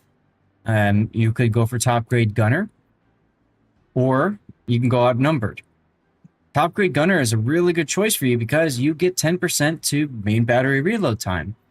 So secondary ship, secondary capability, that's maybe where I'd end up. As far as your signals, you've gone with ramming, fire and flood chance, fire chance, heal boosting, hydro, speed, secondaries, and consumables. Yeah, fine. Yeah, I think top grade is where you want to go, NBA. Okay. You are giving up some survivability from that, but, you know, that's okay. Let's get the build viewer off and take a look at our random battle. You are, top tier. Congratulations. No carriers. Congratulations as well. There is a Valparaiso, which, good luck fighting that. Lots of battleships, actually. Acknowledged. Now, the AP in the Le Havre, because she's a copy of the Brest, is actually really good. You do lose the main battery reload booster that you have on the tech tree variant, but you can still absolutely slap stuff with the AP. Yeah, she is tanky. This is true. Awaiting instructions. Okay. You have a Valpo too, at least. No carriers, no subs. This is a copy of the Pozarski. Okay. Good luck, everyone. Nothing else. Yeah. Nothing else too special. That I'm seeing here. Good lineup for destroyers on both sides, really. This is a standard battle. So, okay.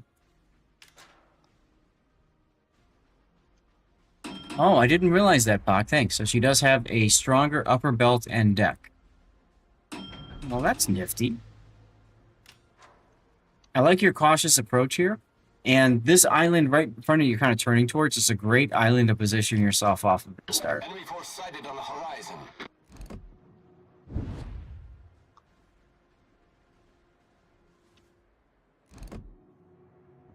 Enemy cruiser sighted.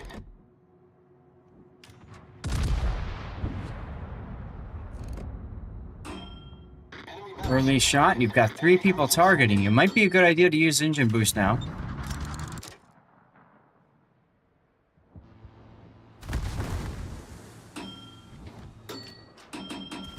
You just got a phone call or in game because you just went like really weird looking. Line up your shot. Line up your shot. Lost a little bit of time there to shoot Tulsa, which gives him a little bit more time to get turned. Just now. Okay.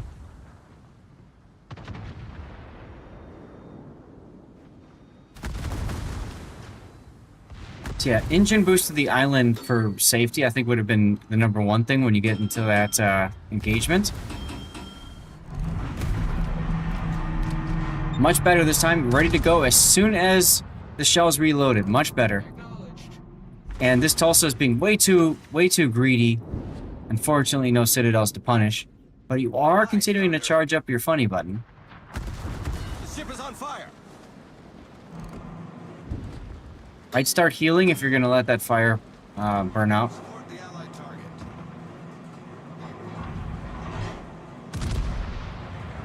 Torpedoes dead ahead. Oh, how nice of the Jean Bart to take over.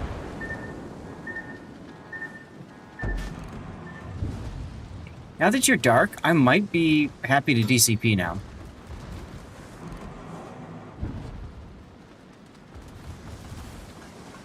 Plus Jean Bart in front of you. A blade of armor. Pretty much. It's more French.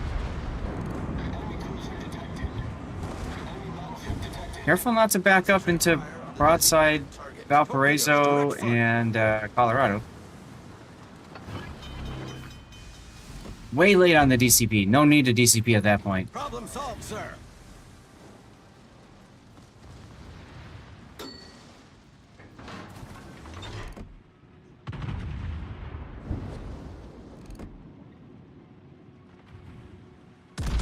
I like how the Jean Bart wants you to keep shooting.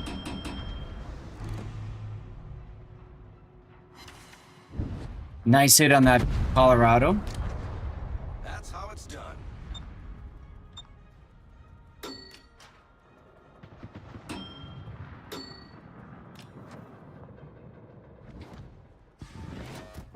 Attention.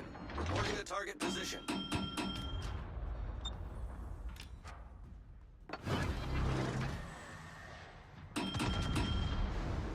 I don't know that I would have used that heal, though, in NBA.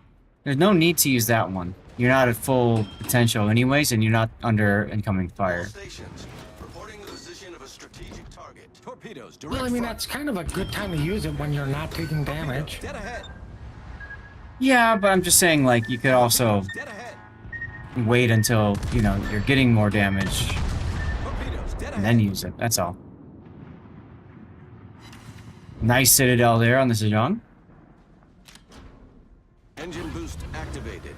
I was just going to mention, you could use engine boost when you're reversing. That's what we like to call the French maneuver. His engines are out. I like that you kept that focus and you shot at where you think he is. Ship is on fire. Of course, nothing, but whatever.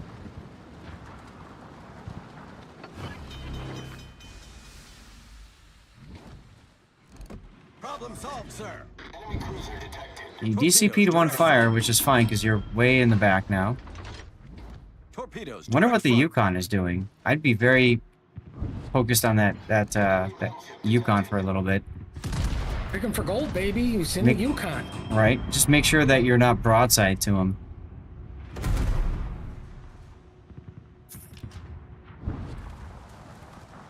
Nice devastating strike and flesh wound from the Jaeger. He dev strike 2 ships. Oh, make that, and then the Fletcher dev struck the Yukon. All right then. Oh my Jeez. god, I got reported in a carrier, guys. I don't know if I can recover. I'm sorry. I'm sorry, who's ever replay this is. I'm devastated. Clearly you are.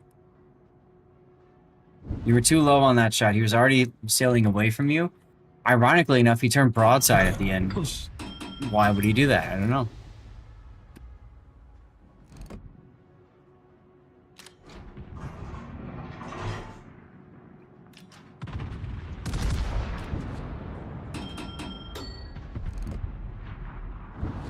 That I think is too low and the wrong ammo.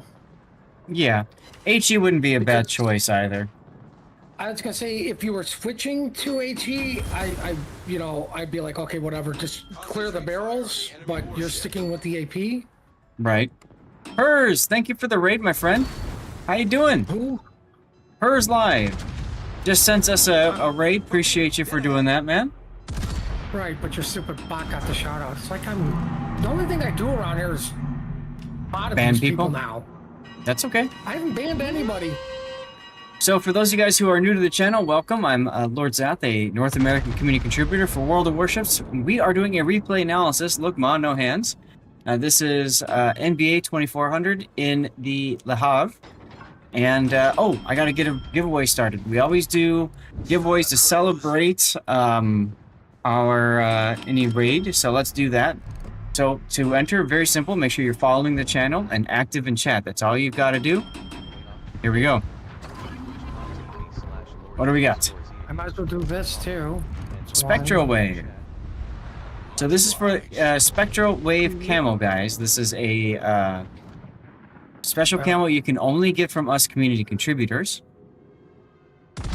We also have a secondary giveaway going. If you type !charity in chat, you can get in for that. And those are all video game keys, most of which are on Steam.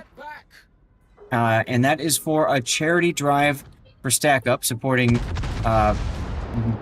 supporting mental health amongst veterans through gaming. And for every $100 we raise for Stack Up, we unlock an additional giveaway. So we started this on Friday. We have 13 giveaways unlocked. We used 7 so far. And then today, let's see, what time is it? So we did 11, 12. No, we did the draw at we did the draw at 12, 1, 2, 3, 4. Yeah, 1, 2, 3, 4, 5. We have 5 so far. That's 12. So we got one more. We got this one now, and then we got 2 more to go. Could spill into tomorrow's Borderlands 4 stream, and or next week, Friday and Sunday as well. It's kind of like a donathon, if you will, or stack up. We'll talk more about that when we get to live play after this is done. Between a rock and a hard place. Ah, there you go, Koba. All right, we're rolling the dice on another good old gaming code. Awesome.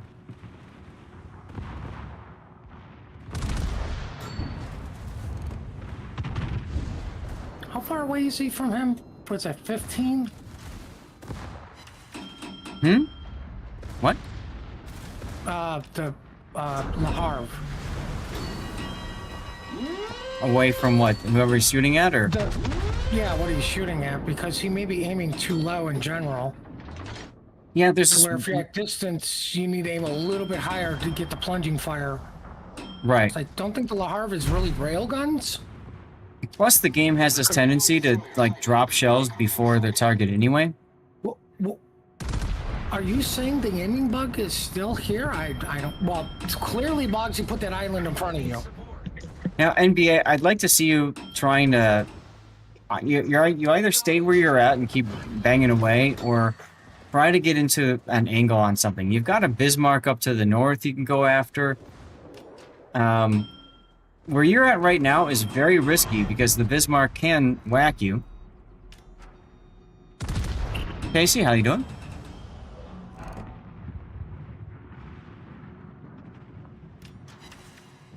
I get what you're saying, but I don't disagree with this move because he's now limited these ships that can shoot at him. It's just the Bismarck, who does have something else to deal with. Yeah, the Dawn Fletcher Squad is there. And once the Bismarck gets in range, gets within your range, he's kind of at his max sweet spot of being mid-range, because you only get to, what, 15? Oh, no, that's 18. Sure. So, I would be more worried about, like, the homing shell from the Bismarck at this range, but you definitely need to pay a little bit of attention. Now, for those of you guys who are looking to enter the giveaway too, if you don't want me to call it your name, just type the number 2 in or something like, or number 1 in a chat. That way you can still get in for it. I won't call your name out if you're a lurker, no problemo. There you go. I'll just take all the options. Or Puddin can do both of the options. That's fine. There you go. He'll say my name in his head. Now, unfortunately, with you looking to poke and be tactical, notice how the John Bart has decided to leave, as well as the rest of your team. So, you gotta be careful not to stick yourself out too far now. I think they're leaving due to the Bismarck on cap, and realistically, you should just reverse and help with that, because once he's dead, now everybody's forced to come back down here to help you. Exactly.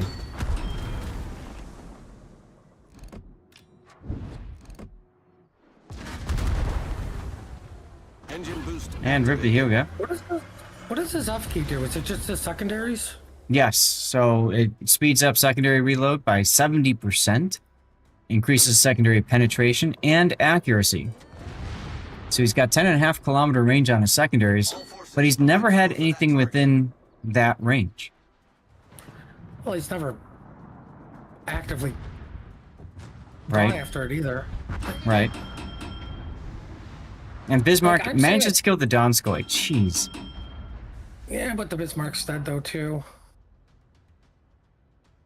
Yeah, I'm just saying it took forever for them to get the kill. Massachusetts had to flip and go all the way up there. Hyuga completely ignored him. What was Right? the DD doing? Like, at this point, the DD should have been, if he's not going after Bismarck, the DD should have been going after their cap. Yeah.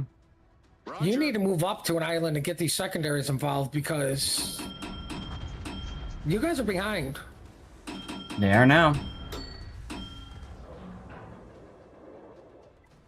The other thing you could do is wait for the Massachusetts to catch up. He does say he's So coming just back wait till now. the end of the game.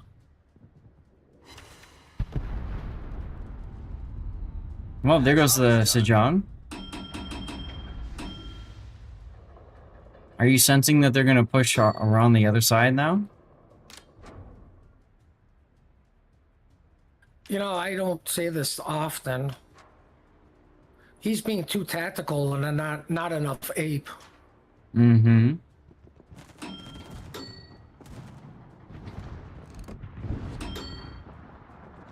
All right. Well, there's the Richelieu. There's the Tulsa. Why are you turning around now? You actually had a really good opportunity here, Nate. You come around, bam, you're right on the backside of the Richelieu. That's the perfect opportunity for you. Battle ends in 5 minutes. Breast's shy sister. Well, I mean, what's so funny is he spent all this time to turn around, instead of just doubling where he was facing. Like, yep. Are we trying to do donuts? Because I mean, I love donuts. Yeah, but dude, if you had come around here, look at this. You'd have juicy broadsides on the Richelieu and the Lepanto. And not only that, but you don't allow these guys to sit where they are. So you force them to go forward into your teammates. Well, yeah, and your secondaries too, sure. But if you go in front of them, I mean, why go in front where they've got all their firepower anyways? Well, I mean, more importantly, now they're there's no crossfire. Like, crossfire doesn't have to be huge, but they only have to look in one direction at this corner. They don't have to look at the other corner. Like, that's what a lot of people forget about crossfire is it doesn't have to be like, you know, one guy all the way on the other side. It's just have them look at different corners. Yep.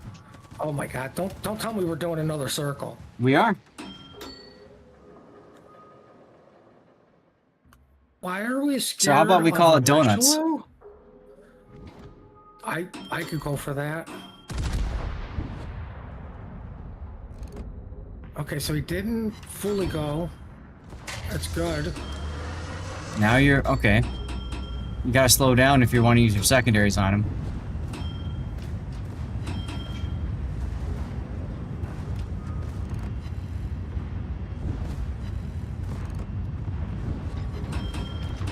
Listen, NBA, it may be one or one baker's dozen. We don't know. It's impossible to find out, so we're just going to go with the baker's dozen. There you go. And we really like donuts around here. Mm-hmm. Just ask anybody who's watched any of Zat's Cots replays. They're all over the comment section. What's up, Andrew? Or Audie, I mean, sorry. So, where are you going now? Because it looks like you're kiting to Narnia. See, all of this fear, if you had just gone the other way, you would have been the one causing the fear instead of being the one afraid. What is that? Is that the Richelieu? Yeah, it's a Richelieu. Yeah, what's it got? 15-inch guns? It can't punch you in the face. Just nope. Just nose up at him and laugh. Yep.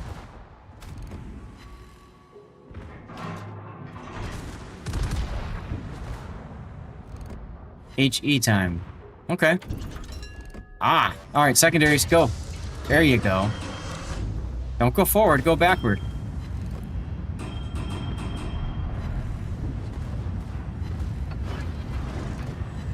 But only at 25? Well, I would still insert my dominance and nose up on him and still laugh. Hmm. Because now you're broadside to the cruiser that shot you. That's true, that's true.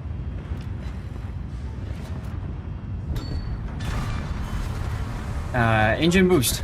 Engine boost. No, save it for the next game. Engine boost activated.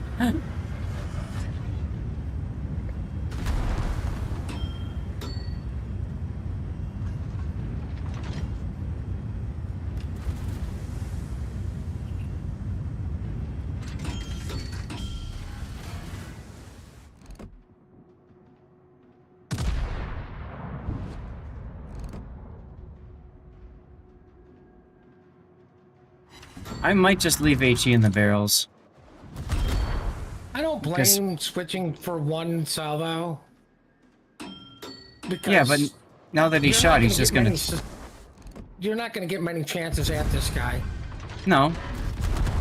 But I mean, you know he's low. You just keep HE, get the damage, get the kill, versus AP where he's going to turn out, possibly bounce something, you know?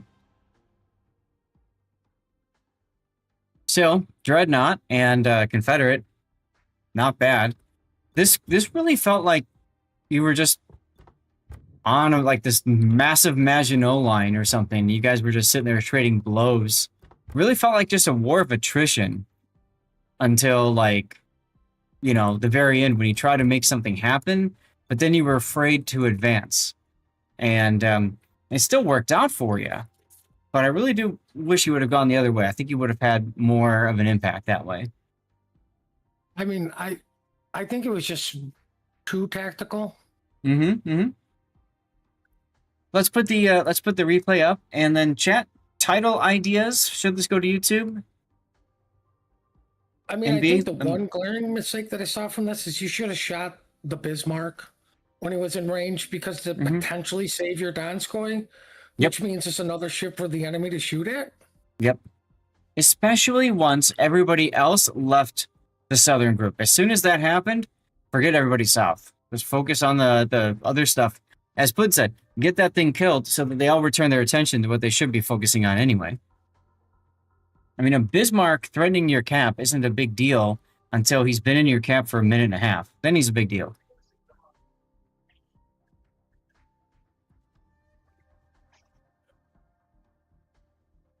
So title ideas, guys. What do you think? I've got Breast's Shy Sister, no crossfires, no secondaries, and donuts so far. And exactly, that's my point, Toshka. HE is a more guaranteed kill than AP, where you're just going to get bounces. Tactical Baguette. Well, I mean, the other, like, HE is not the guaranteed kill either. You know, the guy was doing the wiggle. Like, I probably would have had HE going in for the next one, but you know, he's doing a wiggle against the mass deflector shooting him. Torps are coming in. Okay. Shoot what you got. Just shoot what you got loaded and pray. Sure. All right, NBA, this is your replay, so you tell me, what title do you want this to have? I mean, he is parked next to a Jean Bart, so French Connection kind of does sound good.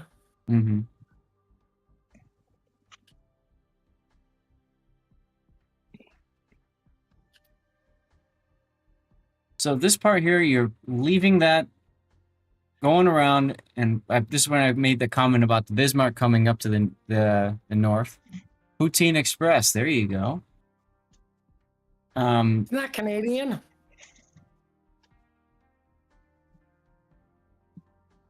So, yeah, you could have gone up to the north to deal with the Bismarck and then flipped south again. It did just feel like there was a good amount of indecision towards the end. Elba Island? You were not Canadian. The Le Havre isn't Canadian. I don't know if anybody's going to understand that reference, NBA. Most Americans certainly wouldn't. What, the French Connection or the second one? No, Elba Island.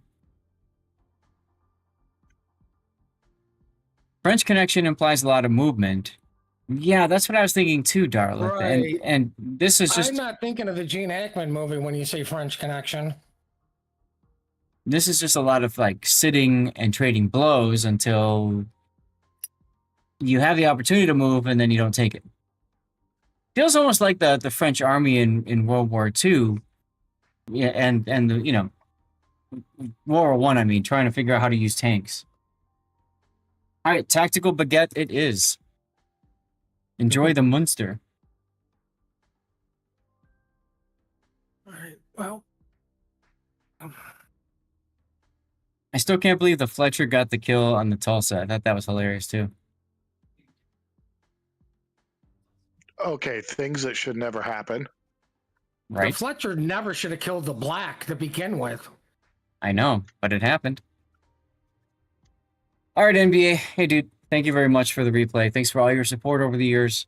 And hopefully we gave you some good feedback that you can use.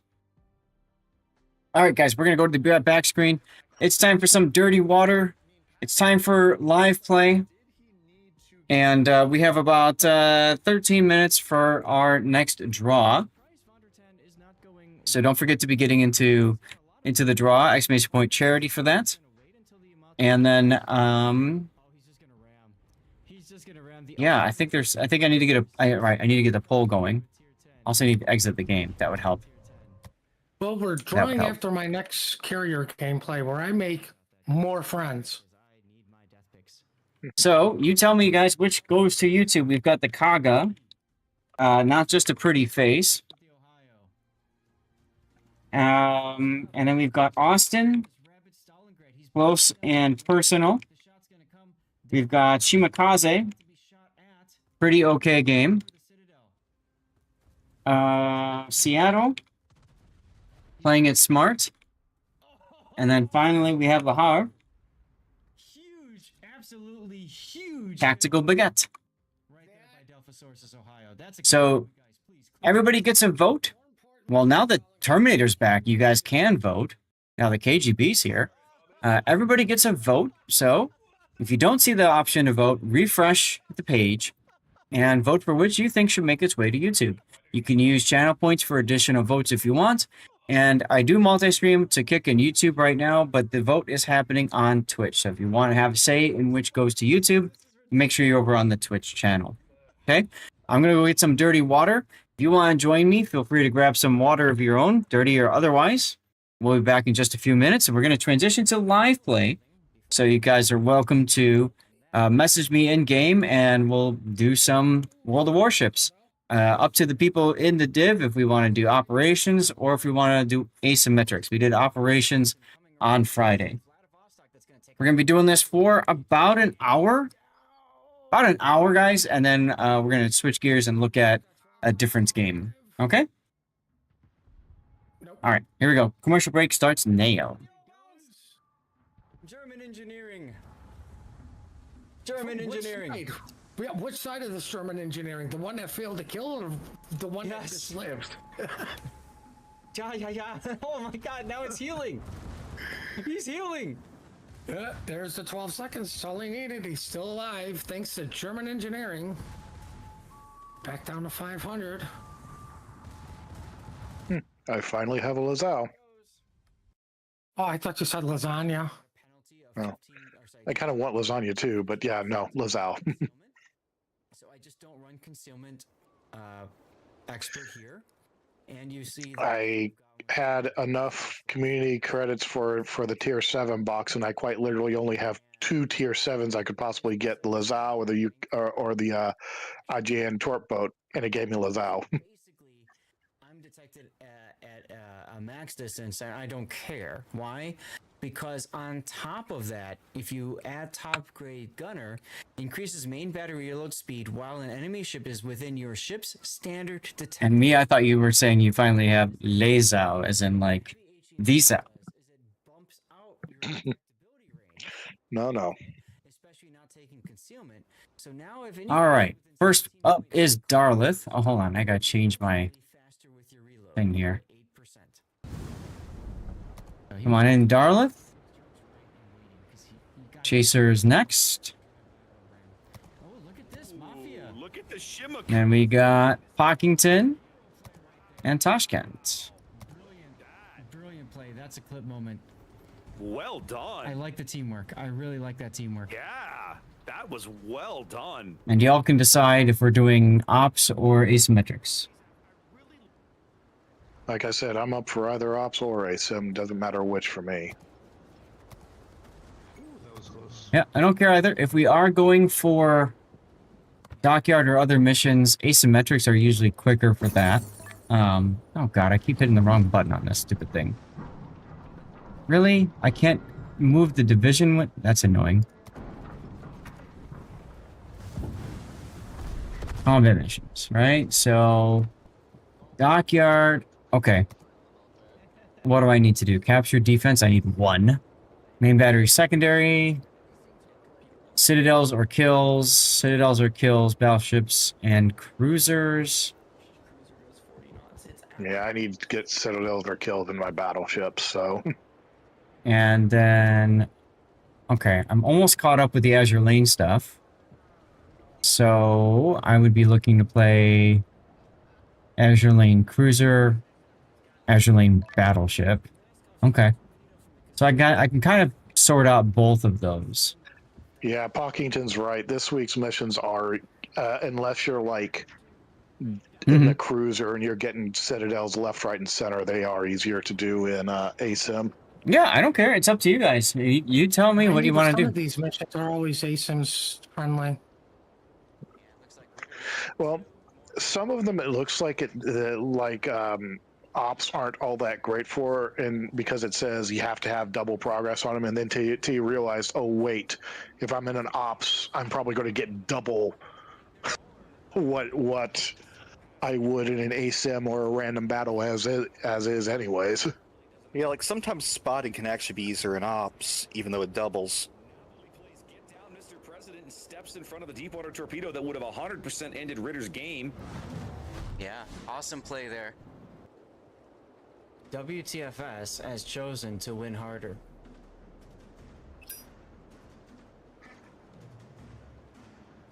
Luckily for WTS, the clock is... Wait, when did I get an S1?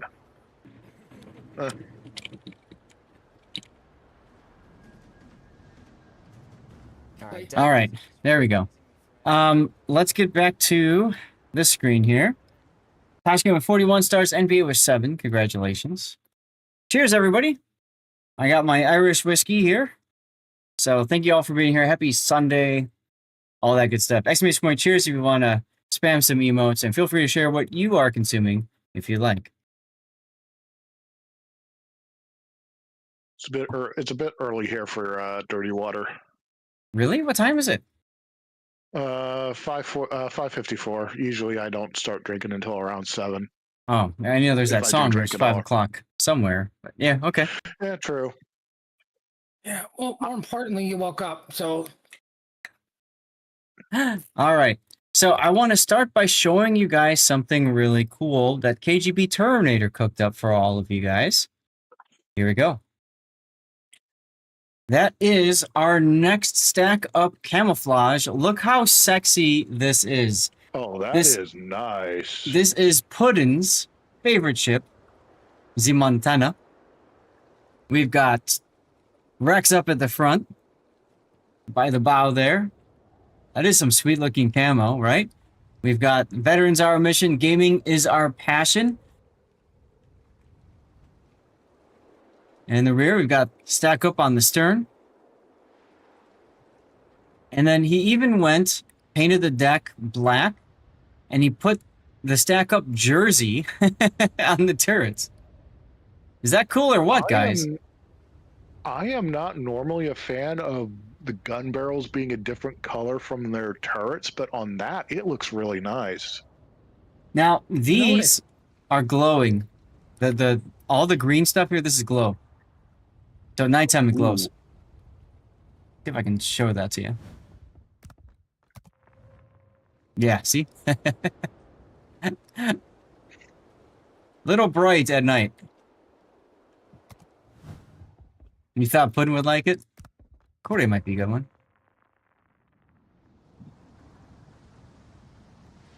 Yeah, the keel lights up. Yep. Looks good. Now, to get this camo, it's very simple. All you have to do is donate to Stack Up. I'm going to show, let's see, where is this? Build viewer back on again. So if you go into the fundraiser here, I've added a specific Montana camo right there for $10. If you've already got the other ones, you could do that. Or now for $25, you get all of the Stack Up camos, okay? There are 5 of them, so it's $5 a piece. You get them at half off. Or if you like a specific ship, then there you go. KGB Terminator donated his time to put this all together. So big thanks to KGB Terminator for doing this. I think you guys would agree he did a fantastic job again. Oh, yeah. And if you want to see, I'll quickly run you through the other ships, except I can't show you the Visby because that's a tier 5. But I can show you guys the other ships that he has done. So the other one would be the Audacious. a tier 10. That one is really cool. He got Rex up there. He got the the motto and everything, right? Glowing keel underneath, glowing windows. Now comes the best part. You ready for this? The deck. Look at the deck. Black deck with stack up Rex on the front, reflective in the back. And then he even got the planes too. Is that awesome work or what? I like Rex as the tail flash on the planes. Yeah, it's really good. It's really good. He did a very nice job with this. This was last year or the year before. We were going through this, and he's like, well, what colors do you want? I said, well, Stack Up's colors are black, white, and red. And boy, do they look sexy. You want to do an Essex next? There you go. Chat, what ships do you think he should do next?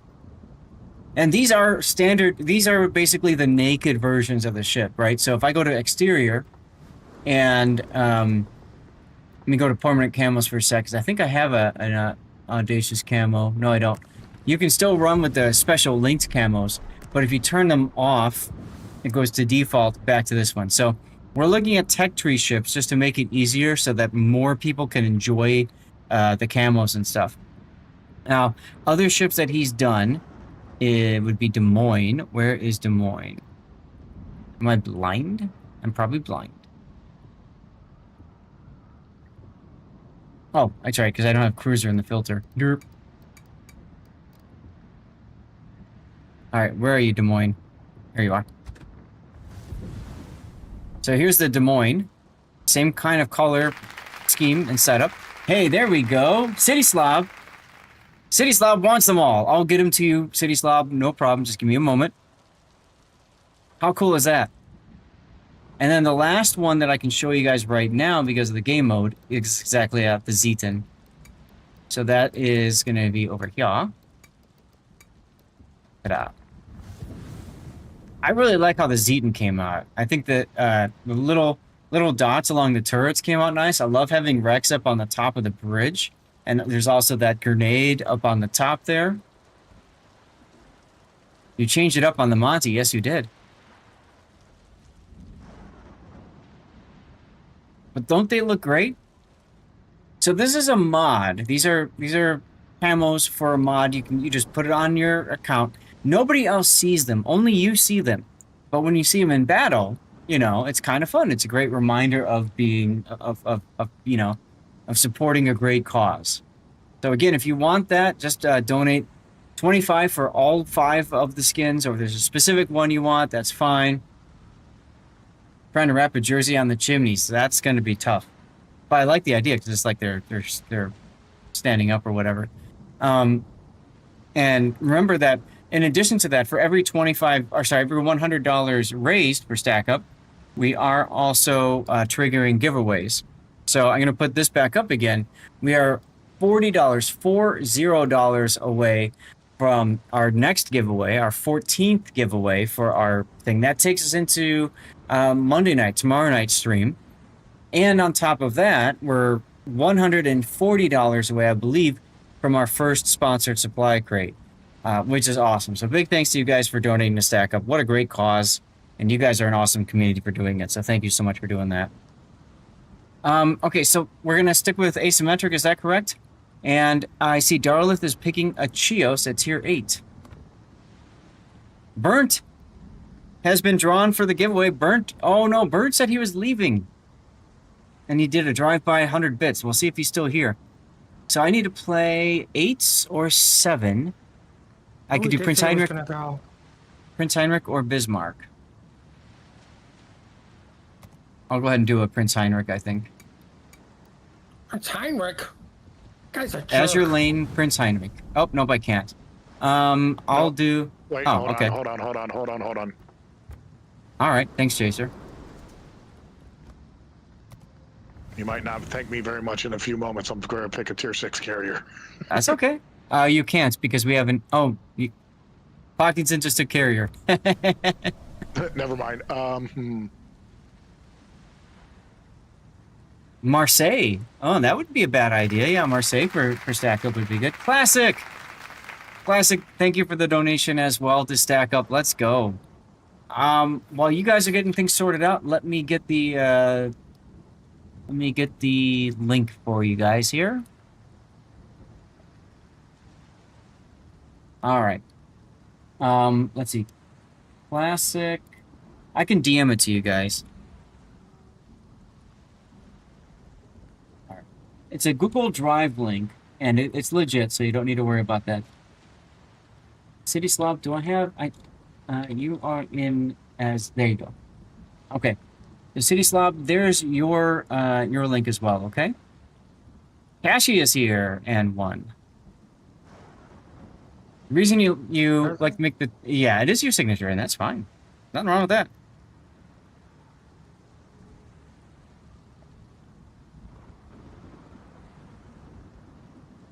See, I think a better question is when are we going to get the dolphins with lasers on their forehead? Right? Okay, hold on a second. I think I didn't do the share thing set right. Give me a sec. Aha. Okay, hold on. Anyone with link? There we go. All right, let me try it again. Sorry about that. Let me fix it. There you go. I had to make this kind of last minute at the start of before the stream. So, yeah. Cassie's here. All right, Cassie, you've got a list of codes to video games to sort out what you want. What chat was that in again? Stream planning. You got it? Perfect. It's a mod. I rewrote the directions a little bit. Hopefully it's easy to understand. We'll see. Okay. Let's go. See, I need kills and citadels. And I don't remember what I need for the Azure Lane missions. Oh well.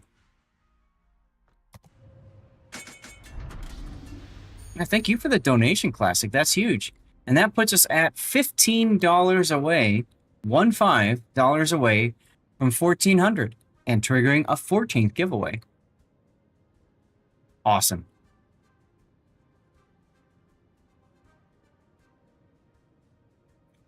I'm gonna take that one off the list.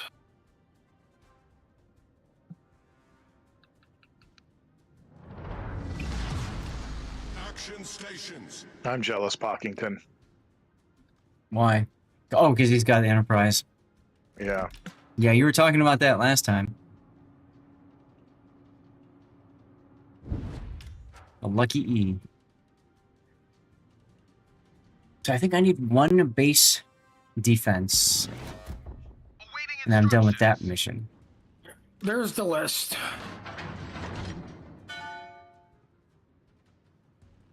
So guys, we have about an hour of live play, and then we'll switch it up and look at a different game. You guys can weigh in on which game we play in a little bit.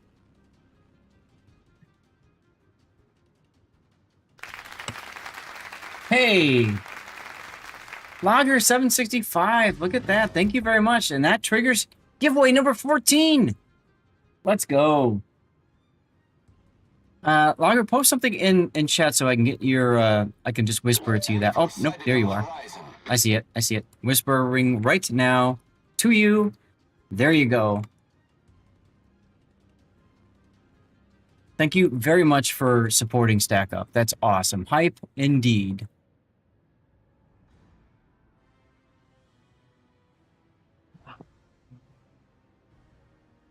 Oh, by the way, we hit the 40 days time period for mods. So a lot of mods have been broken right now because of the way Wargaming does their licensing for mods. So if you play the game and notice that some of the mods aren't working like they usually do, that would be why. Well, I mean, patch is coming up next Wednesday, so... Yeah, so it's not that Yeah, big of a deal. My shot timer mod is busted. Yeah, a lot of them are. Whatever. My good mod has been broken for years.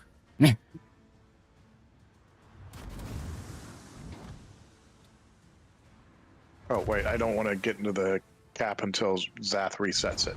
Nah, that doesn't matter, dude. But you can stall it. It's no big deal. We're not here for Zap's mission. We're here for entertainment. That's right. That's right.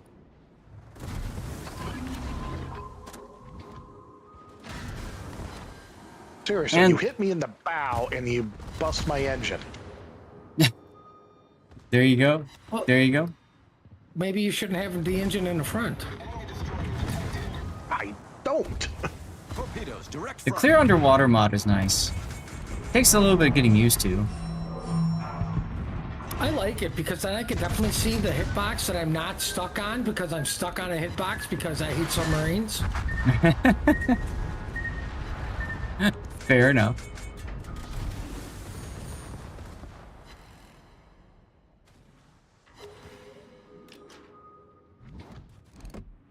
Can't believe this Hobart is still alive.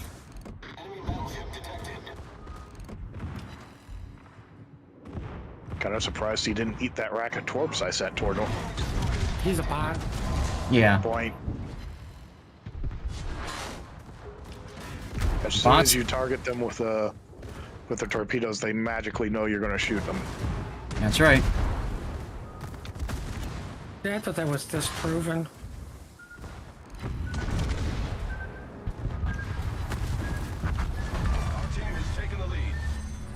Stupid Hobart. Enemy cruiser destroyed. Torpedoes, direct front. Hey, there's a Citadel. Confirmed penetration.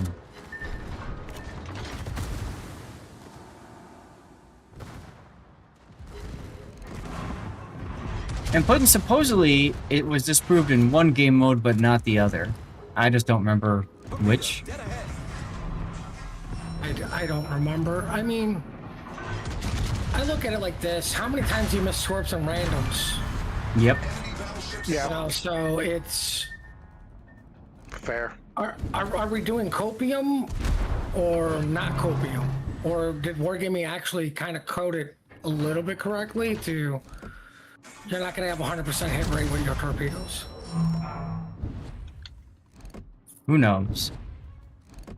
Unless you launch your torpedoes from half a kilometer away in co-op. Right. No, they still made us dodge somehow. As Zap just plows into that island. This isn't Battlefield Bad Company, okay? There's no destruction. I didn't plow into an island. I shot an island. Yeah, you plowed it with your shells. Oh, okay. I don't see a snowplow in the front of your ship. Maybe There we should was a have had one. goat that he really, really didn't like. Well, there's an idea for Terminator. Put a snowplow on the front of a ship. You know, like on a Valpo. Just be like, I'm just going to plow right through you guys. There you go.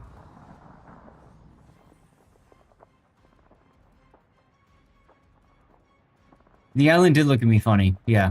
That could be our story. That could be our story.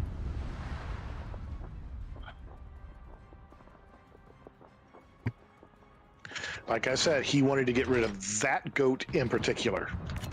Yes. F that goat in particular. Hi, Jaguar.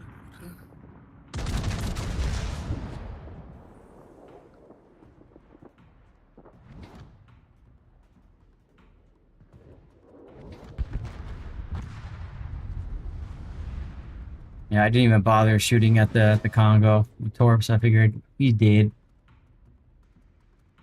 I can't remember what I need to get with a destroyer, if it's torpedo hits or fires. If it's the most recent one, it's torpedo hits and kills. Well, I got 2 kills out of this. I need Citadel hits and kills. Yarr! Speak of the devil. Sunk an enemy destroyer. I got my beastie caps. Thanks for the help on that one, Chaser. Not a problem. I'm going to play a game while I wait for... Ooh, carrier. Game. And play a game while you wait for a game. Well, I need to know a code. Ah, there's the Citadel. Oh my god, you knocked out the engine. I did. 3D speed, jerk.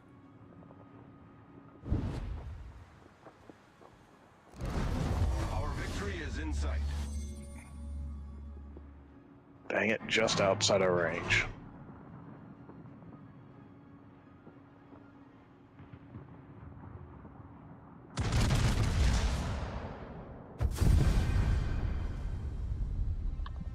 Well, I don't think GG's. your shells make it in time. No, they didn't.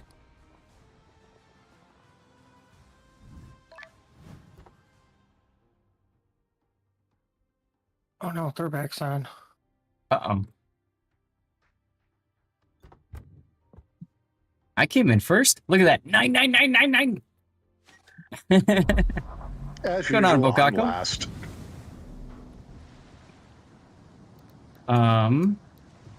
If it's okay to hog another battleship slot, I'll do Bismarck next.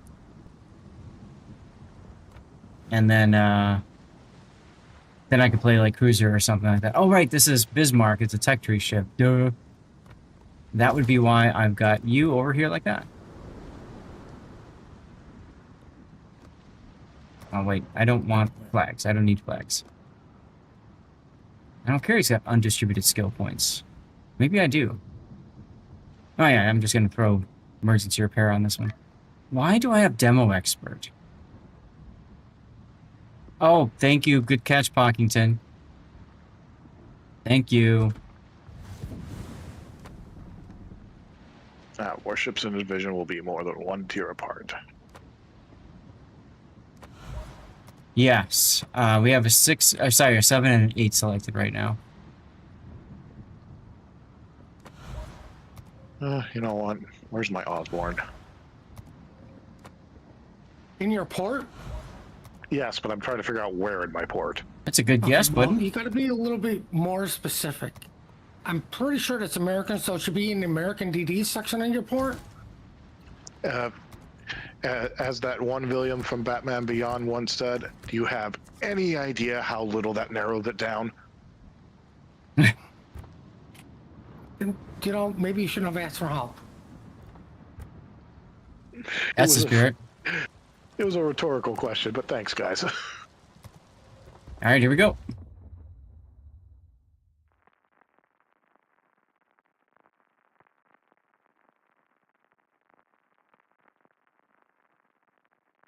You know, I wonder if I ought to just free XP out of the Independence and then just go straight to the Yorktown. Why? Yes. The Independence sucks, and the Yorktown's actually pretty fun. I mean, valid.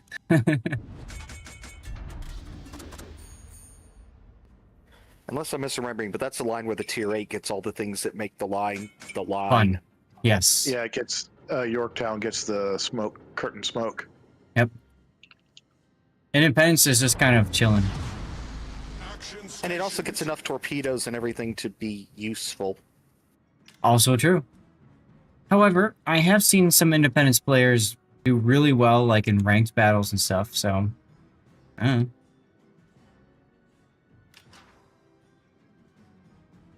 I have to remember, this is not my Laffy. I do not get a heal. Oh.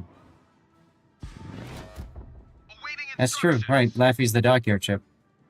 Yep. Though I freely admit I use Laffy to train. I moved Ovechkin over to this line because I felt like he would probably be the best fit for the SAP line instead of my Fletcher line. Well, Gearing line, I should say. He's okay. Actually, I like the Doze for the for that line because shell switching can come in handy, and turret reverse grease the gears is really helpful. Ovechkin has the improved turret reverse. He doesn't have the shell switching though, if I remember right. Does it? I thought for destroyers it was only the survivability expert. Yeah, Ovechkin has the improved grease the gears and the survivability. He instead of the grease the gears and shell switching. Okay. Do you need secondary hits with AL Bismarck? Or... I have no idea. So just go in and do the thing. Don't worry about what I need. Enemy force detected. The way I look at it is I play the game and get the things anyway at some point.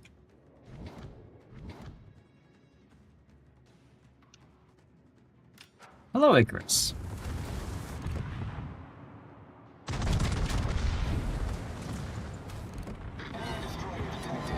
The ship is on fire. Oh no, the ship is on fire. Oh, I know. Shoot, shoot, shoot. What? I was turning into you. Oh, okay. You know what?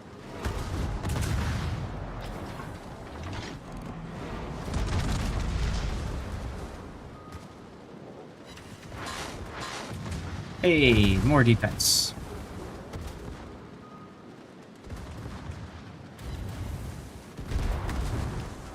I love it. The Omaha's using AP shells on me.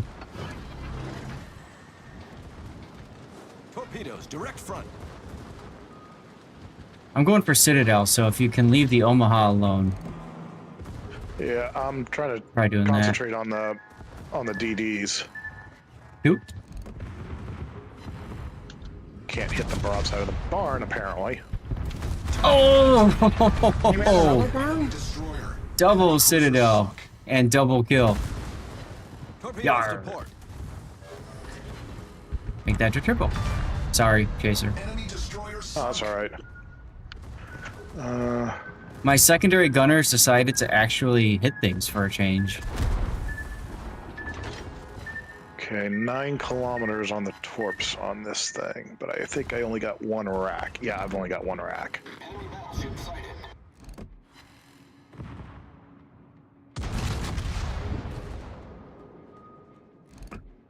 Let's see. Oh, there's still a DD down here. Is there? Yeah, unless... Oh, no, it's the Ismail. It just got into the cap. That was my Ah, bad. okay.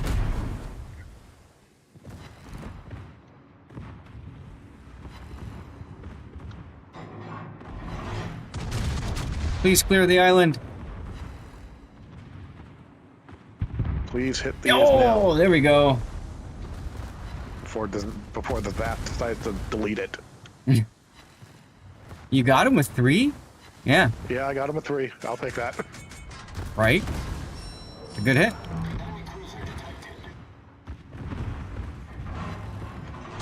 I think these are basically Benson torps.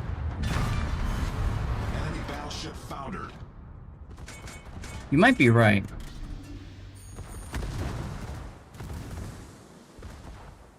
Nah, they're 9.0, and I think Benson's are 9.2s, but Oh, then there are Sims torps.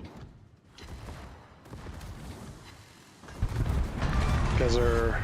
Enemy cruiser foundered. What's the speed on them? you know, I haven't played Bismarck in a hot minute, and yeah, forgot how fun she is. Actually, they're her own torps because they do 60 knots, and the Sims torps only do 55. Huh. Very interesting. I mean, you only do get 1 rack of them, so... Hmm. Another Citadel, let's go. Just in time for Tashkent's torpedo. And then that happened. Sorry. Oh, I missed with my first salvo. Don't feel bad. Oh, okay.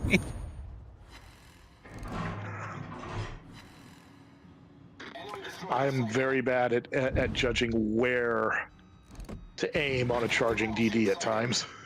Oh, I can be too, yeah. Sometimes I have this wonderful thing where I think something is actually coming towards me, but it's the opposite. It's going away. I don't know why. And this is a situation that I'm not exactly sure what shell I should have been using on that. Enemy battleship. The hell was that? Like, the shells hit, and then it gave me a Citadel and a kill after. Really weird. I think we're lagging a little bit. I think so, too. So, what do you mean by what shell to use for what situation? With the Russian battleships, I'm not sure whether I should stick with the HE until I set a fire or just go straight to the sap when they're broadside on like that. Problem with the Soviet battleships, there's such little superstructure to hit with sap. Yeah. The rest of the ship, it'll just... I mean, maybe if you can hit the bow or stern. Yeah. I don't know. I just stick with HE and try to fire it. Because I know when they're angled, you want to go HE as it is to begin with. But if they're most things to their broadside, you want to try to set a fire first and then go to your sap.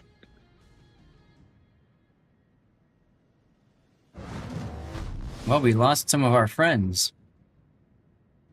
Who did we lose? Oh. Darlith and Pock.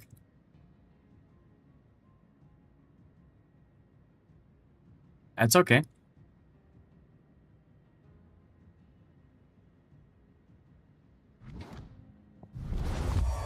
There's our enemies.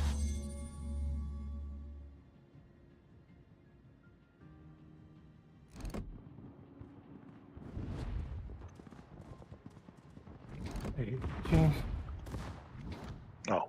Whoops, I have my AA still on. That could be problematic.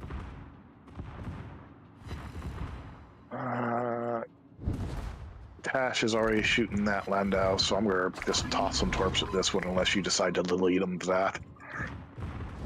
Well, I don't have the other one to shoot anymore, so... That's why I didn't bother to shoot. Yeah, he turned on me, so yeah, I don't think those are gonna hit. He just turned on me too. Come on, give me a fire, please. I have to say, the subs are a bit strong. Oh yeah, in operations they are, and well, this is there's the fire. Not, so you're still making it work though.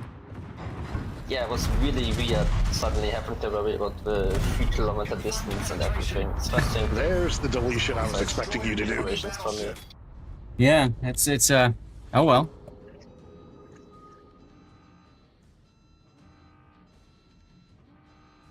So the Russian line are the Russian subline. They're basically stay on the surface, shoot from long range subs. Yeah. 30 seconds until game over. I think this Jaguar is going to live. Probably. Aha. Where is he? He just got spotted. He shot at me right there. Okay, so I went the wrong way around the. You did island. go the wrong way. Oh well. It's a victory nonetheless. So there you have it. Obligatory must depth charge the sub. Seabag him.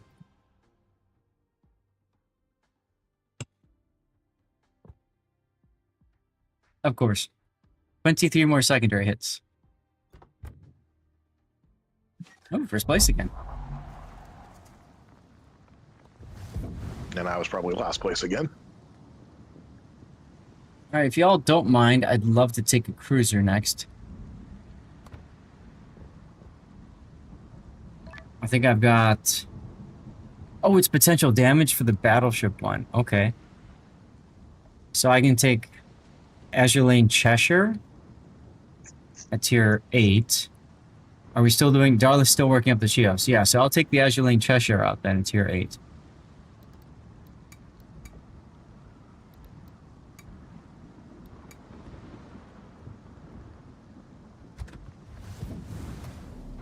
I don't think I've ever spec'd this one up either.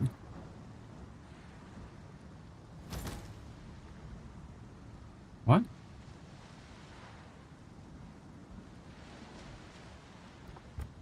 No, dang it, Pockington. I have not. Okay. Ah, he took the Kelowna, I see. Yeah, back to the Osborne then. Since I'm grinding that line anyways. Away with you! Well, you found the ship, so you know where it's at. You don't have to go looking for it in your port. Hey, Tuna. Haha. Probably want steering for this.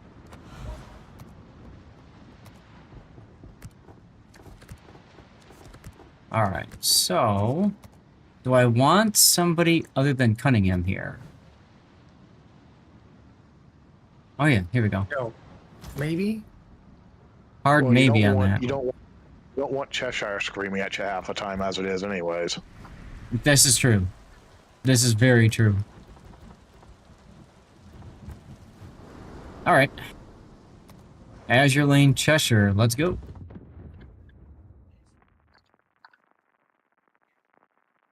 That's one nice thing. That's one nice thing is with Enterprise as the captain, she's very subdued. Mm-hmm. No. It's still a weep. Either way, gotta be careful. Don't want to catch the hentai virus.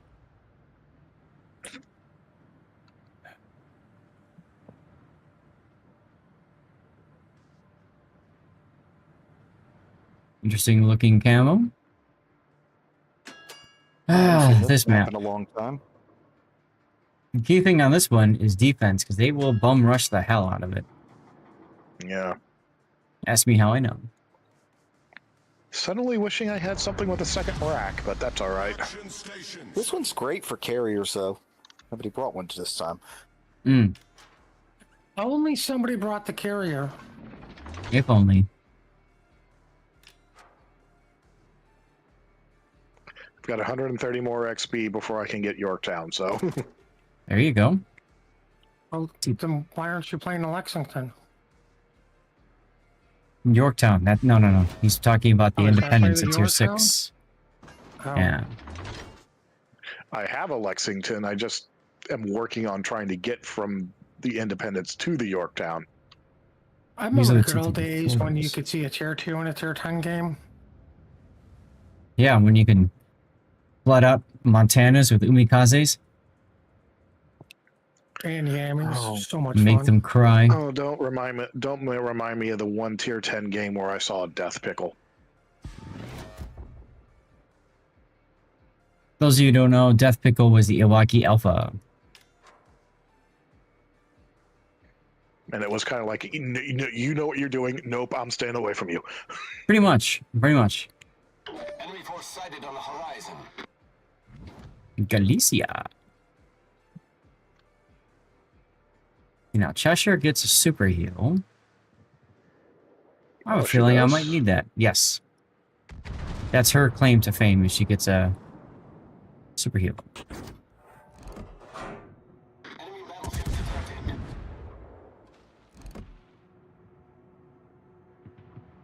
Okay, how am I getting no spotting damage and I'm in front of Pockington? You mean Zap? No, Oh, the talking. game hates you. Oh, I'm with Darlith. I see that now. Screw it. Still no Citadels, of course. Never mind. Oh my god, why do I have to have a Garen Kazi on my team? Oh, those are always the best, aren't they? For those who don't know, a Gearing Kaze is a Lego Gearing Gearing. that plays like a Shimakaze, firing torps at max range for no good effect in the battle.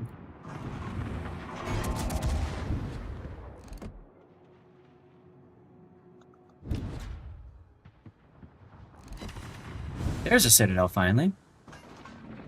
I mean, Lego Gearing you can kind of play as a torp boat, but Yeah. Right, from but I'm actively shooting at a DD, and the DD's shooting, and he smokes up and decides to torp. Another Citadel.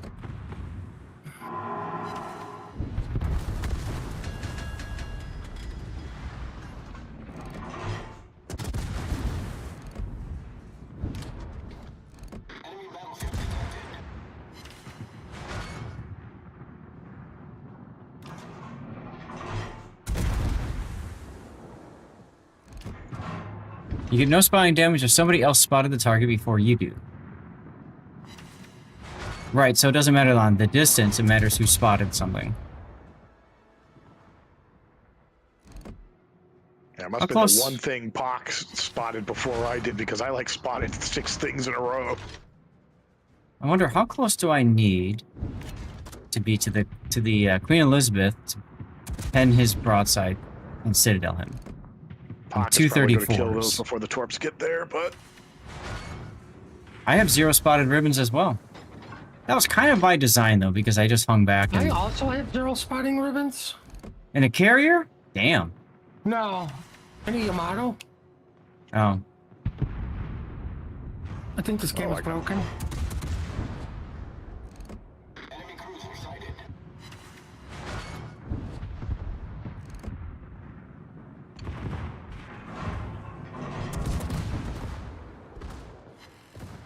Oof, indeedy. Oof, indeed. God, these turrets. Aha! This time I stole one from Darlith. Battleship destroyed. It took a bad broadside to do it, though.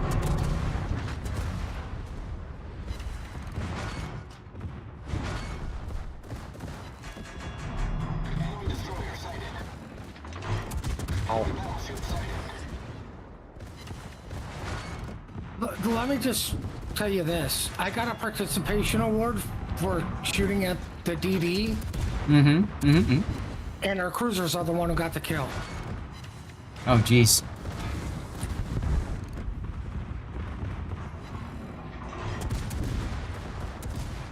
Okay, this new mech is reversing. Yarr. Enemy battleship foundered. No, he's gonna die before those torps get there. Well, those torps will never hit if you don't send them. Oh, I did send them. Come on, fires. There's fire. Now sap it. Ow.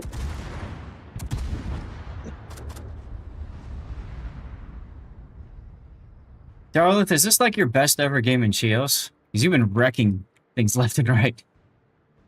It has to be. Yeah. I mean, you've been having a good game, dude. You probably just in the I'm up replay to to 100,000 at the moment. Yeah.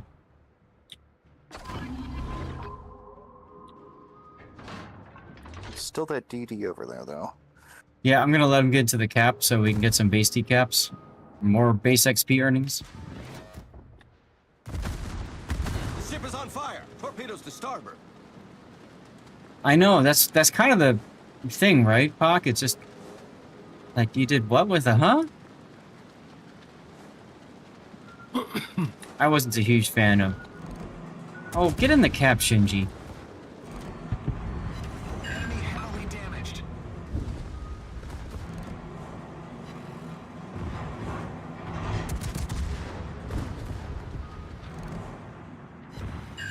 Yarr. Victory heal.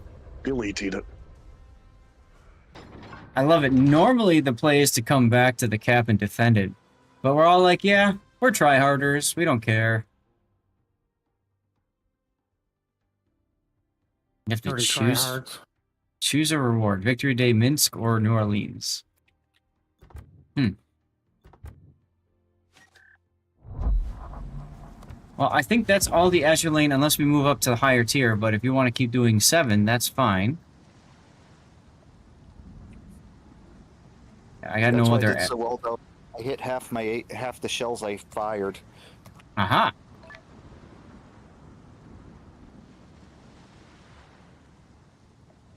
So, in one battle, if you're gonna play an operation, you have to receive 4 million potential damage HP. That's or do 300,000 damage. Valpo.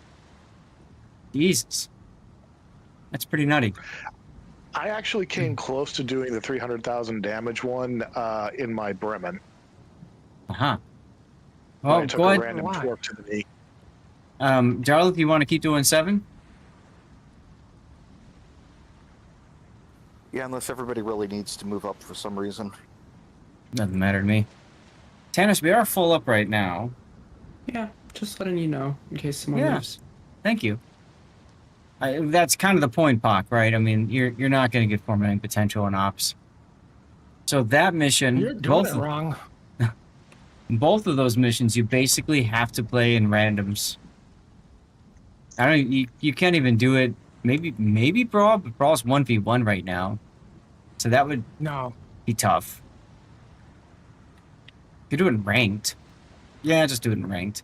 Okay. Whatever. So, let's see. What dockyard do I have now? 2 days to finish. Secondary hits. Main battery hits. Citadel and kill and cruiser. So, for me, probably best to play a cruiser. And I need Citadel hits. Main battery hits. And a cruiser. Yeah, okay. Citadel hits, main battery hits. Should I do... I guess I could do a British light cruiser, right? 7 or 8. So I can play Edinburgh. Edinburgh or Fiji. Just did Azure Lane, Cheshire. Nottingham. Should I play Nottingham? I haven't played Nottingham or Hampshire in a very, very, very long time. Are these guys I'm worth kind of playing? looking forward to Nottingham getting her heel. Because I like her, but she's just too squishy at tier 8. And there's the Hampshire as well. Yeah, I'm just trying to think like what I could. Generally speaking, the light cruiser gives me the best chance of Citadel, of main battery hits, right? Maybe I can get some Citadel hits on lightly armored targets while I'm doing it. Pockington is going to make me play Tiger 59. Okay. Pock, do you hate Zath? I will play Tiger 59 then. Oops. I thought I hit demount all. Yeah, almost all of them are squishy. This one is extra squishy.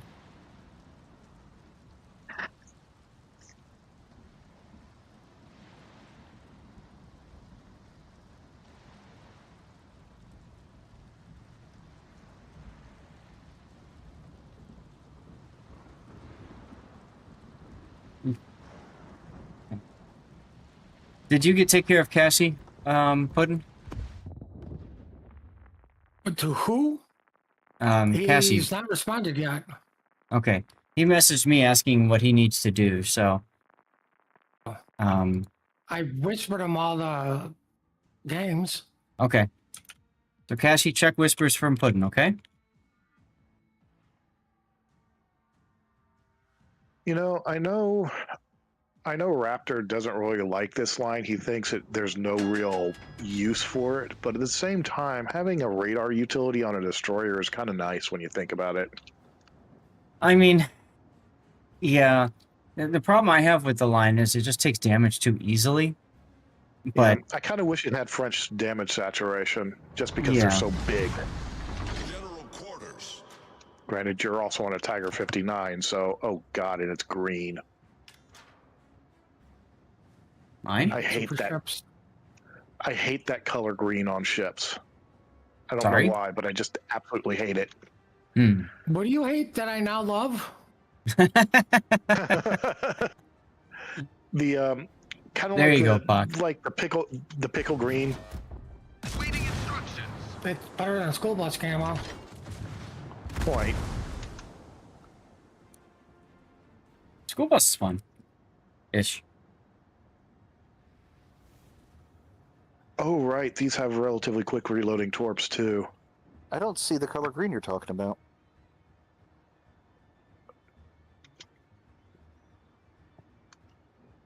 At least the one on Zath, it's got kind of the on the Queen Anne's mansion structure where the bridge is. It turns to that kind of sickly green that the original IGN camo was.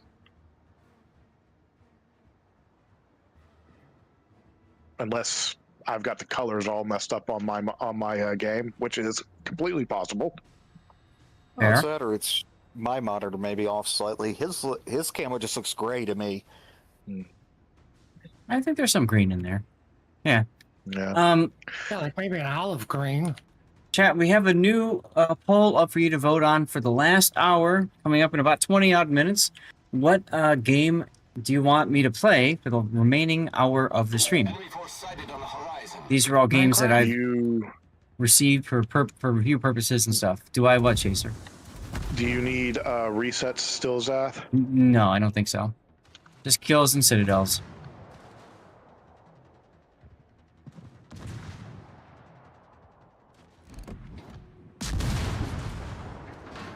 But my big thing is I'm going to try to hit the Galicia once he goes broadside or whatever. Wow, 2 full pens on this Yonway. Yar. Enemy destroyer foundered. I'll use my radar first since it lasts the least. Okay. Torpedoes dead ahead. He's going sideways. Oh, those are torps. Oh, wait, no, those are.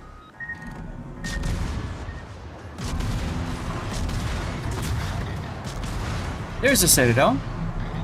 Hey! Yar! 6 citadels. Enemy cruiser sunk. Glad I helped my torps. Problem solved, sir. You know what? I'm just going to charge this Britain and just unload my torps into him at like 2 What's kilometers. the worst that could happen?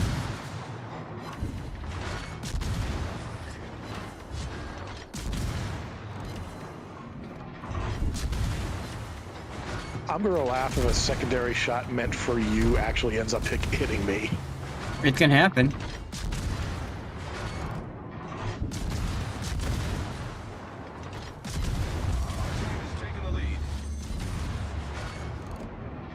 Oh, he's turning away. He knows what's coming. Yeah, he's scared. What's my smoke fire penalty in this ship anyway? I think it's the same as the rest of the light cruisers, something like 5 kilometers. Great. Keep turning. That way I can run up your... I'm not going to say what I was going to say. Run up your bum. Yeah, 5.5. You're right there. Huh.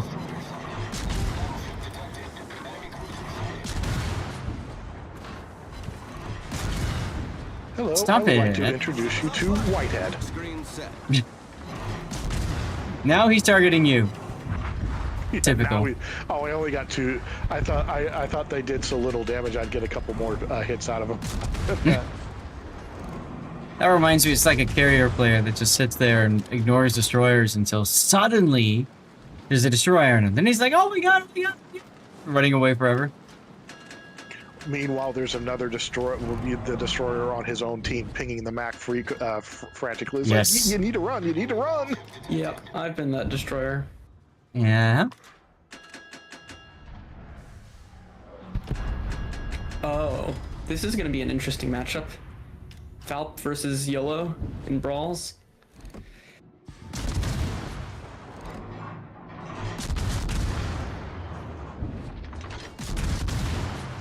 Is it 1v1? Yes. My money would honestly be on the YOLO. Right? Because I don't think the Valk can heal through the torpedo damage fast enough. And you won't be able to get secondary hits fast enough to trigger combat instructions. It really comes down to, is the Valp, like, understand the need to turn around and run? So you're saying is I should turn around and leave instead of trying to contest the point? Yes. If you're the Valp, run.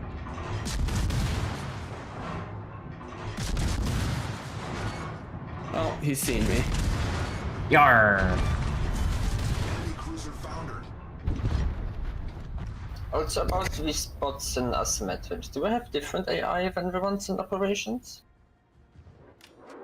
Different AI? The bots in operations only turn on the hydro if they spot a torpedo.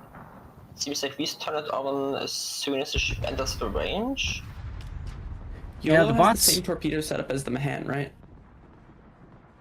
Yeah, it's got a central rack and then one on each side. For Yeah, each. the bots and asymmetrics are much smarter than ops. I think it's a quad rack each side, but I'm not 100% sure. I Yes, think total so. 1 quad per side, 1 quad in the middle, and 1 in the middle rotates through the back. What I'm worried about is that he's just standing there. Their flinger doesn't have torps, right? Their flanger, no, it doesn't get torques. Okay. Alright, Pockington, don't die because it's just you and me now.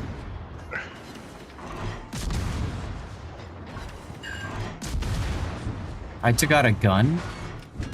That's funny.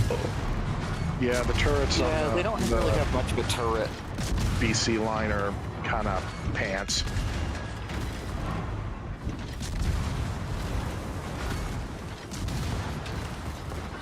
Oh, I just realized I'm not gonna even get the consumable up because you can stay out of engagement.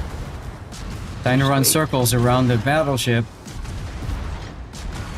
That's all about I can do right now. Ting, ting. Watch your torps. Watch your torps. Oh yeah, let me get right on that. I was about to say, Zaf, try aiming for his casemate. For where his casemate guns are. You might be able to get full pens out of that. I mean, I've been getting full pens. Oh. Sorry, it looked like I think I was getting lag again. The health bar was still at 3/4, and all of a sudden now it's at half. This is so stupid. You guys seeing this? Yes. It's hilarious. Honestly, I assumed you'd have like one torpedo launcher per side, but apparently not.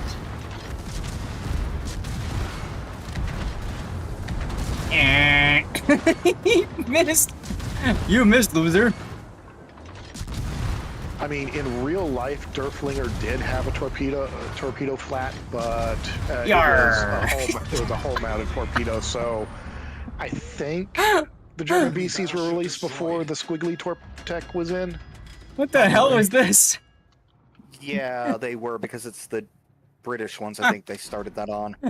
But Tiger 59 supremacy. Can somebody go back and grab a clip of that, if you don't mind? Because that was, I need this for posterity. That was stupid. That was stupidly hilarious. Just watching that. Inky, hey, game's going fine. How are you? Almost worth dying early for.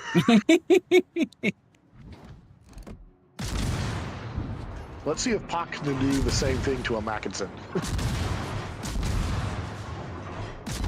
Definitely not, he says.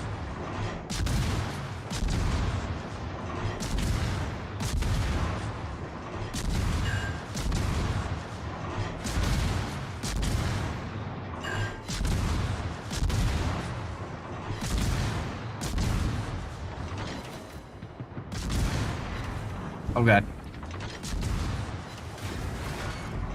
Thinky, we're doing a giveaway right now to celebrate all of you fine people in the community, as well as our charity stack up. You can type ! charity to get in for the giveaway. Sorry, my What's the bow plating on? What's the bow plating on a Tiger? Not enough. Let's see. Trying to remember if 25 millimeters is enough to stop the 11-inch guns on the Mackinson from blowing straight through you. Probably not. All right, Tiger supremacy, Pak. Look at that. He came in first and second. Jesus. Get ribbons. Okay. There's my Citadel hits or kills. That was really good progress right there. 10. What's the matter, Cthulhu? I Pick haven't your won yet. ships. That's what's wrong with Cthulhu. Tashkent, you gotta go? Yes, I got the draw. It's almost 1 AM for me, and I got the It is late. Well, thank you for hanging out. Yep, see you. Choose. Posted the link, but it says it can't find. Oh, weird. Tannis, are you in battle now? I am in a brawl. Just started. Okay. Well, when you're done, we'll get you in. Yeah. All right, well, let's check out this. If links work. What is this? Oh, this is the other type of Tiger 59. How about I do the other Tiger 59 now? Yep, mine worked. There's two Tiger 50. Oh, the Pan Asian one. No, it's also British. There's the elf one, Anybody- the leprechaun one. Anybody Oh, watches okay. that? There's swearing involved.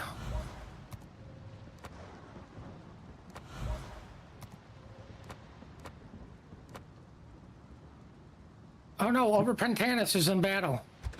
Over Pentanus. What the hell? Oh, you know what I should have? I should have torpedo lookout system.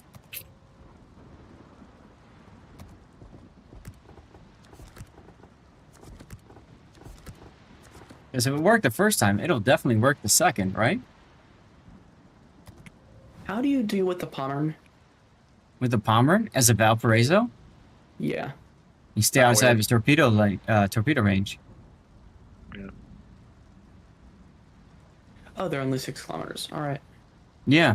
Yeah, they're the I thought they were gonna be like German Z- Volks torpedoes. The People's Torps. Yep, because they're pretty much the only torps the Germans get on most of their cruisers and everything until like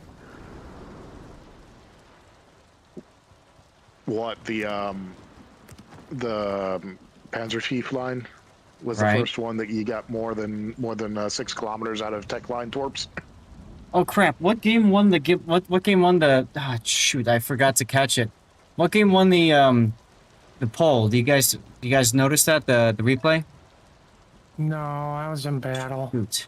Complaining about my teammates and adding people to my blacklist.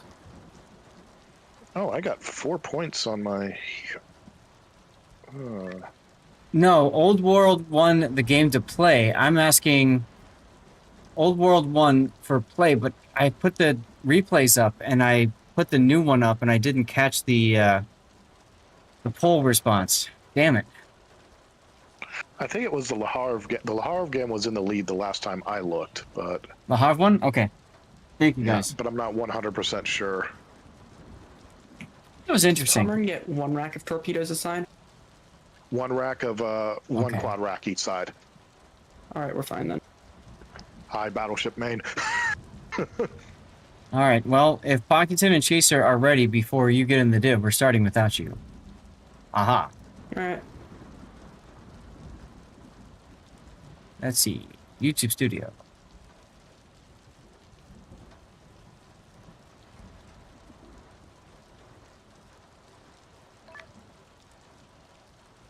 You're deciding if you want to suffer. Take your time. We only have time for one more game, and then we're going to swap anyways. Where's my content? Content. Oh, Here I we need go. to get all my. I need to get all my containers then. I have 4 replays for Kaga. Okay. Austin. I have a lot of Austin replays. Interesting.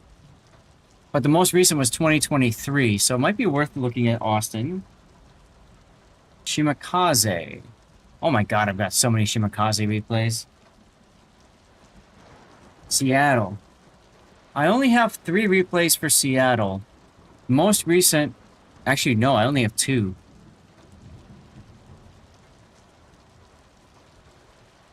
I think I'll put the Austin one up. Yeah, I'll do Austin.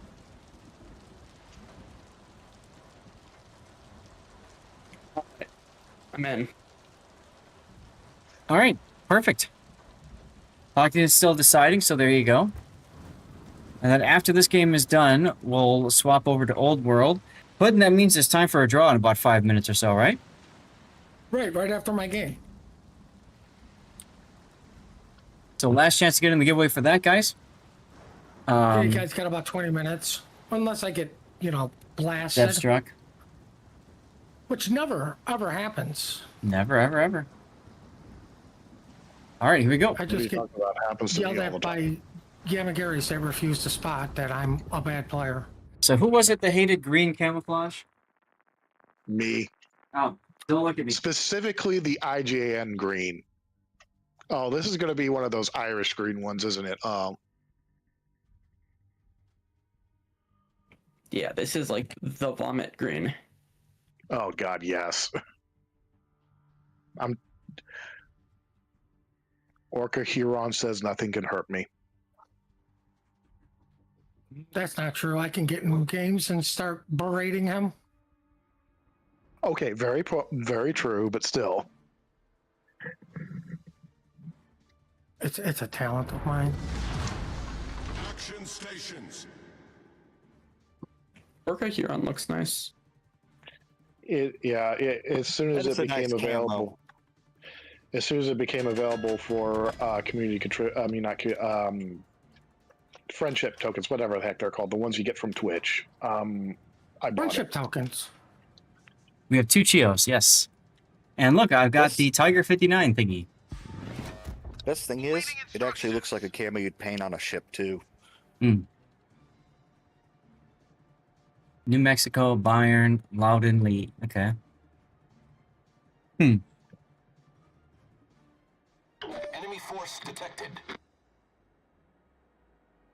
So we're doing the Austin, close and personal, Mahav, tactical baguette. Is Havre cruiser? Yes. Yep. Tier 9 French. It's the other breast. Ah. Okay, Vester, I'll take that. I don't know where you were aiming those, but I'll take that.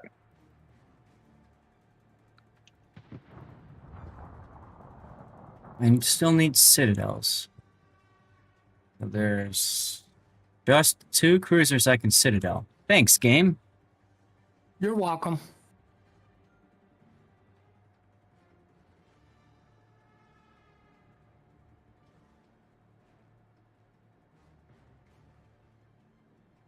And then Sean I King don't looks like remember, he's going was- the other way. Was he on an event ship? I can't remember how I got her. Maybe.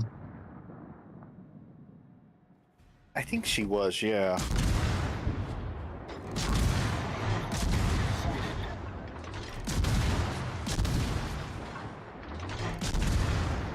Oh, good. So both of the cruisers are on the other side of the map. Nice.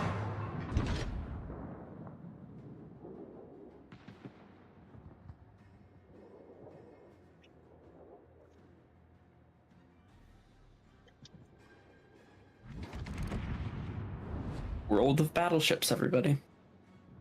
That was the original name for the game.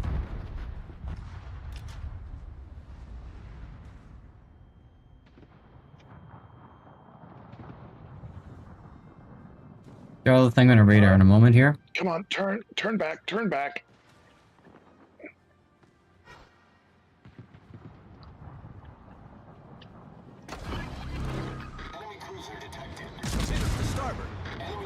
Okay, I'm gonna loop back around since I really cringe get shot at for a little bit. There's like 4 different small things shooting at me. Well, I was being targeted by 7 people at once when I was up front. Alright, which one do you They kick were all me? like, ooh, destroyer. That is the experience you get. Yeah. Especially destroyers that have no smoke. Oh, smoke. Yeah, I have that. Does that remind Zap of something? Yar. We've sunk an enemy destroyer. Okay, I don't know why that gate is backing up, but... I don't know either, but now his rudder's off. Never mind, it's fixed.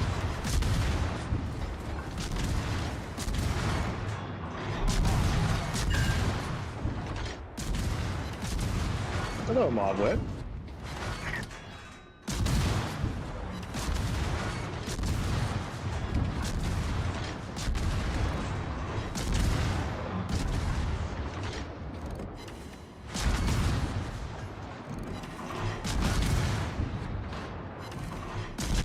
Yeah, I see him in the middle here. Last chance, y'all. Oh god, I gotta heal. The ship is on fire. No. Ugh. No fires. Problem solved, sir. Amazing 8,000 damage. Truly the best run anybody's ever had with this. Are you leaderboarding again, Oh. Tannis? Tannis died. Technically, I kind of left Tannis to die over there. Because I went chasing down the destroyer. Yeah, We need to play defensive because we're about to lose Darla. And then when that happens, it's just... Yeah. Rob's been drawn? Oh god. Is that Rob? Yeah, that's Rob. When that happens, it's basically just Chaser who has to carry this. Yeah. Rob, you have 3 You're seconds. expecting a lot from me. So you need to back off. You're the one with Alpha. Yeah, I'm gonna Cossack with a single rack. It's not that much alpha. Yeah. Well, you got heals, don't you? Oh, fuck. Yeah, Why yeah. don't you just say that DD has alpha? Torpedo. Torpedoes. Lesser, go away.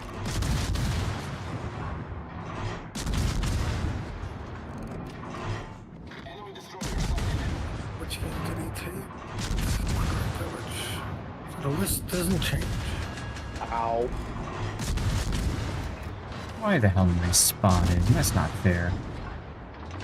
I gotta get behind this island so the New Mexico can't shoot me anymore. Is that little gun on the back top an AA gun, or is that a secondary? It's a 4-inch dual purpose high angle. Yeah. It's both. This was actually an extremely common refit for all the tribals. You removed your X turret and they replaced it with a 4-inch high angle. Stability problems? Not so much stability problems. We found out one of the downsides to the tribal class was its actual lack of AA power per ton. Even with the pom-poms that were added early in the war and things like that, they just did not have the AA power that was needed during the war. Or no? I'm sorry, what was that, Puddin'? Are we doing any more giveaways? One more. Okay. Oh, thank you, Island. And I really, really wish this carrier would leave me alone. The ones on your team? No, the other carrier. The I one know, on I'm the kidding. team I like. I'm kidding. Giveaway is up, y'all.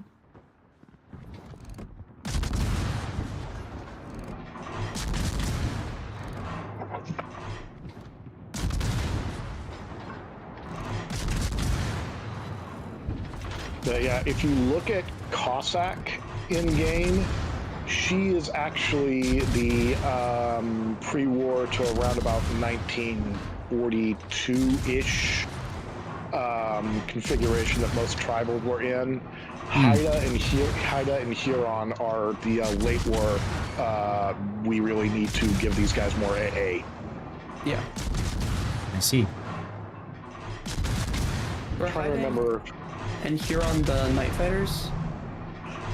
They were the crazy arse mofos. Yeah. Nice kill. They were then. The Buzzsaw.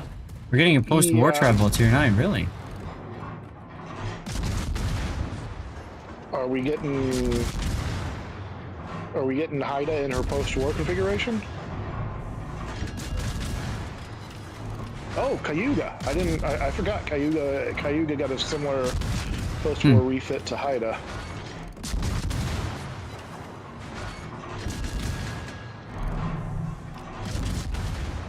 Smoke generator started. Stupid planes. Dang it. There's the other DD is somewhere over here. There he is.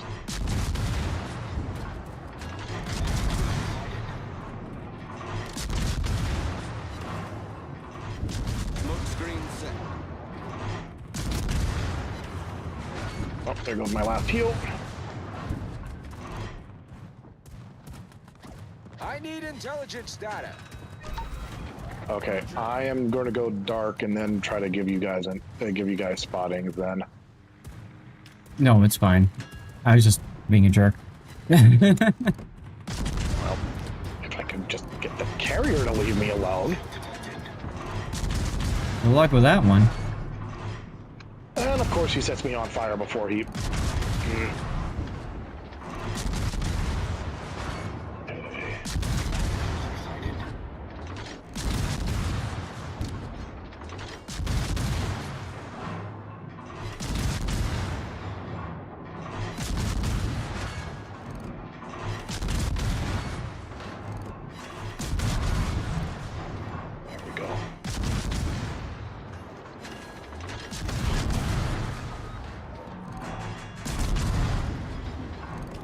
Oh god.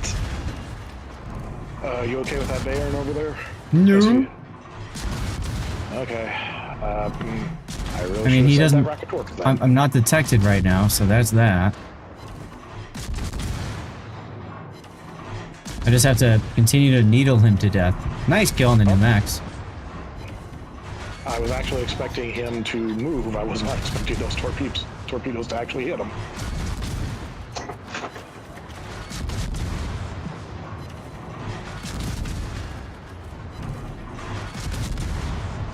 Right, yep, that's right. 6 kilometer. Nice.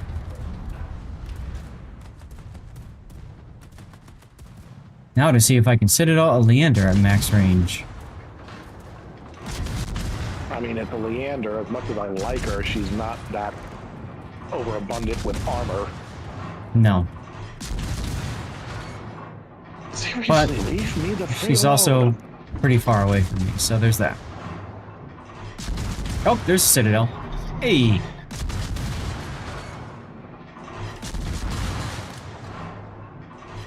You know what? I'm just gonna toss these out here.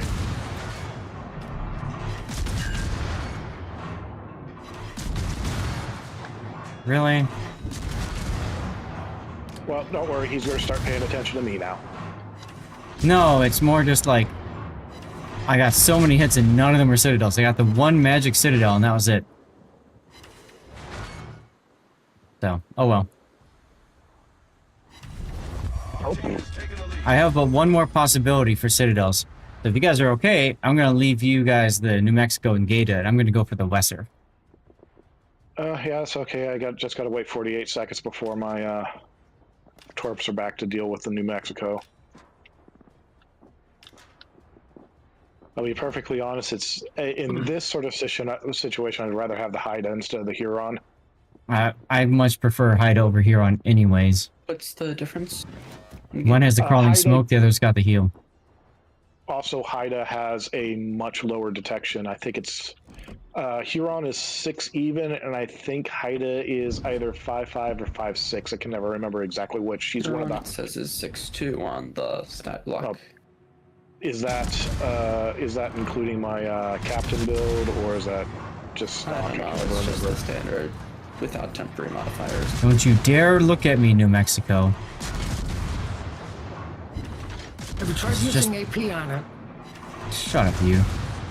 It's just a drive-by right now. There we go. Okay, whew. Oh, you were smart, Gade. Yeah, he's being tactical. Yarr! He was like backing up for a while earlier. Alright, here's my Citadel chance. Oh, I've got defensive aid, though. And the carrier steals it. Yeah, I was kind of expecting that when I saw Pac put his other flight around the corner. Exactly, Oncat. I'm not the cruiser you're looking for.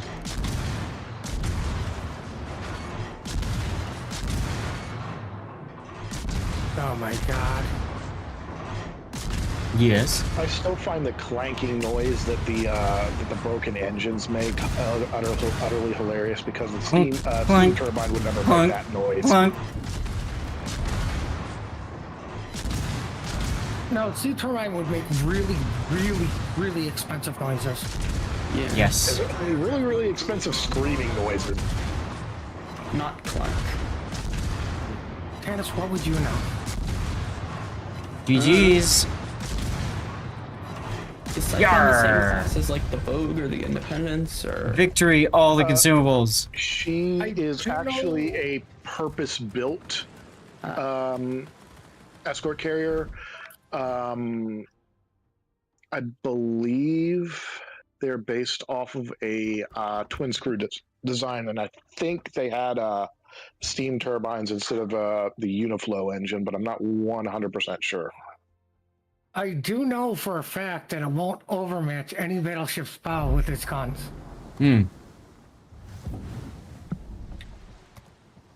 I got 2 days till the next mission hits. And so I need main battery hits and secondary hits. I need to finish 3. So that, and then the destroyer mission. And then, God, what am I going to do to the next? I'll just play, okay, I'll just play 4 co-op games. And that'll finish that. Saipan's actually her own class of ship. There were 2 of them. I can't remember what the second one was called, but yeah, she's a purpose-built CVE. Instead, well, technically she counts as a light carrier, but she was built as an escort carrier. Think of her as kind of a continuation of the Independence design. Yeah, I know, Pac. That was a really good game for you, man. Good practice for you, too. We do need to switch games and take a look at another game for right now, guys. Stick around, though, if you want. You have a really good chance of winning our next giveaway. And a big thanks to y'all for joining for the live play portion. I actually have to go fix dinner, so I'll see you guys later, all right? Sure. So we are looking at a game called Old World. I hope that's the right game category. Let me get it loaded up and running for you guys. How long is the donathon? We do the donathon until we run out of either giveaways or we catch up, essentially. So right now, good point. I should probably do some math here. We have raised, how much have we raised so far? 1,400. We just got to 14 cents, and we're 90 away from the next. Math does suck. So we have 14 giveaways to do. Today, we're going to do one more at 5. Okay. So we've got 1, 2, 3, 4, 5, 6. So we did 7 yesterday, 6 today. With 14, that means we're going to do one donation, one giveaway tomorrow night. And if people are interested in pushing this farther, feel free, and we'll possibly get it out to Friday. But at the very least, we're giving one away tomorrow night, which is great for people who are looking to maximize their chances of winning game keys, huh? Play Old World now. I'm gonna turn off the music. Old World is similar to another game. You guys might recognize it pretty quick. Is it Destiny 2? No. I was very interested when I saw the pictures of it, and I actually reached out to Hooded Horse, the developer of the game, and I said, hey, what is it possible to get a copy of this? And they said, sure, here you go. I forgot to talk about this. So let me pull it up in a moment here. I forgot to highlight the games that have been given away so far, which is important to me. I want to be able to highlight the awesome support from various publishers out there. Store.steampower.com. Yeah, just like that. Wandering Village. There are some developers that are really awesome, some publishers, and I very much appreciate them for helping support the community and stuff, you know? So, no, unfortunately not Terminator, but this is the Wandering Village. This is what Kasi picked, and Kasi, this is a great choice. So, Wandering Village is a tower. It's a town construction city builder game, but you're doing it on the back, as you can see, of a giant animal, which they call like Mogu or something like that. And there's a story behind it, stuff like that.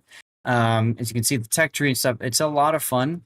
Ganbu, I think it's called Ganbu, is the creature that you're on. You can guide the creature different ways. It's a lot of fun. So big thanks to Stray Fawn for supporting us with that, with sending us the giveaway key for that one. And it looks to me, Puddin', like you're trying to sort out Thunderstill, possibly, and Rob. Is that correct?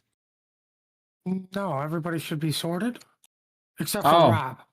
Okay. Rob's being difficult again. Okay. Fair enough. So we're going to drop the build viewer. Like I said, stick around if you want really good opportunities to win game keys. We're going to do that draw in 44 minutes. And we're going to just jump into a single-player game of Old World.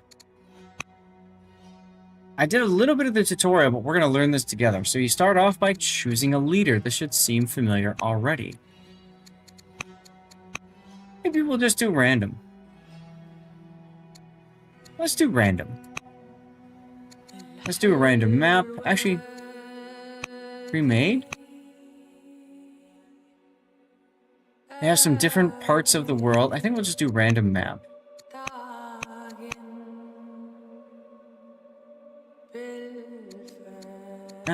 Random. Why not? Map size. Medium's fine. Event level. It's fine. Advanced setup. Whole bunch of different things that you can do here. I'll just leave it as it is. Start the game already.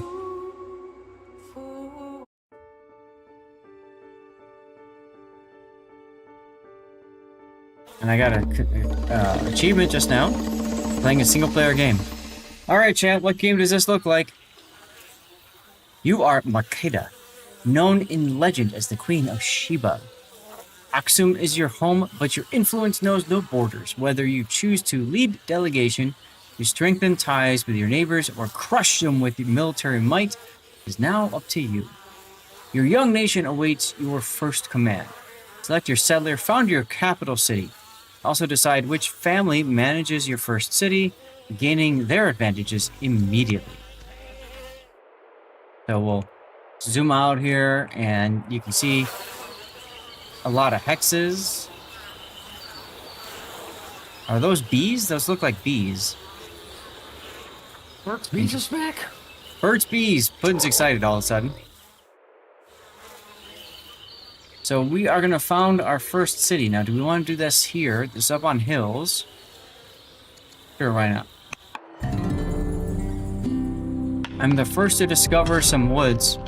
We can name a landmark. Chat, what's the name we should call it? Let me know right now in chat. What's the name? Type it in.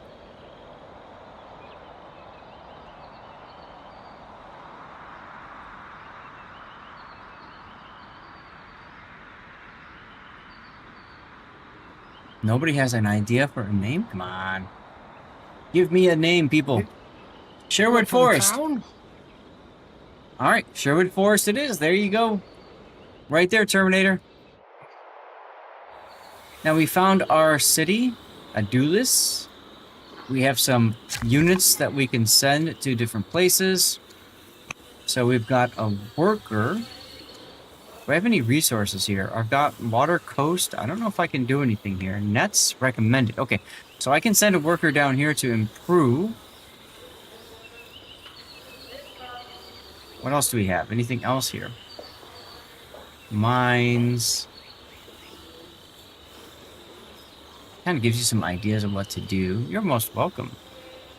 I guess we can send it this way. Maybe not.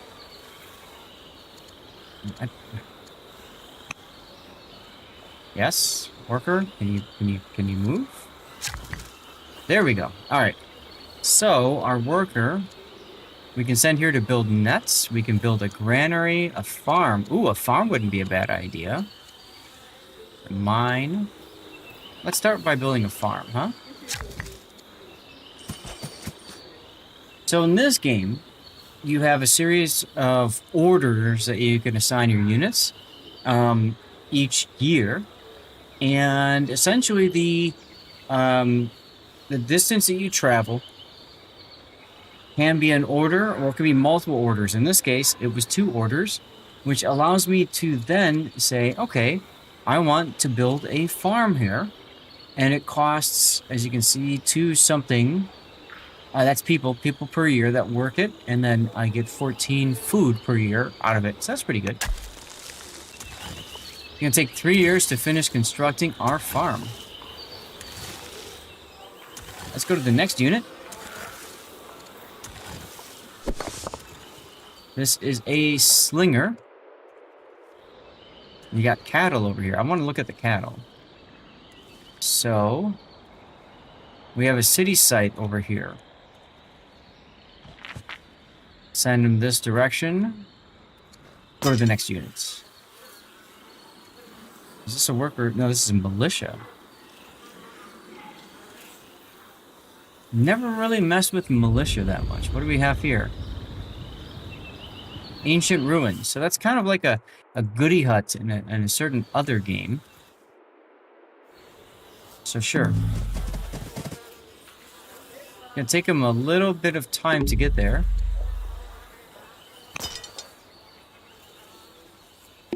It's interesting that it won't let me go farther for this militia. But that's as far as they can go in one turn. Okay.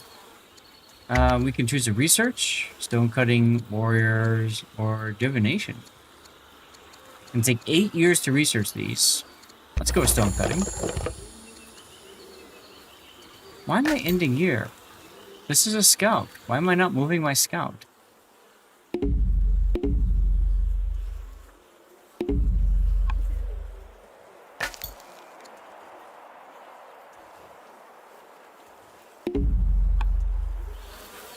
Feels very odd that my scout can't wake up. But we'll end the year anyway then. Start our next turn. Orders are an important feature. If old world units can move multiple times each turn, each move consumes 1 order. Other actions such as attacking building also consumes orders. Remaining orders can be seen in the lower left corner of your screen. We recommend that you first select your worker, so you may begin to improve your land before you spend all of your orders for the turn.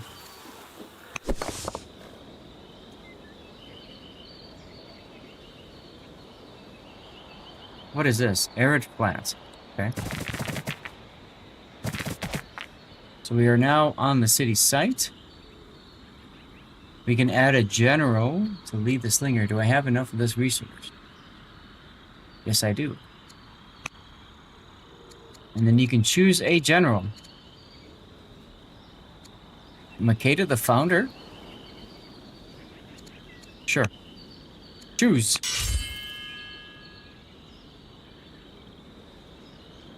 Okay, so we now have... Now, I haven't done much beyond a little bit of screwing around, guys. So, we'll see what happens. Our explorers discover a cache of jewels hidden deep in the abandoned ruins. Their orders were to explore the lands. Would you rather they exploit the discovery instead? I can keep it, or I can exploit it. I guess I'll just keep the jewels for now. Lots of mountains over here blocking my movement.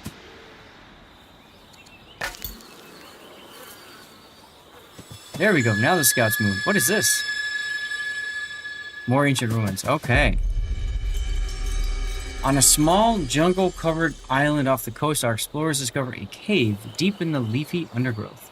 Inside, buried in a series of shallow graves, lie the skeletal remains of several hundred ancient villagers. Only these skeletons are much smaller than humans. Your scientific advisors are astonished. Are these beings evidence of early ancestors or of something much more sinister? We can leave the place for XP for Queen Makeda, or we can destroy all evidence. We have a chance to become cursed. Or become vigilant.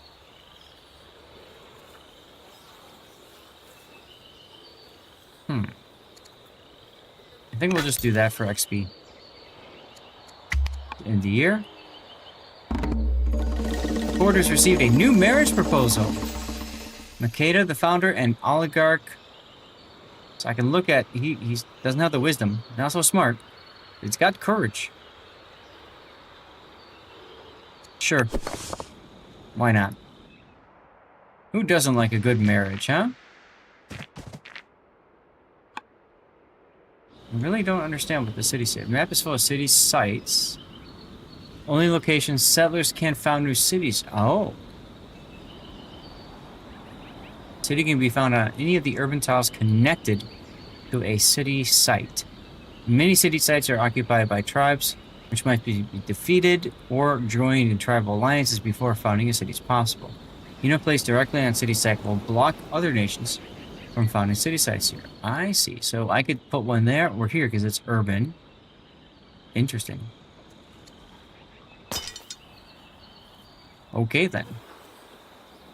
There's a little thing over here we can go towards. Maybe go this direction. We're just trying to see what's going on here. Alright, scouts are fantastic explorers. There's another city site over here that can see farther into the distance. You can hide in trees, making them invaluable as an early warning against incoming invading enemies. Okay. Sure, why not? Marriage tutorial. You have accepted a marriage proposal for your ruler. Marriages are a useful diplomatic tool for forming bonds with families, tribes, and nations. They also allow your royal line with legitimate heirs. You should be eligible to take over once your current ruler is gone. Okay then.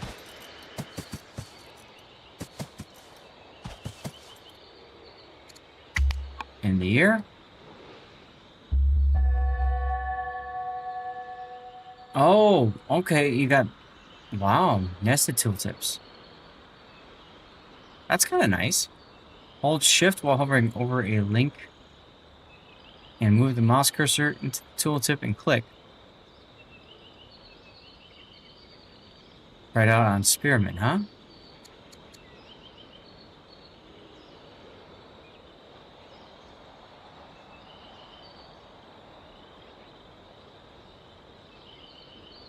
Okay.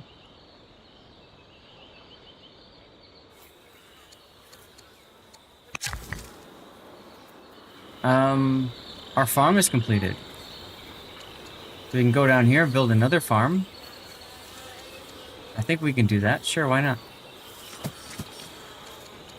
And what do we got here? Farm.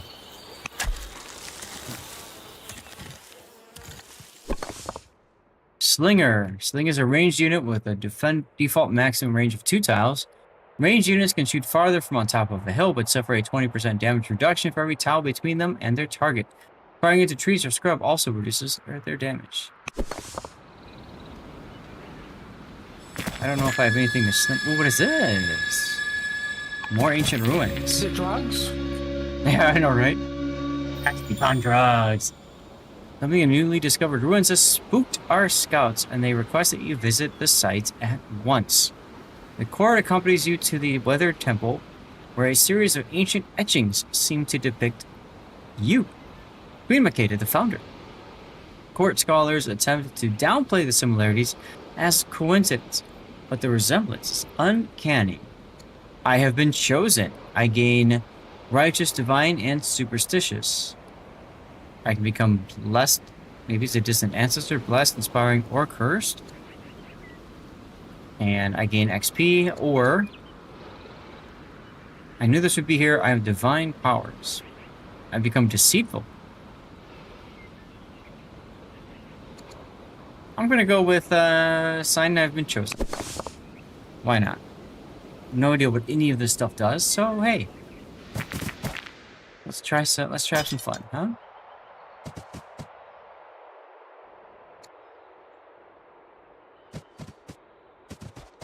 Following along our mountains here.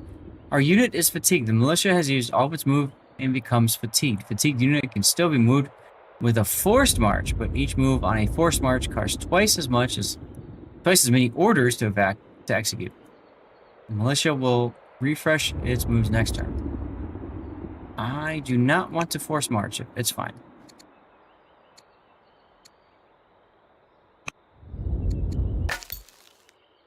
Going back to our scout.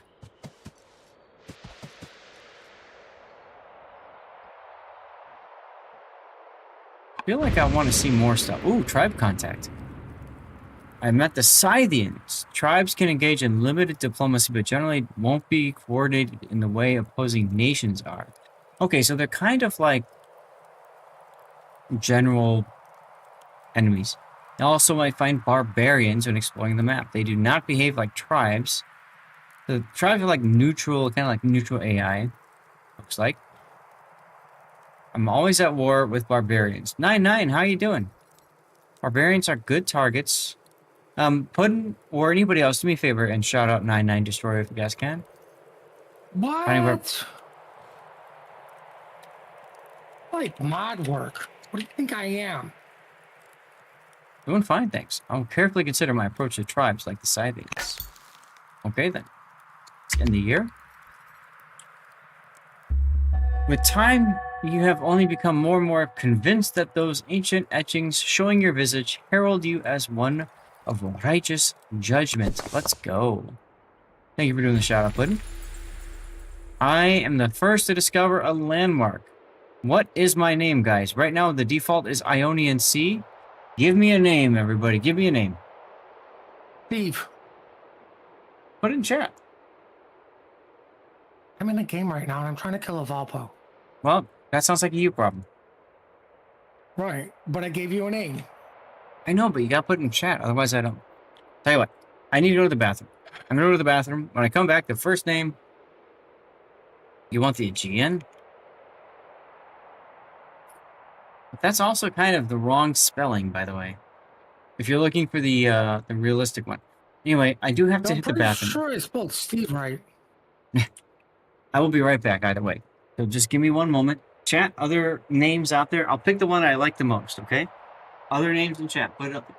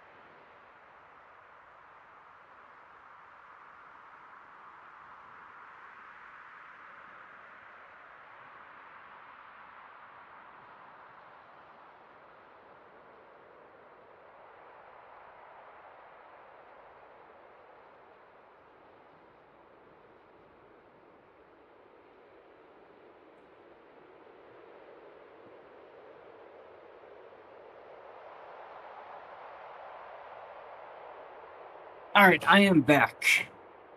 Terminator and Steve. I'm going to do Steve. Why not? There you go. We have found the Steve Ocean. Sorry for that delay, y'all. I just really had to pee. City site. Now, I guess I have to make a settler at some point. I don't know how I can. Well, I mean, if it requires making a baby, there's plenty of websites to show you how to do that. Really? Is there like a YouTube tutorial maybe? All right, y'all. Another name time. We have a lake here. What are we going to call it? Lake what? Lake Bob. All right, we have Bob and we have Steve.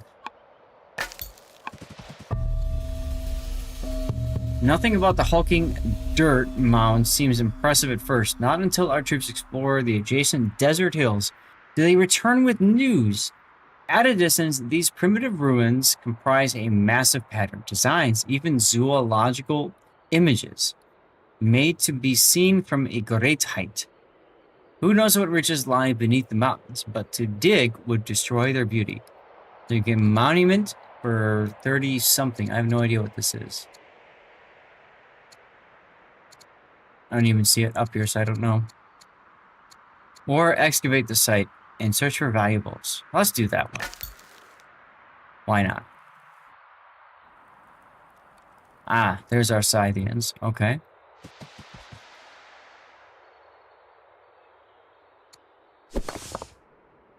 Lake Huron. Not a bad idea for a lake, I suppose. Ooh, barbarians. These guys are slingers, right? Okay.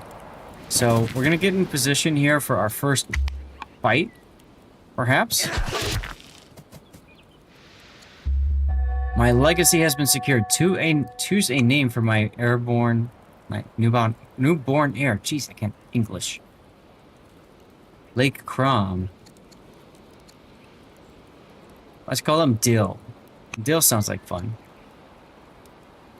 Oh, I finished a settler. Let's go. Capital has finished training a new settler. Settlers are key to expanding your nation because only they can found new cities. Take the settler to a nearby city site to establish a new city. City sites can be claimed prior to sending a settler to colonize them. Place a unit to claim it as your own, thereby preventing foreign settlers from founding a city there. When you found a city, you will have to choose which family to grant it to. This family will provide powerful bonuses to the city. After granting a city to a third distinct family, you will lose all access to your nation's fourth family, so carefully consider what bonuses you want. So I wonder, does that mean I can only have 3 cities in this game? Your family line has a new heir, Prince Dil. Training strong heirs will be vital for the survival of your nation, as once your current ruler is gone, someone will need to take the reins. Once your heir has grown up a bit, you'll be able to choose an educational path to guide them into the role you need them to fulfill. The first 4 heirs in the succession are members of your court, and their ratings will affect your global yields. For example, an heir with high wisdom increases science. This is indeed a day for celebration. Alright, so it looks to me like that's a settler. I see a flag on them. So what city site do I want? I've got this city site over here, which gets me the cows. I've got this one that gets me Sherwood Forest. Okay.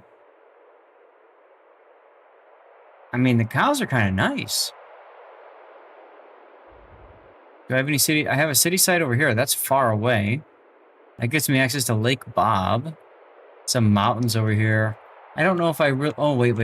But the Scythians are here. So maybe I want to build out this way to prevent the Scythians, right? To prevent the Scythians from having access. So let's try this way. We're going to move a settler in a direction. And we're going to do the old-fashioned, non-supported movement. Okay, so Skirmisher versus... Skirmisher. Let's do it. Whack. You're tired, but all right. Cool. All right, we found gold workers. Hidden Jungle City boasts a hoard of gold jewelry, pendants, lip plugs, nose ornaments, necklaces, and earrings. All the workmanship at the site displays the same signature style and unparalleled skill with gold. By the way, 99 Destroyer is an Aussie World of Warships streamer. Does other things too. Do me a favor and toss him a follow. Just click his name and do the follow button. It's free, it's easy. Such a trove of gold is always welcome. And he's also done King of the Sea and raided me before. We can increase our treasury, send it to our troops, or study the craftsmanship for some extra XP. Let's increase our treasury. And I guess we'll head this direction. Why not? Next unit. It's our scout. I'm trying to clear away the fog of war over this direction. Refugee outlaws, escaped prisoners from the Numidians, have reached Adulis with a band of bounty hunters close behind. The Numidians demand that we return these outlaws so they may face justice. I can welcome them like family. Numidians declare war. Numidians declare war if I have them stay, but they will work. Or if I return them to their captors, Queen Makeda becomes strict. New infantry units gain 100%, 100 XP. All cities, new infantry units. And we maintain our initial truce. I kind of like right now, because I don't want to go to war with the Numidians if I can help it. I only just met them after all. Right, Puddin'? Yeah, that's true. They could be bad neighbors. Okay, well, our settler has been completed, so now it's time to choose what we wish to create. We can build a farmer for the farm. That will take 5 years to make. We can build treasury. Ah, these are projects, okay. We can train some other units. We can make another settler. That will take 7 years.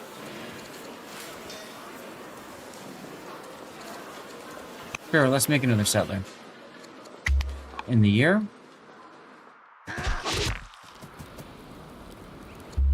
Barbarians continue to attack. Now that you have a new heir, Prince Deal, it's time to learn about succession laws. On the left side of the top bar, you can open the inheritance screen.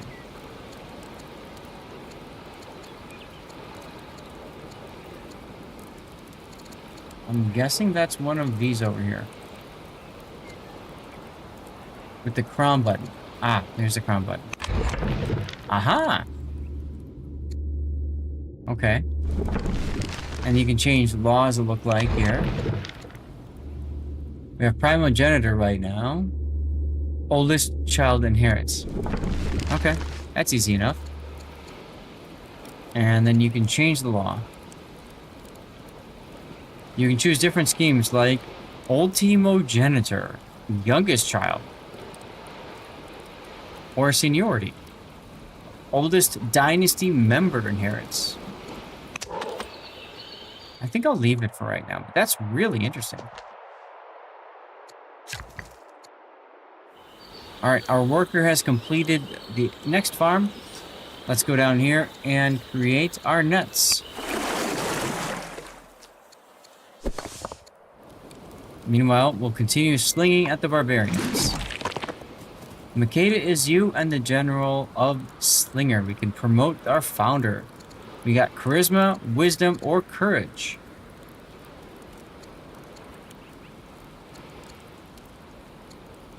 I think we'll go for charisma for extra 5% extra defense. Why not? That seems like it's appropriate. Okay, we found nothing at the end of this mountain. So let's continue heading this direction. Our scouts. You know, I almost want to come back to defend our settler. I don't know. What is this? Ah, game. Okay.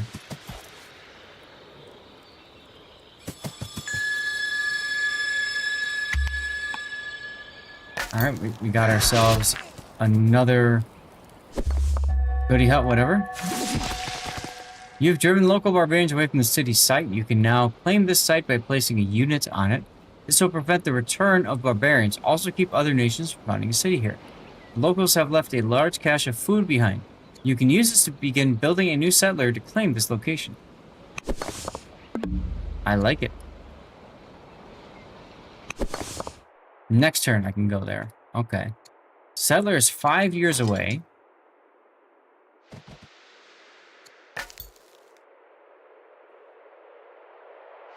Continue moving our scout this direction. And I think now I want to go back this way to defend. Yeah. Keep the city site here. Let's do...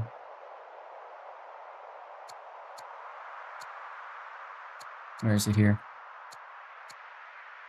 High vision, +1 vision. Oh, here we go. Sentry. Wake me up if there's an enemy nearby. I have discovered stone cutting.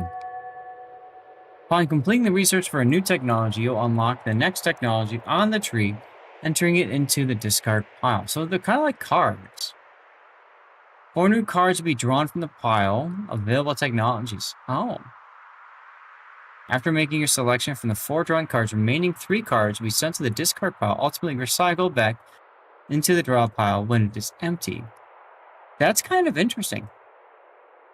Free unit and bonus cards are never recycled and are instead permanently discarded if not chosen. Huh. Right, I'm gonna put for the giveaway.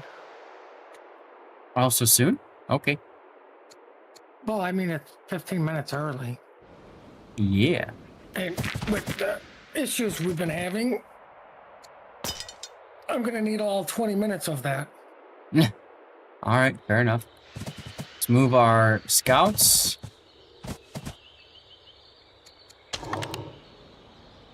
And our settler, we're continuing to move up this direction.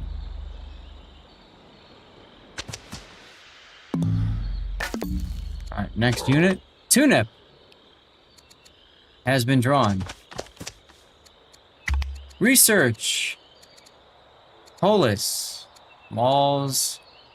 Hamlet. Rhetoric. Navigation. Ooh. That's gonna take 21 years. But you can automate scouts, though. Dead by then. Right? I think I will go for the Polis. India. Tunip, are you here? You have unlocked the ability to choose an ambition. Ambitions are goals. Are they Athenians or Spartans? I don't know, right, Terminator? Goals that your families would like for you to pursue, and completing them will grant you and all your descendants permanent boost to legitimacy. So I can... Okay. Control 4 cities or kill 5 enemy units. Let me go for control 4 cities. That's my new ambition, is to control 4 cities. Why can you... Ah, there we go. Oh, you guys kept switching. Duh.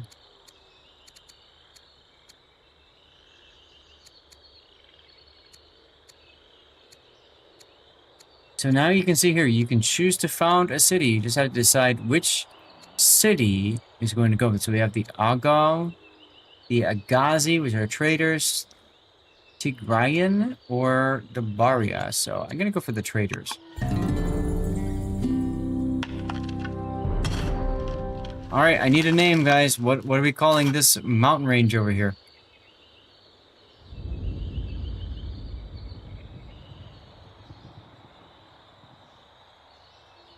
What are we calling it? The Bob Jr. Range. Okay.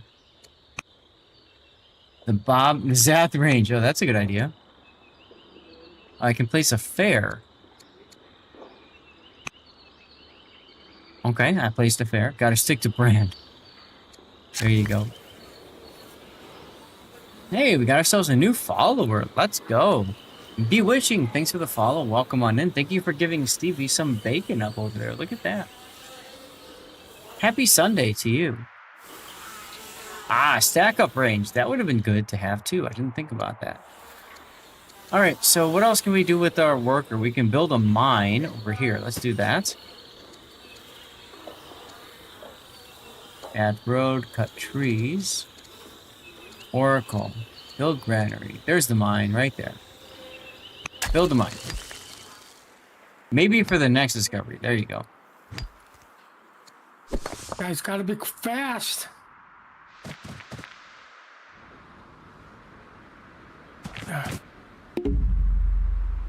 Have we heard from Tanis yet? Tunip. No. Interesting.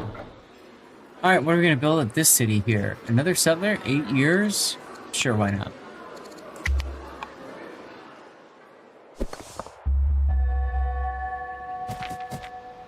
Alright, continuing to explore with our slingers.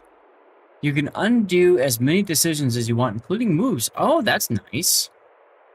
Undo is performed by Control Z, pressing backwards arrow. It's been 3 minutes. Oh, wow. Really? Can that be Do like... you want to see a 1? Sure.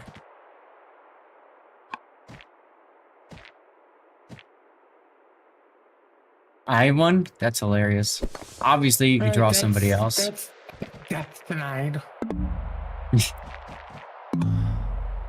Okay, I'll undo some moves if I need to. That's fine. Okay. Next unit. You go here. And then you go here. And then you go here. Then you go here. Ah, can't do anymore. Okay. Next unit. What is this? This is my scout. This is the one that I was using to hold this place for the Dominion. Lagger 765. Logger again. Logger, are you here? That's a second game key for you, or second prize, I mean. You are the first to discover this landmark. What are we gonna name it? Chat? What's the title? What's the name?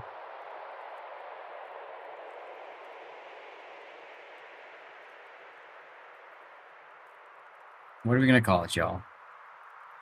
Stack up Nile. Ooh, I like that idea. Lager is here. Let's go. Very fitting since Lager donated to stack up earlier. That's awesome. Congratulations, Numidians. More Numidians. Wow.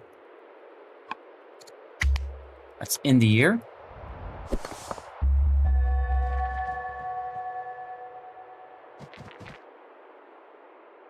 All right, well, not much for these guys to find, I guess, so let's tell them to go that way.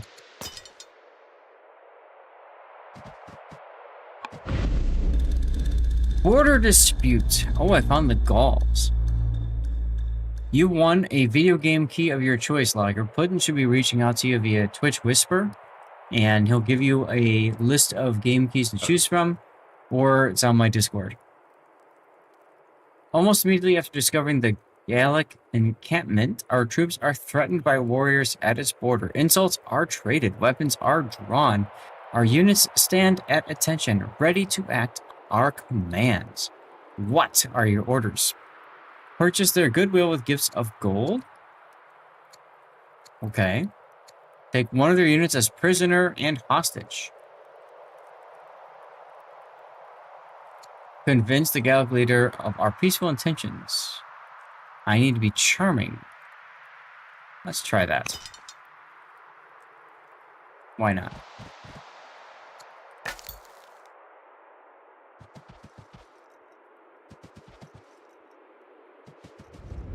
I do like that when I discover things, I can name it. That's kind of cool.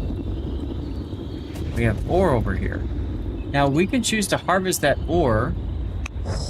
Takes up an order, but it does give us stuff. And that's not bad if it's an area that we probably aren't going to control at any point, right?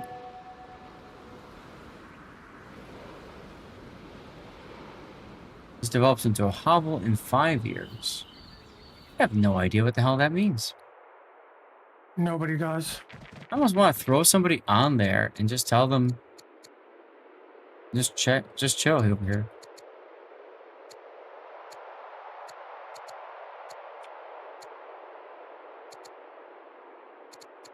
I don't know. Yeah, exactly. We'll find out in 5 years. And then we'll probably stop the stream when we find out. In 5 years? You know how old you're going to be in 5 years? We found the edge of the map. We have a new settler, chat. Let's make another one. Where are we going to put this settler? Next to the other one? See, I knew this is why I had you around here, so you can make all these special decisions for me. I kind of want to send him down to Sherwood Forest over here. No. He's going to run into Robin Hood. Shit's going to get out of hand. Next to resources is a good idea, yeah. What am I supposed to do with you? I don't know what else I can do with you. Release general, replace general, heal. Let's heal. I have to be in friendly territory. Fine. We'll go up this direction. Because we're going to make a new city anyways. Adulis has reached a new cultural level. Higher levels of culture unlock additional improvements and wonders for your cities. Each new level will also trigger a positive cultural event for a city. A group of laborers has decided to join your workforce, granting you a new worker. Oh yeah, we're going to put them to work, baby. And it's time for a new city. Do I want Raiders, champions? I think I want to go with champions. Why not? Ta-da!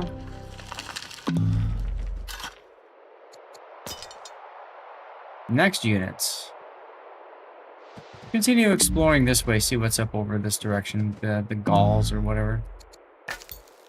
And then you guys go to the build here. Become the explorer. Yeah, fine. I'm gonna go root the guys on in clan battles. Cool. Thank you, Puddin, for hanging out. Scouts find a priestess attending a roughly crafted statue of the being your people have started to call the highest of gods. Gods are fickle and need appeasing. Teach you the rituals to gain their favor and avoid their wrath. While I learn the secrets of divination. It is nice, Terminator. It is nice. The music is kind of nice. That's why I paused the regular stuff. I want you guys to hear it. I want to understand the gods on my own terms. Or... yeah. Let's do that one. Why not? Alright, chat. I need another title. Another forest. What's our title going to be? What's our name?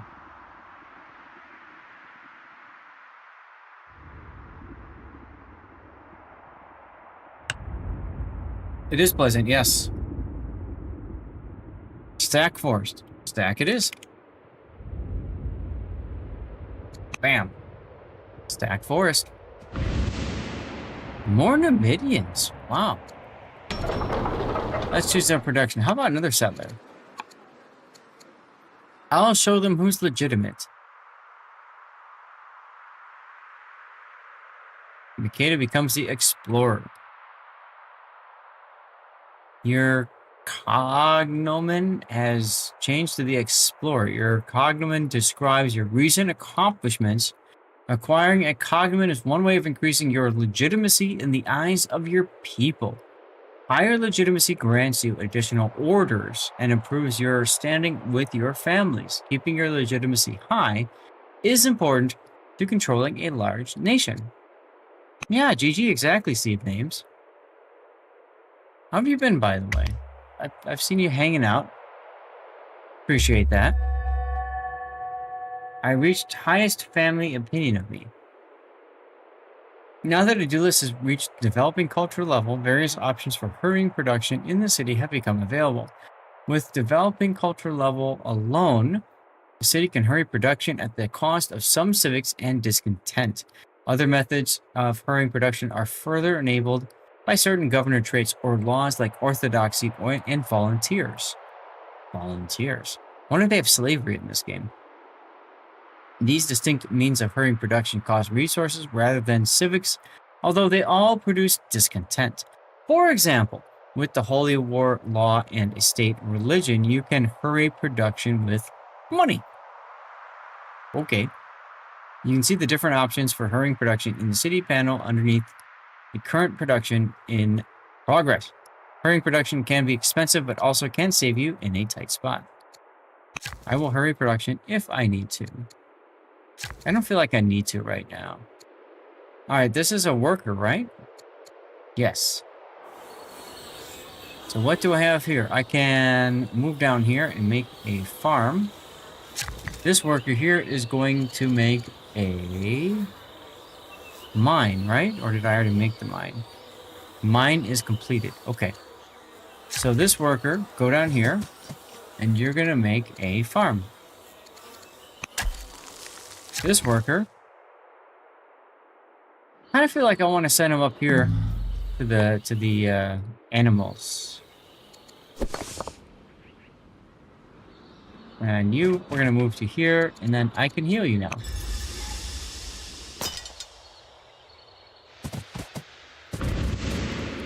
More Gauls. Oh, another name, y'all. What's the name of our valley going to be?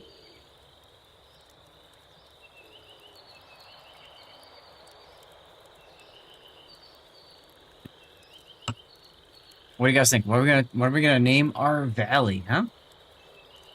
Zath Valley. Zath Valley. The Valley of the Zath. Alright. Kind of like Death Valley, but more fun, maybe? I don't know. Hopefully. Hopefully more fun. Ooh, can I harvest? I can harvest the cattle. Give me your cattle. Yoink. Gives me extra food.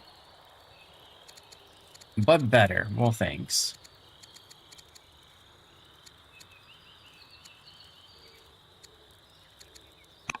Pass. That's a lot of cattle over here.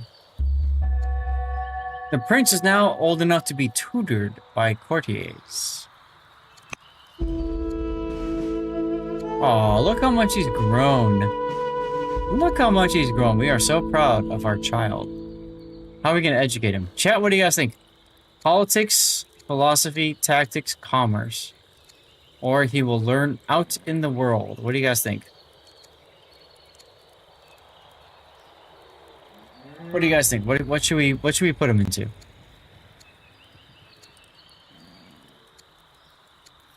we make him a Ferengi, Klingon, a Vulcan, or human? Tactics. All right, let's do it. He will learn tactics. This worker continues to move towards the cows.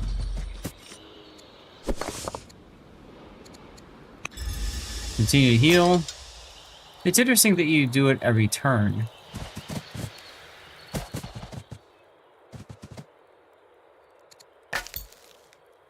Next unit. Alright, this is my scout.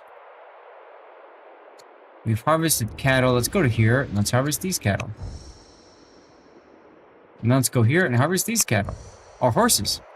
Horsies.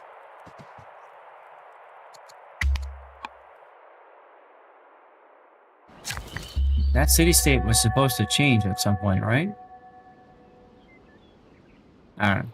Develops into a hovel after a certain amount of time, looks like. Oracle. The Oracle. We have farms. We have a camp for our game. We have a quarry. So these are all suggestions to build. I kind of like how the game gives you suggestions like this.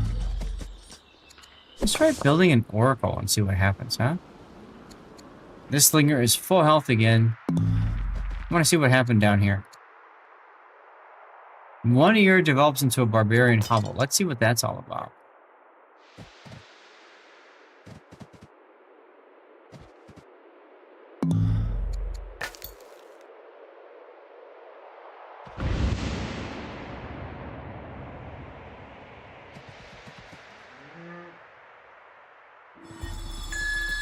I am the first to discover a landmark. A river, guys. What's the name for our river? What do you think?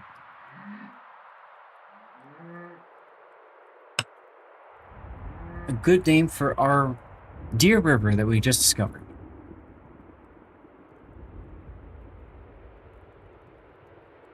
And I want to find out what happens to this barbarian hovel that we found here. What do you guys think? Zath River? Suppose I can call it Zath River. Zath River it is. In the year.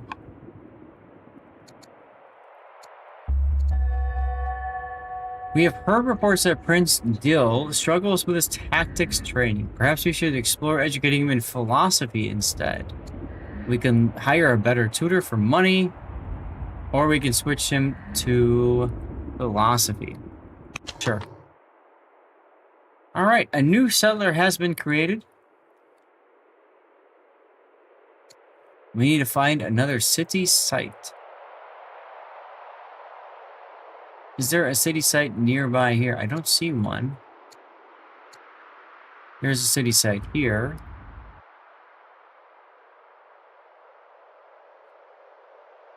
You know, in theory, you want to put a city site that is near your cities but far enough out that you can make or barbarians make something happen. So let's put them out over here.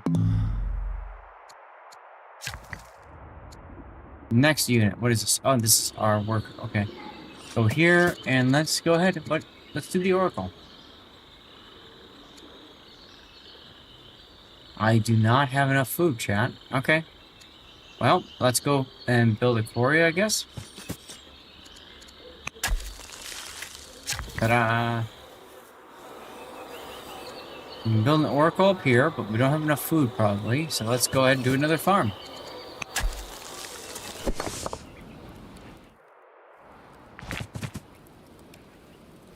Continue attacking the... So that was telling us when they're going to respawn as barbarians, essentially. Alright. Alright.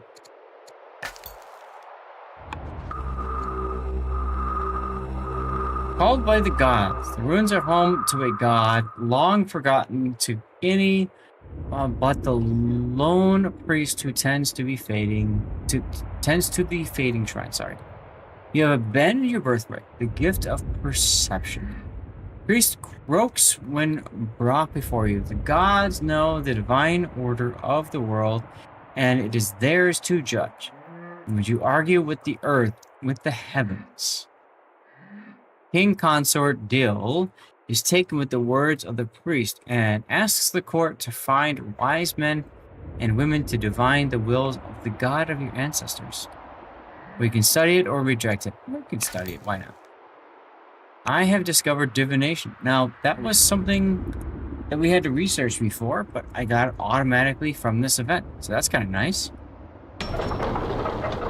Choose our production. Why not build a settler?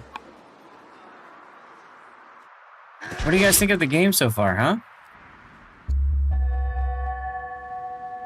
Nation contact. We have found Carthage. So this is a full-fledged AI now. This is like a main opponent. Rival nations are your primary opponents. Hey, like I just said, it does seem good, doesn't it, Terminator? This is an older game, but it's been around for some time. Okay, that sounded the same. Sorry. You may engage them diplomatically, which could lead to gaining a powerful trade partner and ally, or declare war. Okay. At some difficulty levels, other nations begin the game already established with a number of cities, units, and improvements. You hover the mouse over Carthage's name in the leaderboard at the top left screen. You can find out important information about them, such as the number of cities they have, how strong their military is, how developed they are technologically, and also with whom they are currently at war with, or peace with. It does seem like a fun game.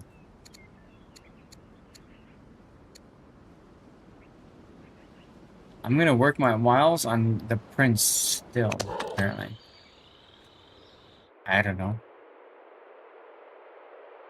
I think we're moving this way, right? Yeah. Anyway, guys, I got about 5 minutes. We're gonna end the stream in a little bit here. Let's continue to whack these barbarians. Why not? Gives me some experience and stuff like that. Always good.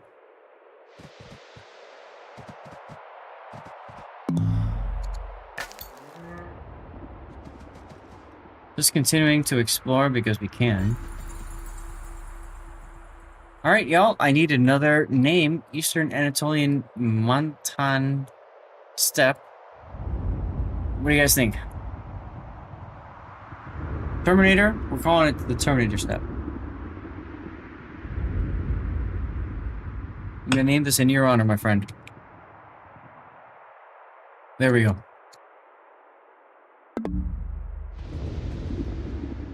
Ooh, lots of plains now. Well, these are desert tiles, okay.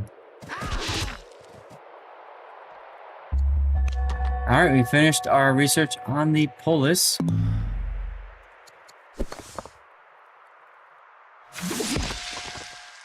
And there goes those poor barbarians.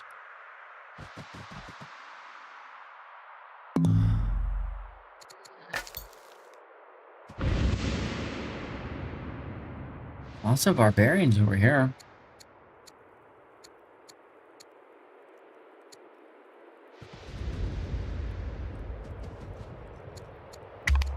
Alright, what do we want? Stone? Ironworking? Free worker or phalanx?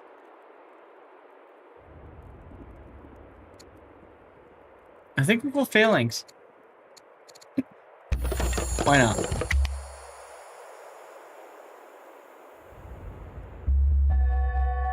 I exerted my influence upon Prince Dil. He becomes influenced by the Queen. Let's go.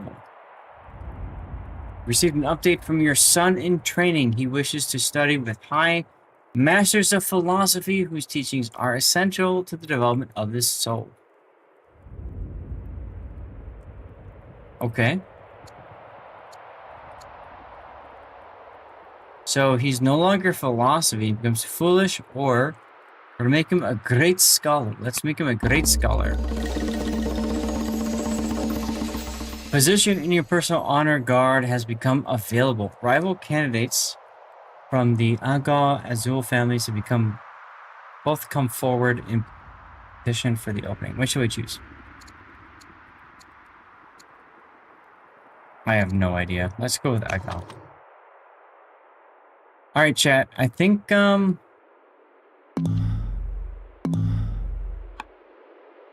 we're about done for the day. What do you guys think of the game? Not bad. Like I said, it's a newish. No, not newish. It's been around for a while. Excuse me. This is Old World. It is from Hooded Horse and Mohawk Games. You can buy it for $40. It does go on sale from time to time. And yeah, doesn't look too bad.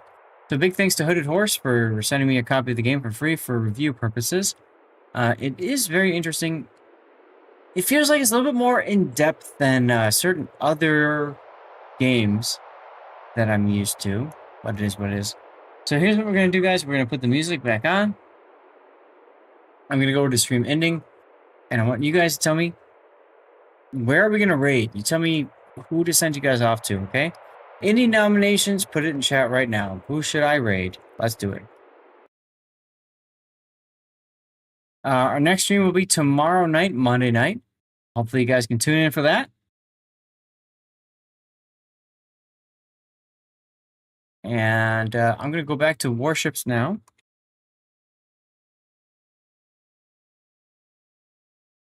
Highfire. NBA suggests Highfire. Not a bad choice. Not a bad choice at all. Statsbloke. Statsbloke is live too.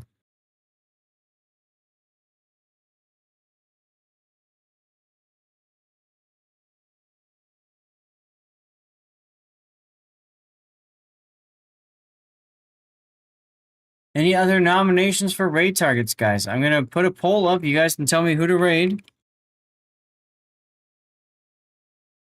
We got Highfire, Statsbloke. I'm going to put my rerun channel up. Overlord Bow? Sure. In the meantime, you guys are seeing some links in chat. You can support me by clicking those various links. I've got my various socials like Kick and YouTube and that sort of thing.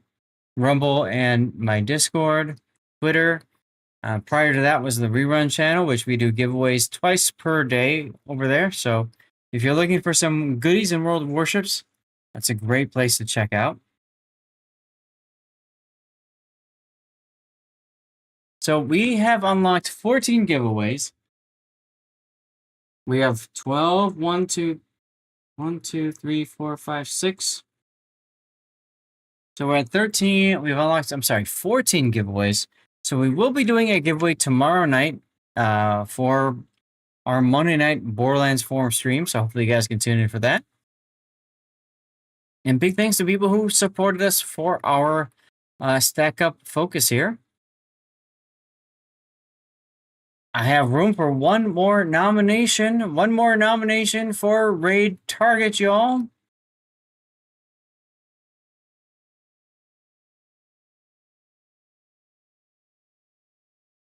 Anybody out there that you would like me to raid? Does not have to be World of Warships specific, guys.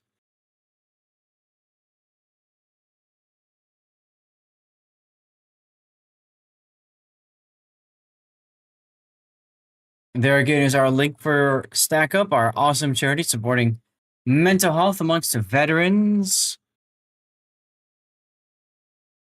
Thank you to our subs. That was Dutch. Raverick was gifted a sub. Thank you very much for our newest follower. And Burnt and Classic with the bits. Thank you guys very much.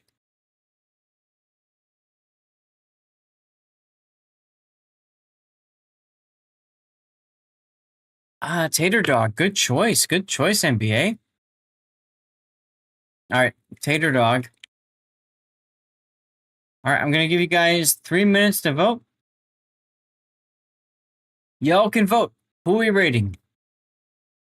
Everybody gets 1 vote. You can use channel points for additional votes, okay? Who do y'all want me to send you off towards?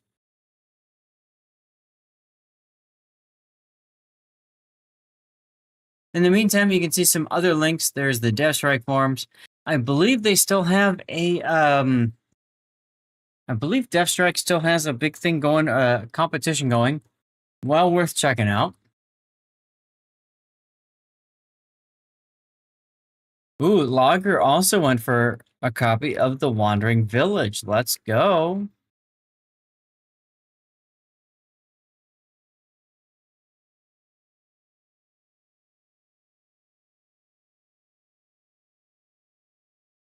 Rob got the copy of Over the Top. Awesome, awesome.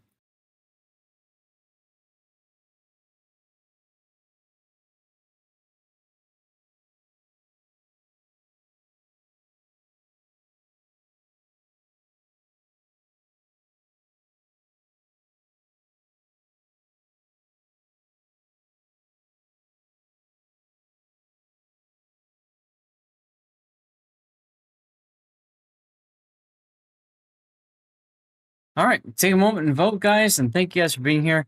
Tomorrow night will be Borderlands 4 with hopefully Puddin' and they're back, and maybe Rob, maybe some others. So, yeah. Hopefully you guys can tune in for that. Should be a lot of fun.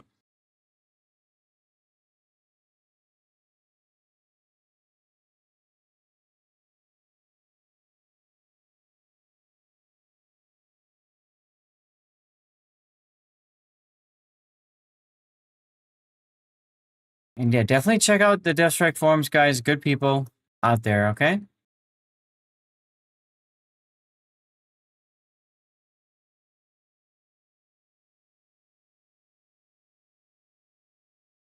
You don't get fooled again. Don't get fooled again.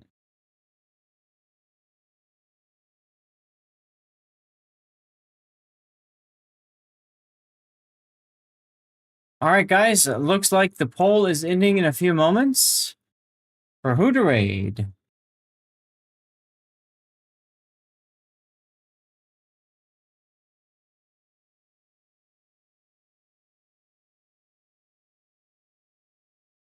Ah, Tater Dog just got a vote, but Bo got another. And we are sending you guys to Overlord Bo. Okay, here we go. I'll put a special raid message up for Bo.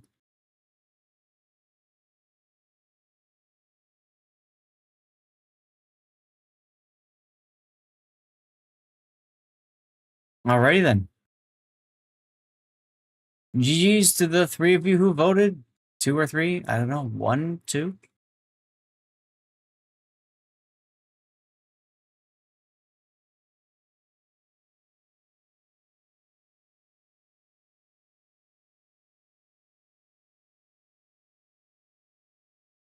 Guys, give my regards to Bo.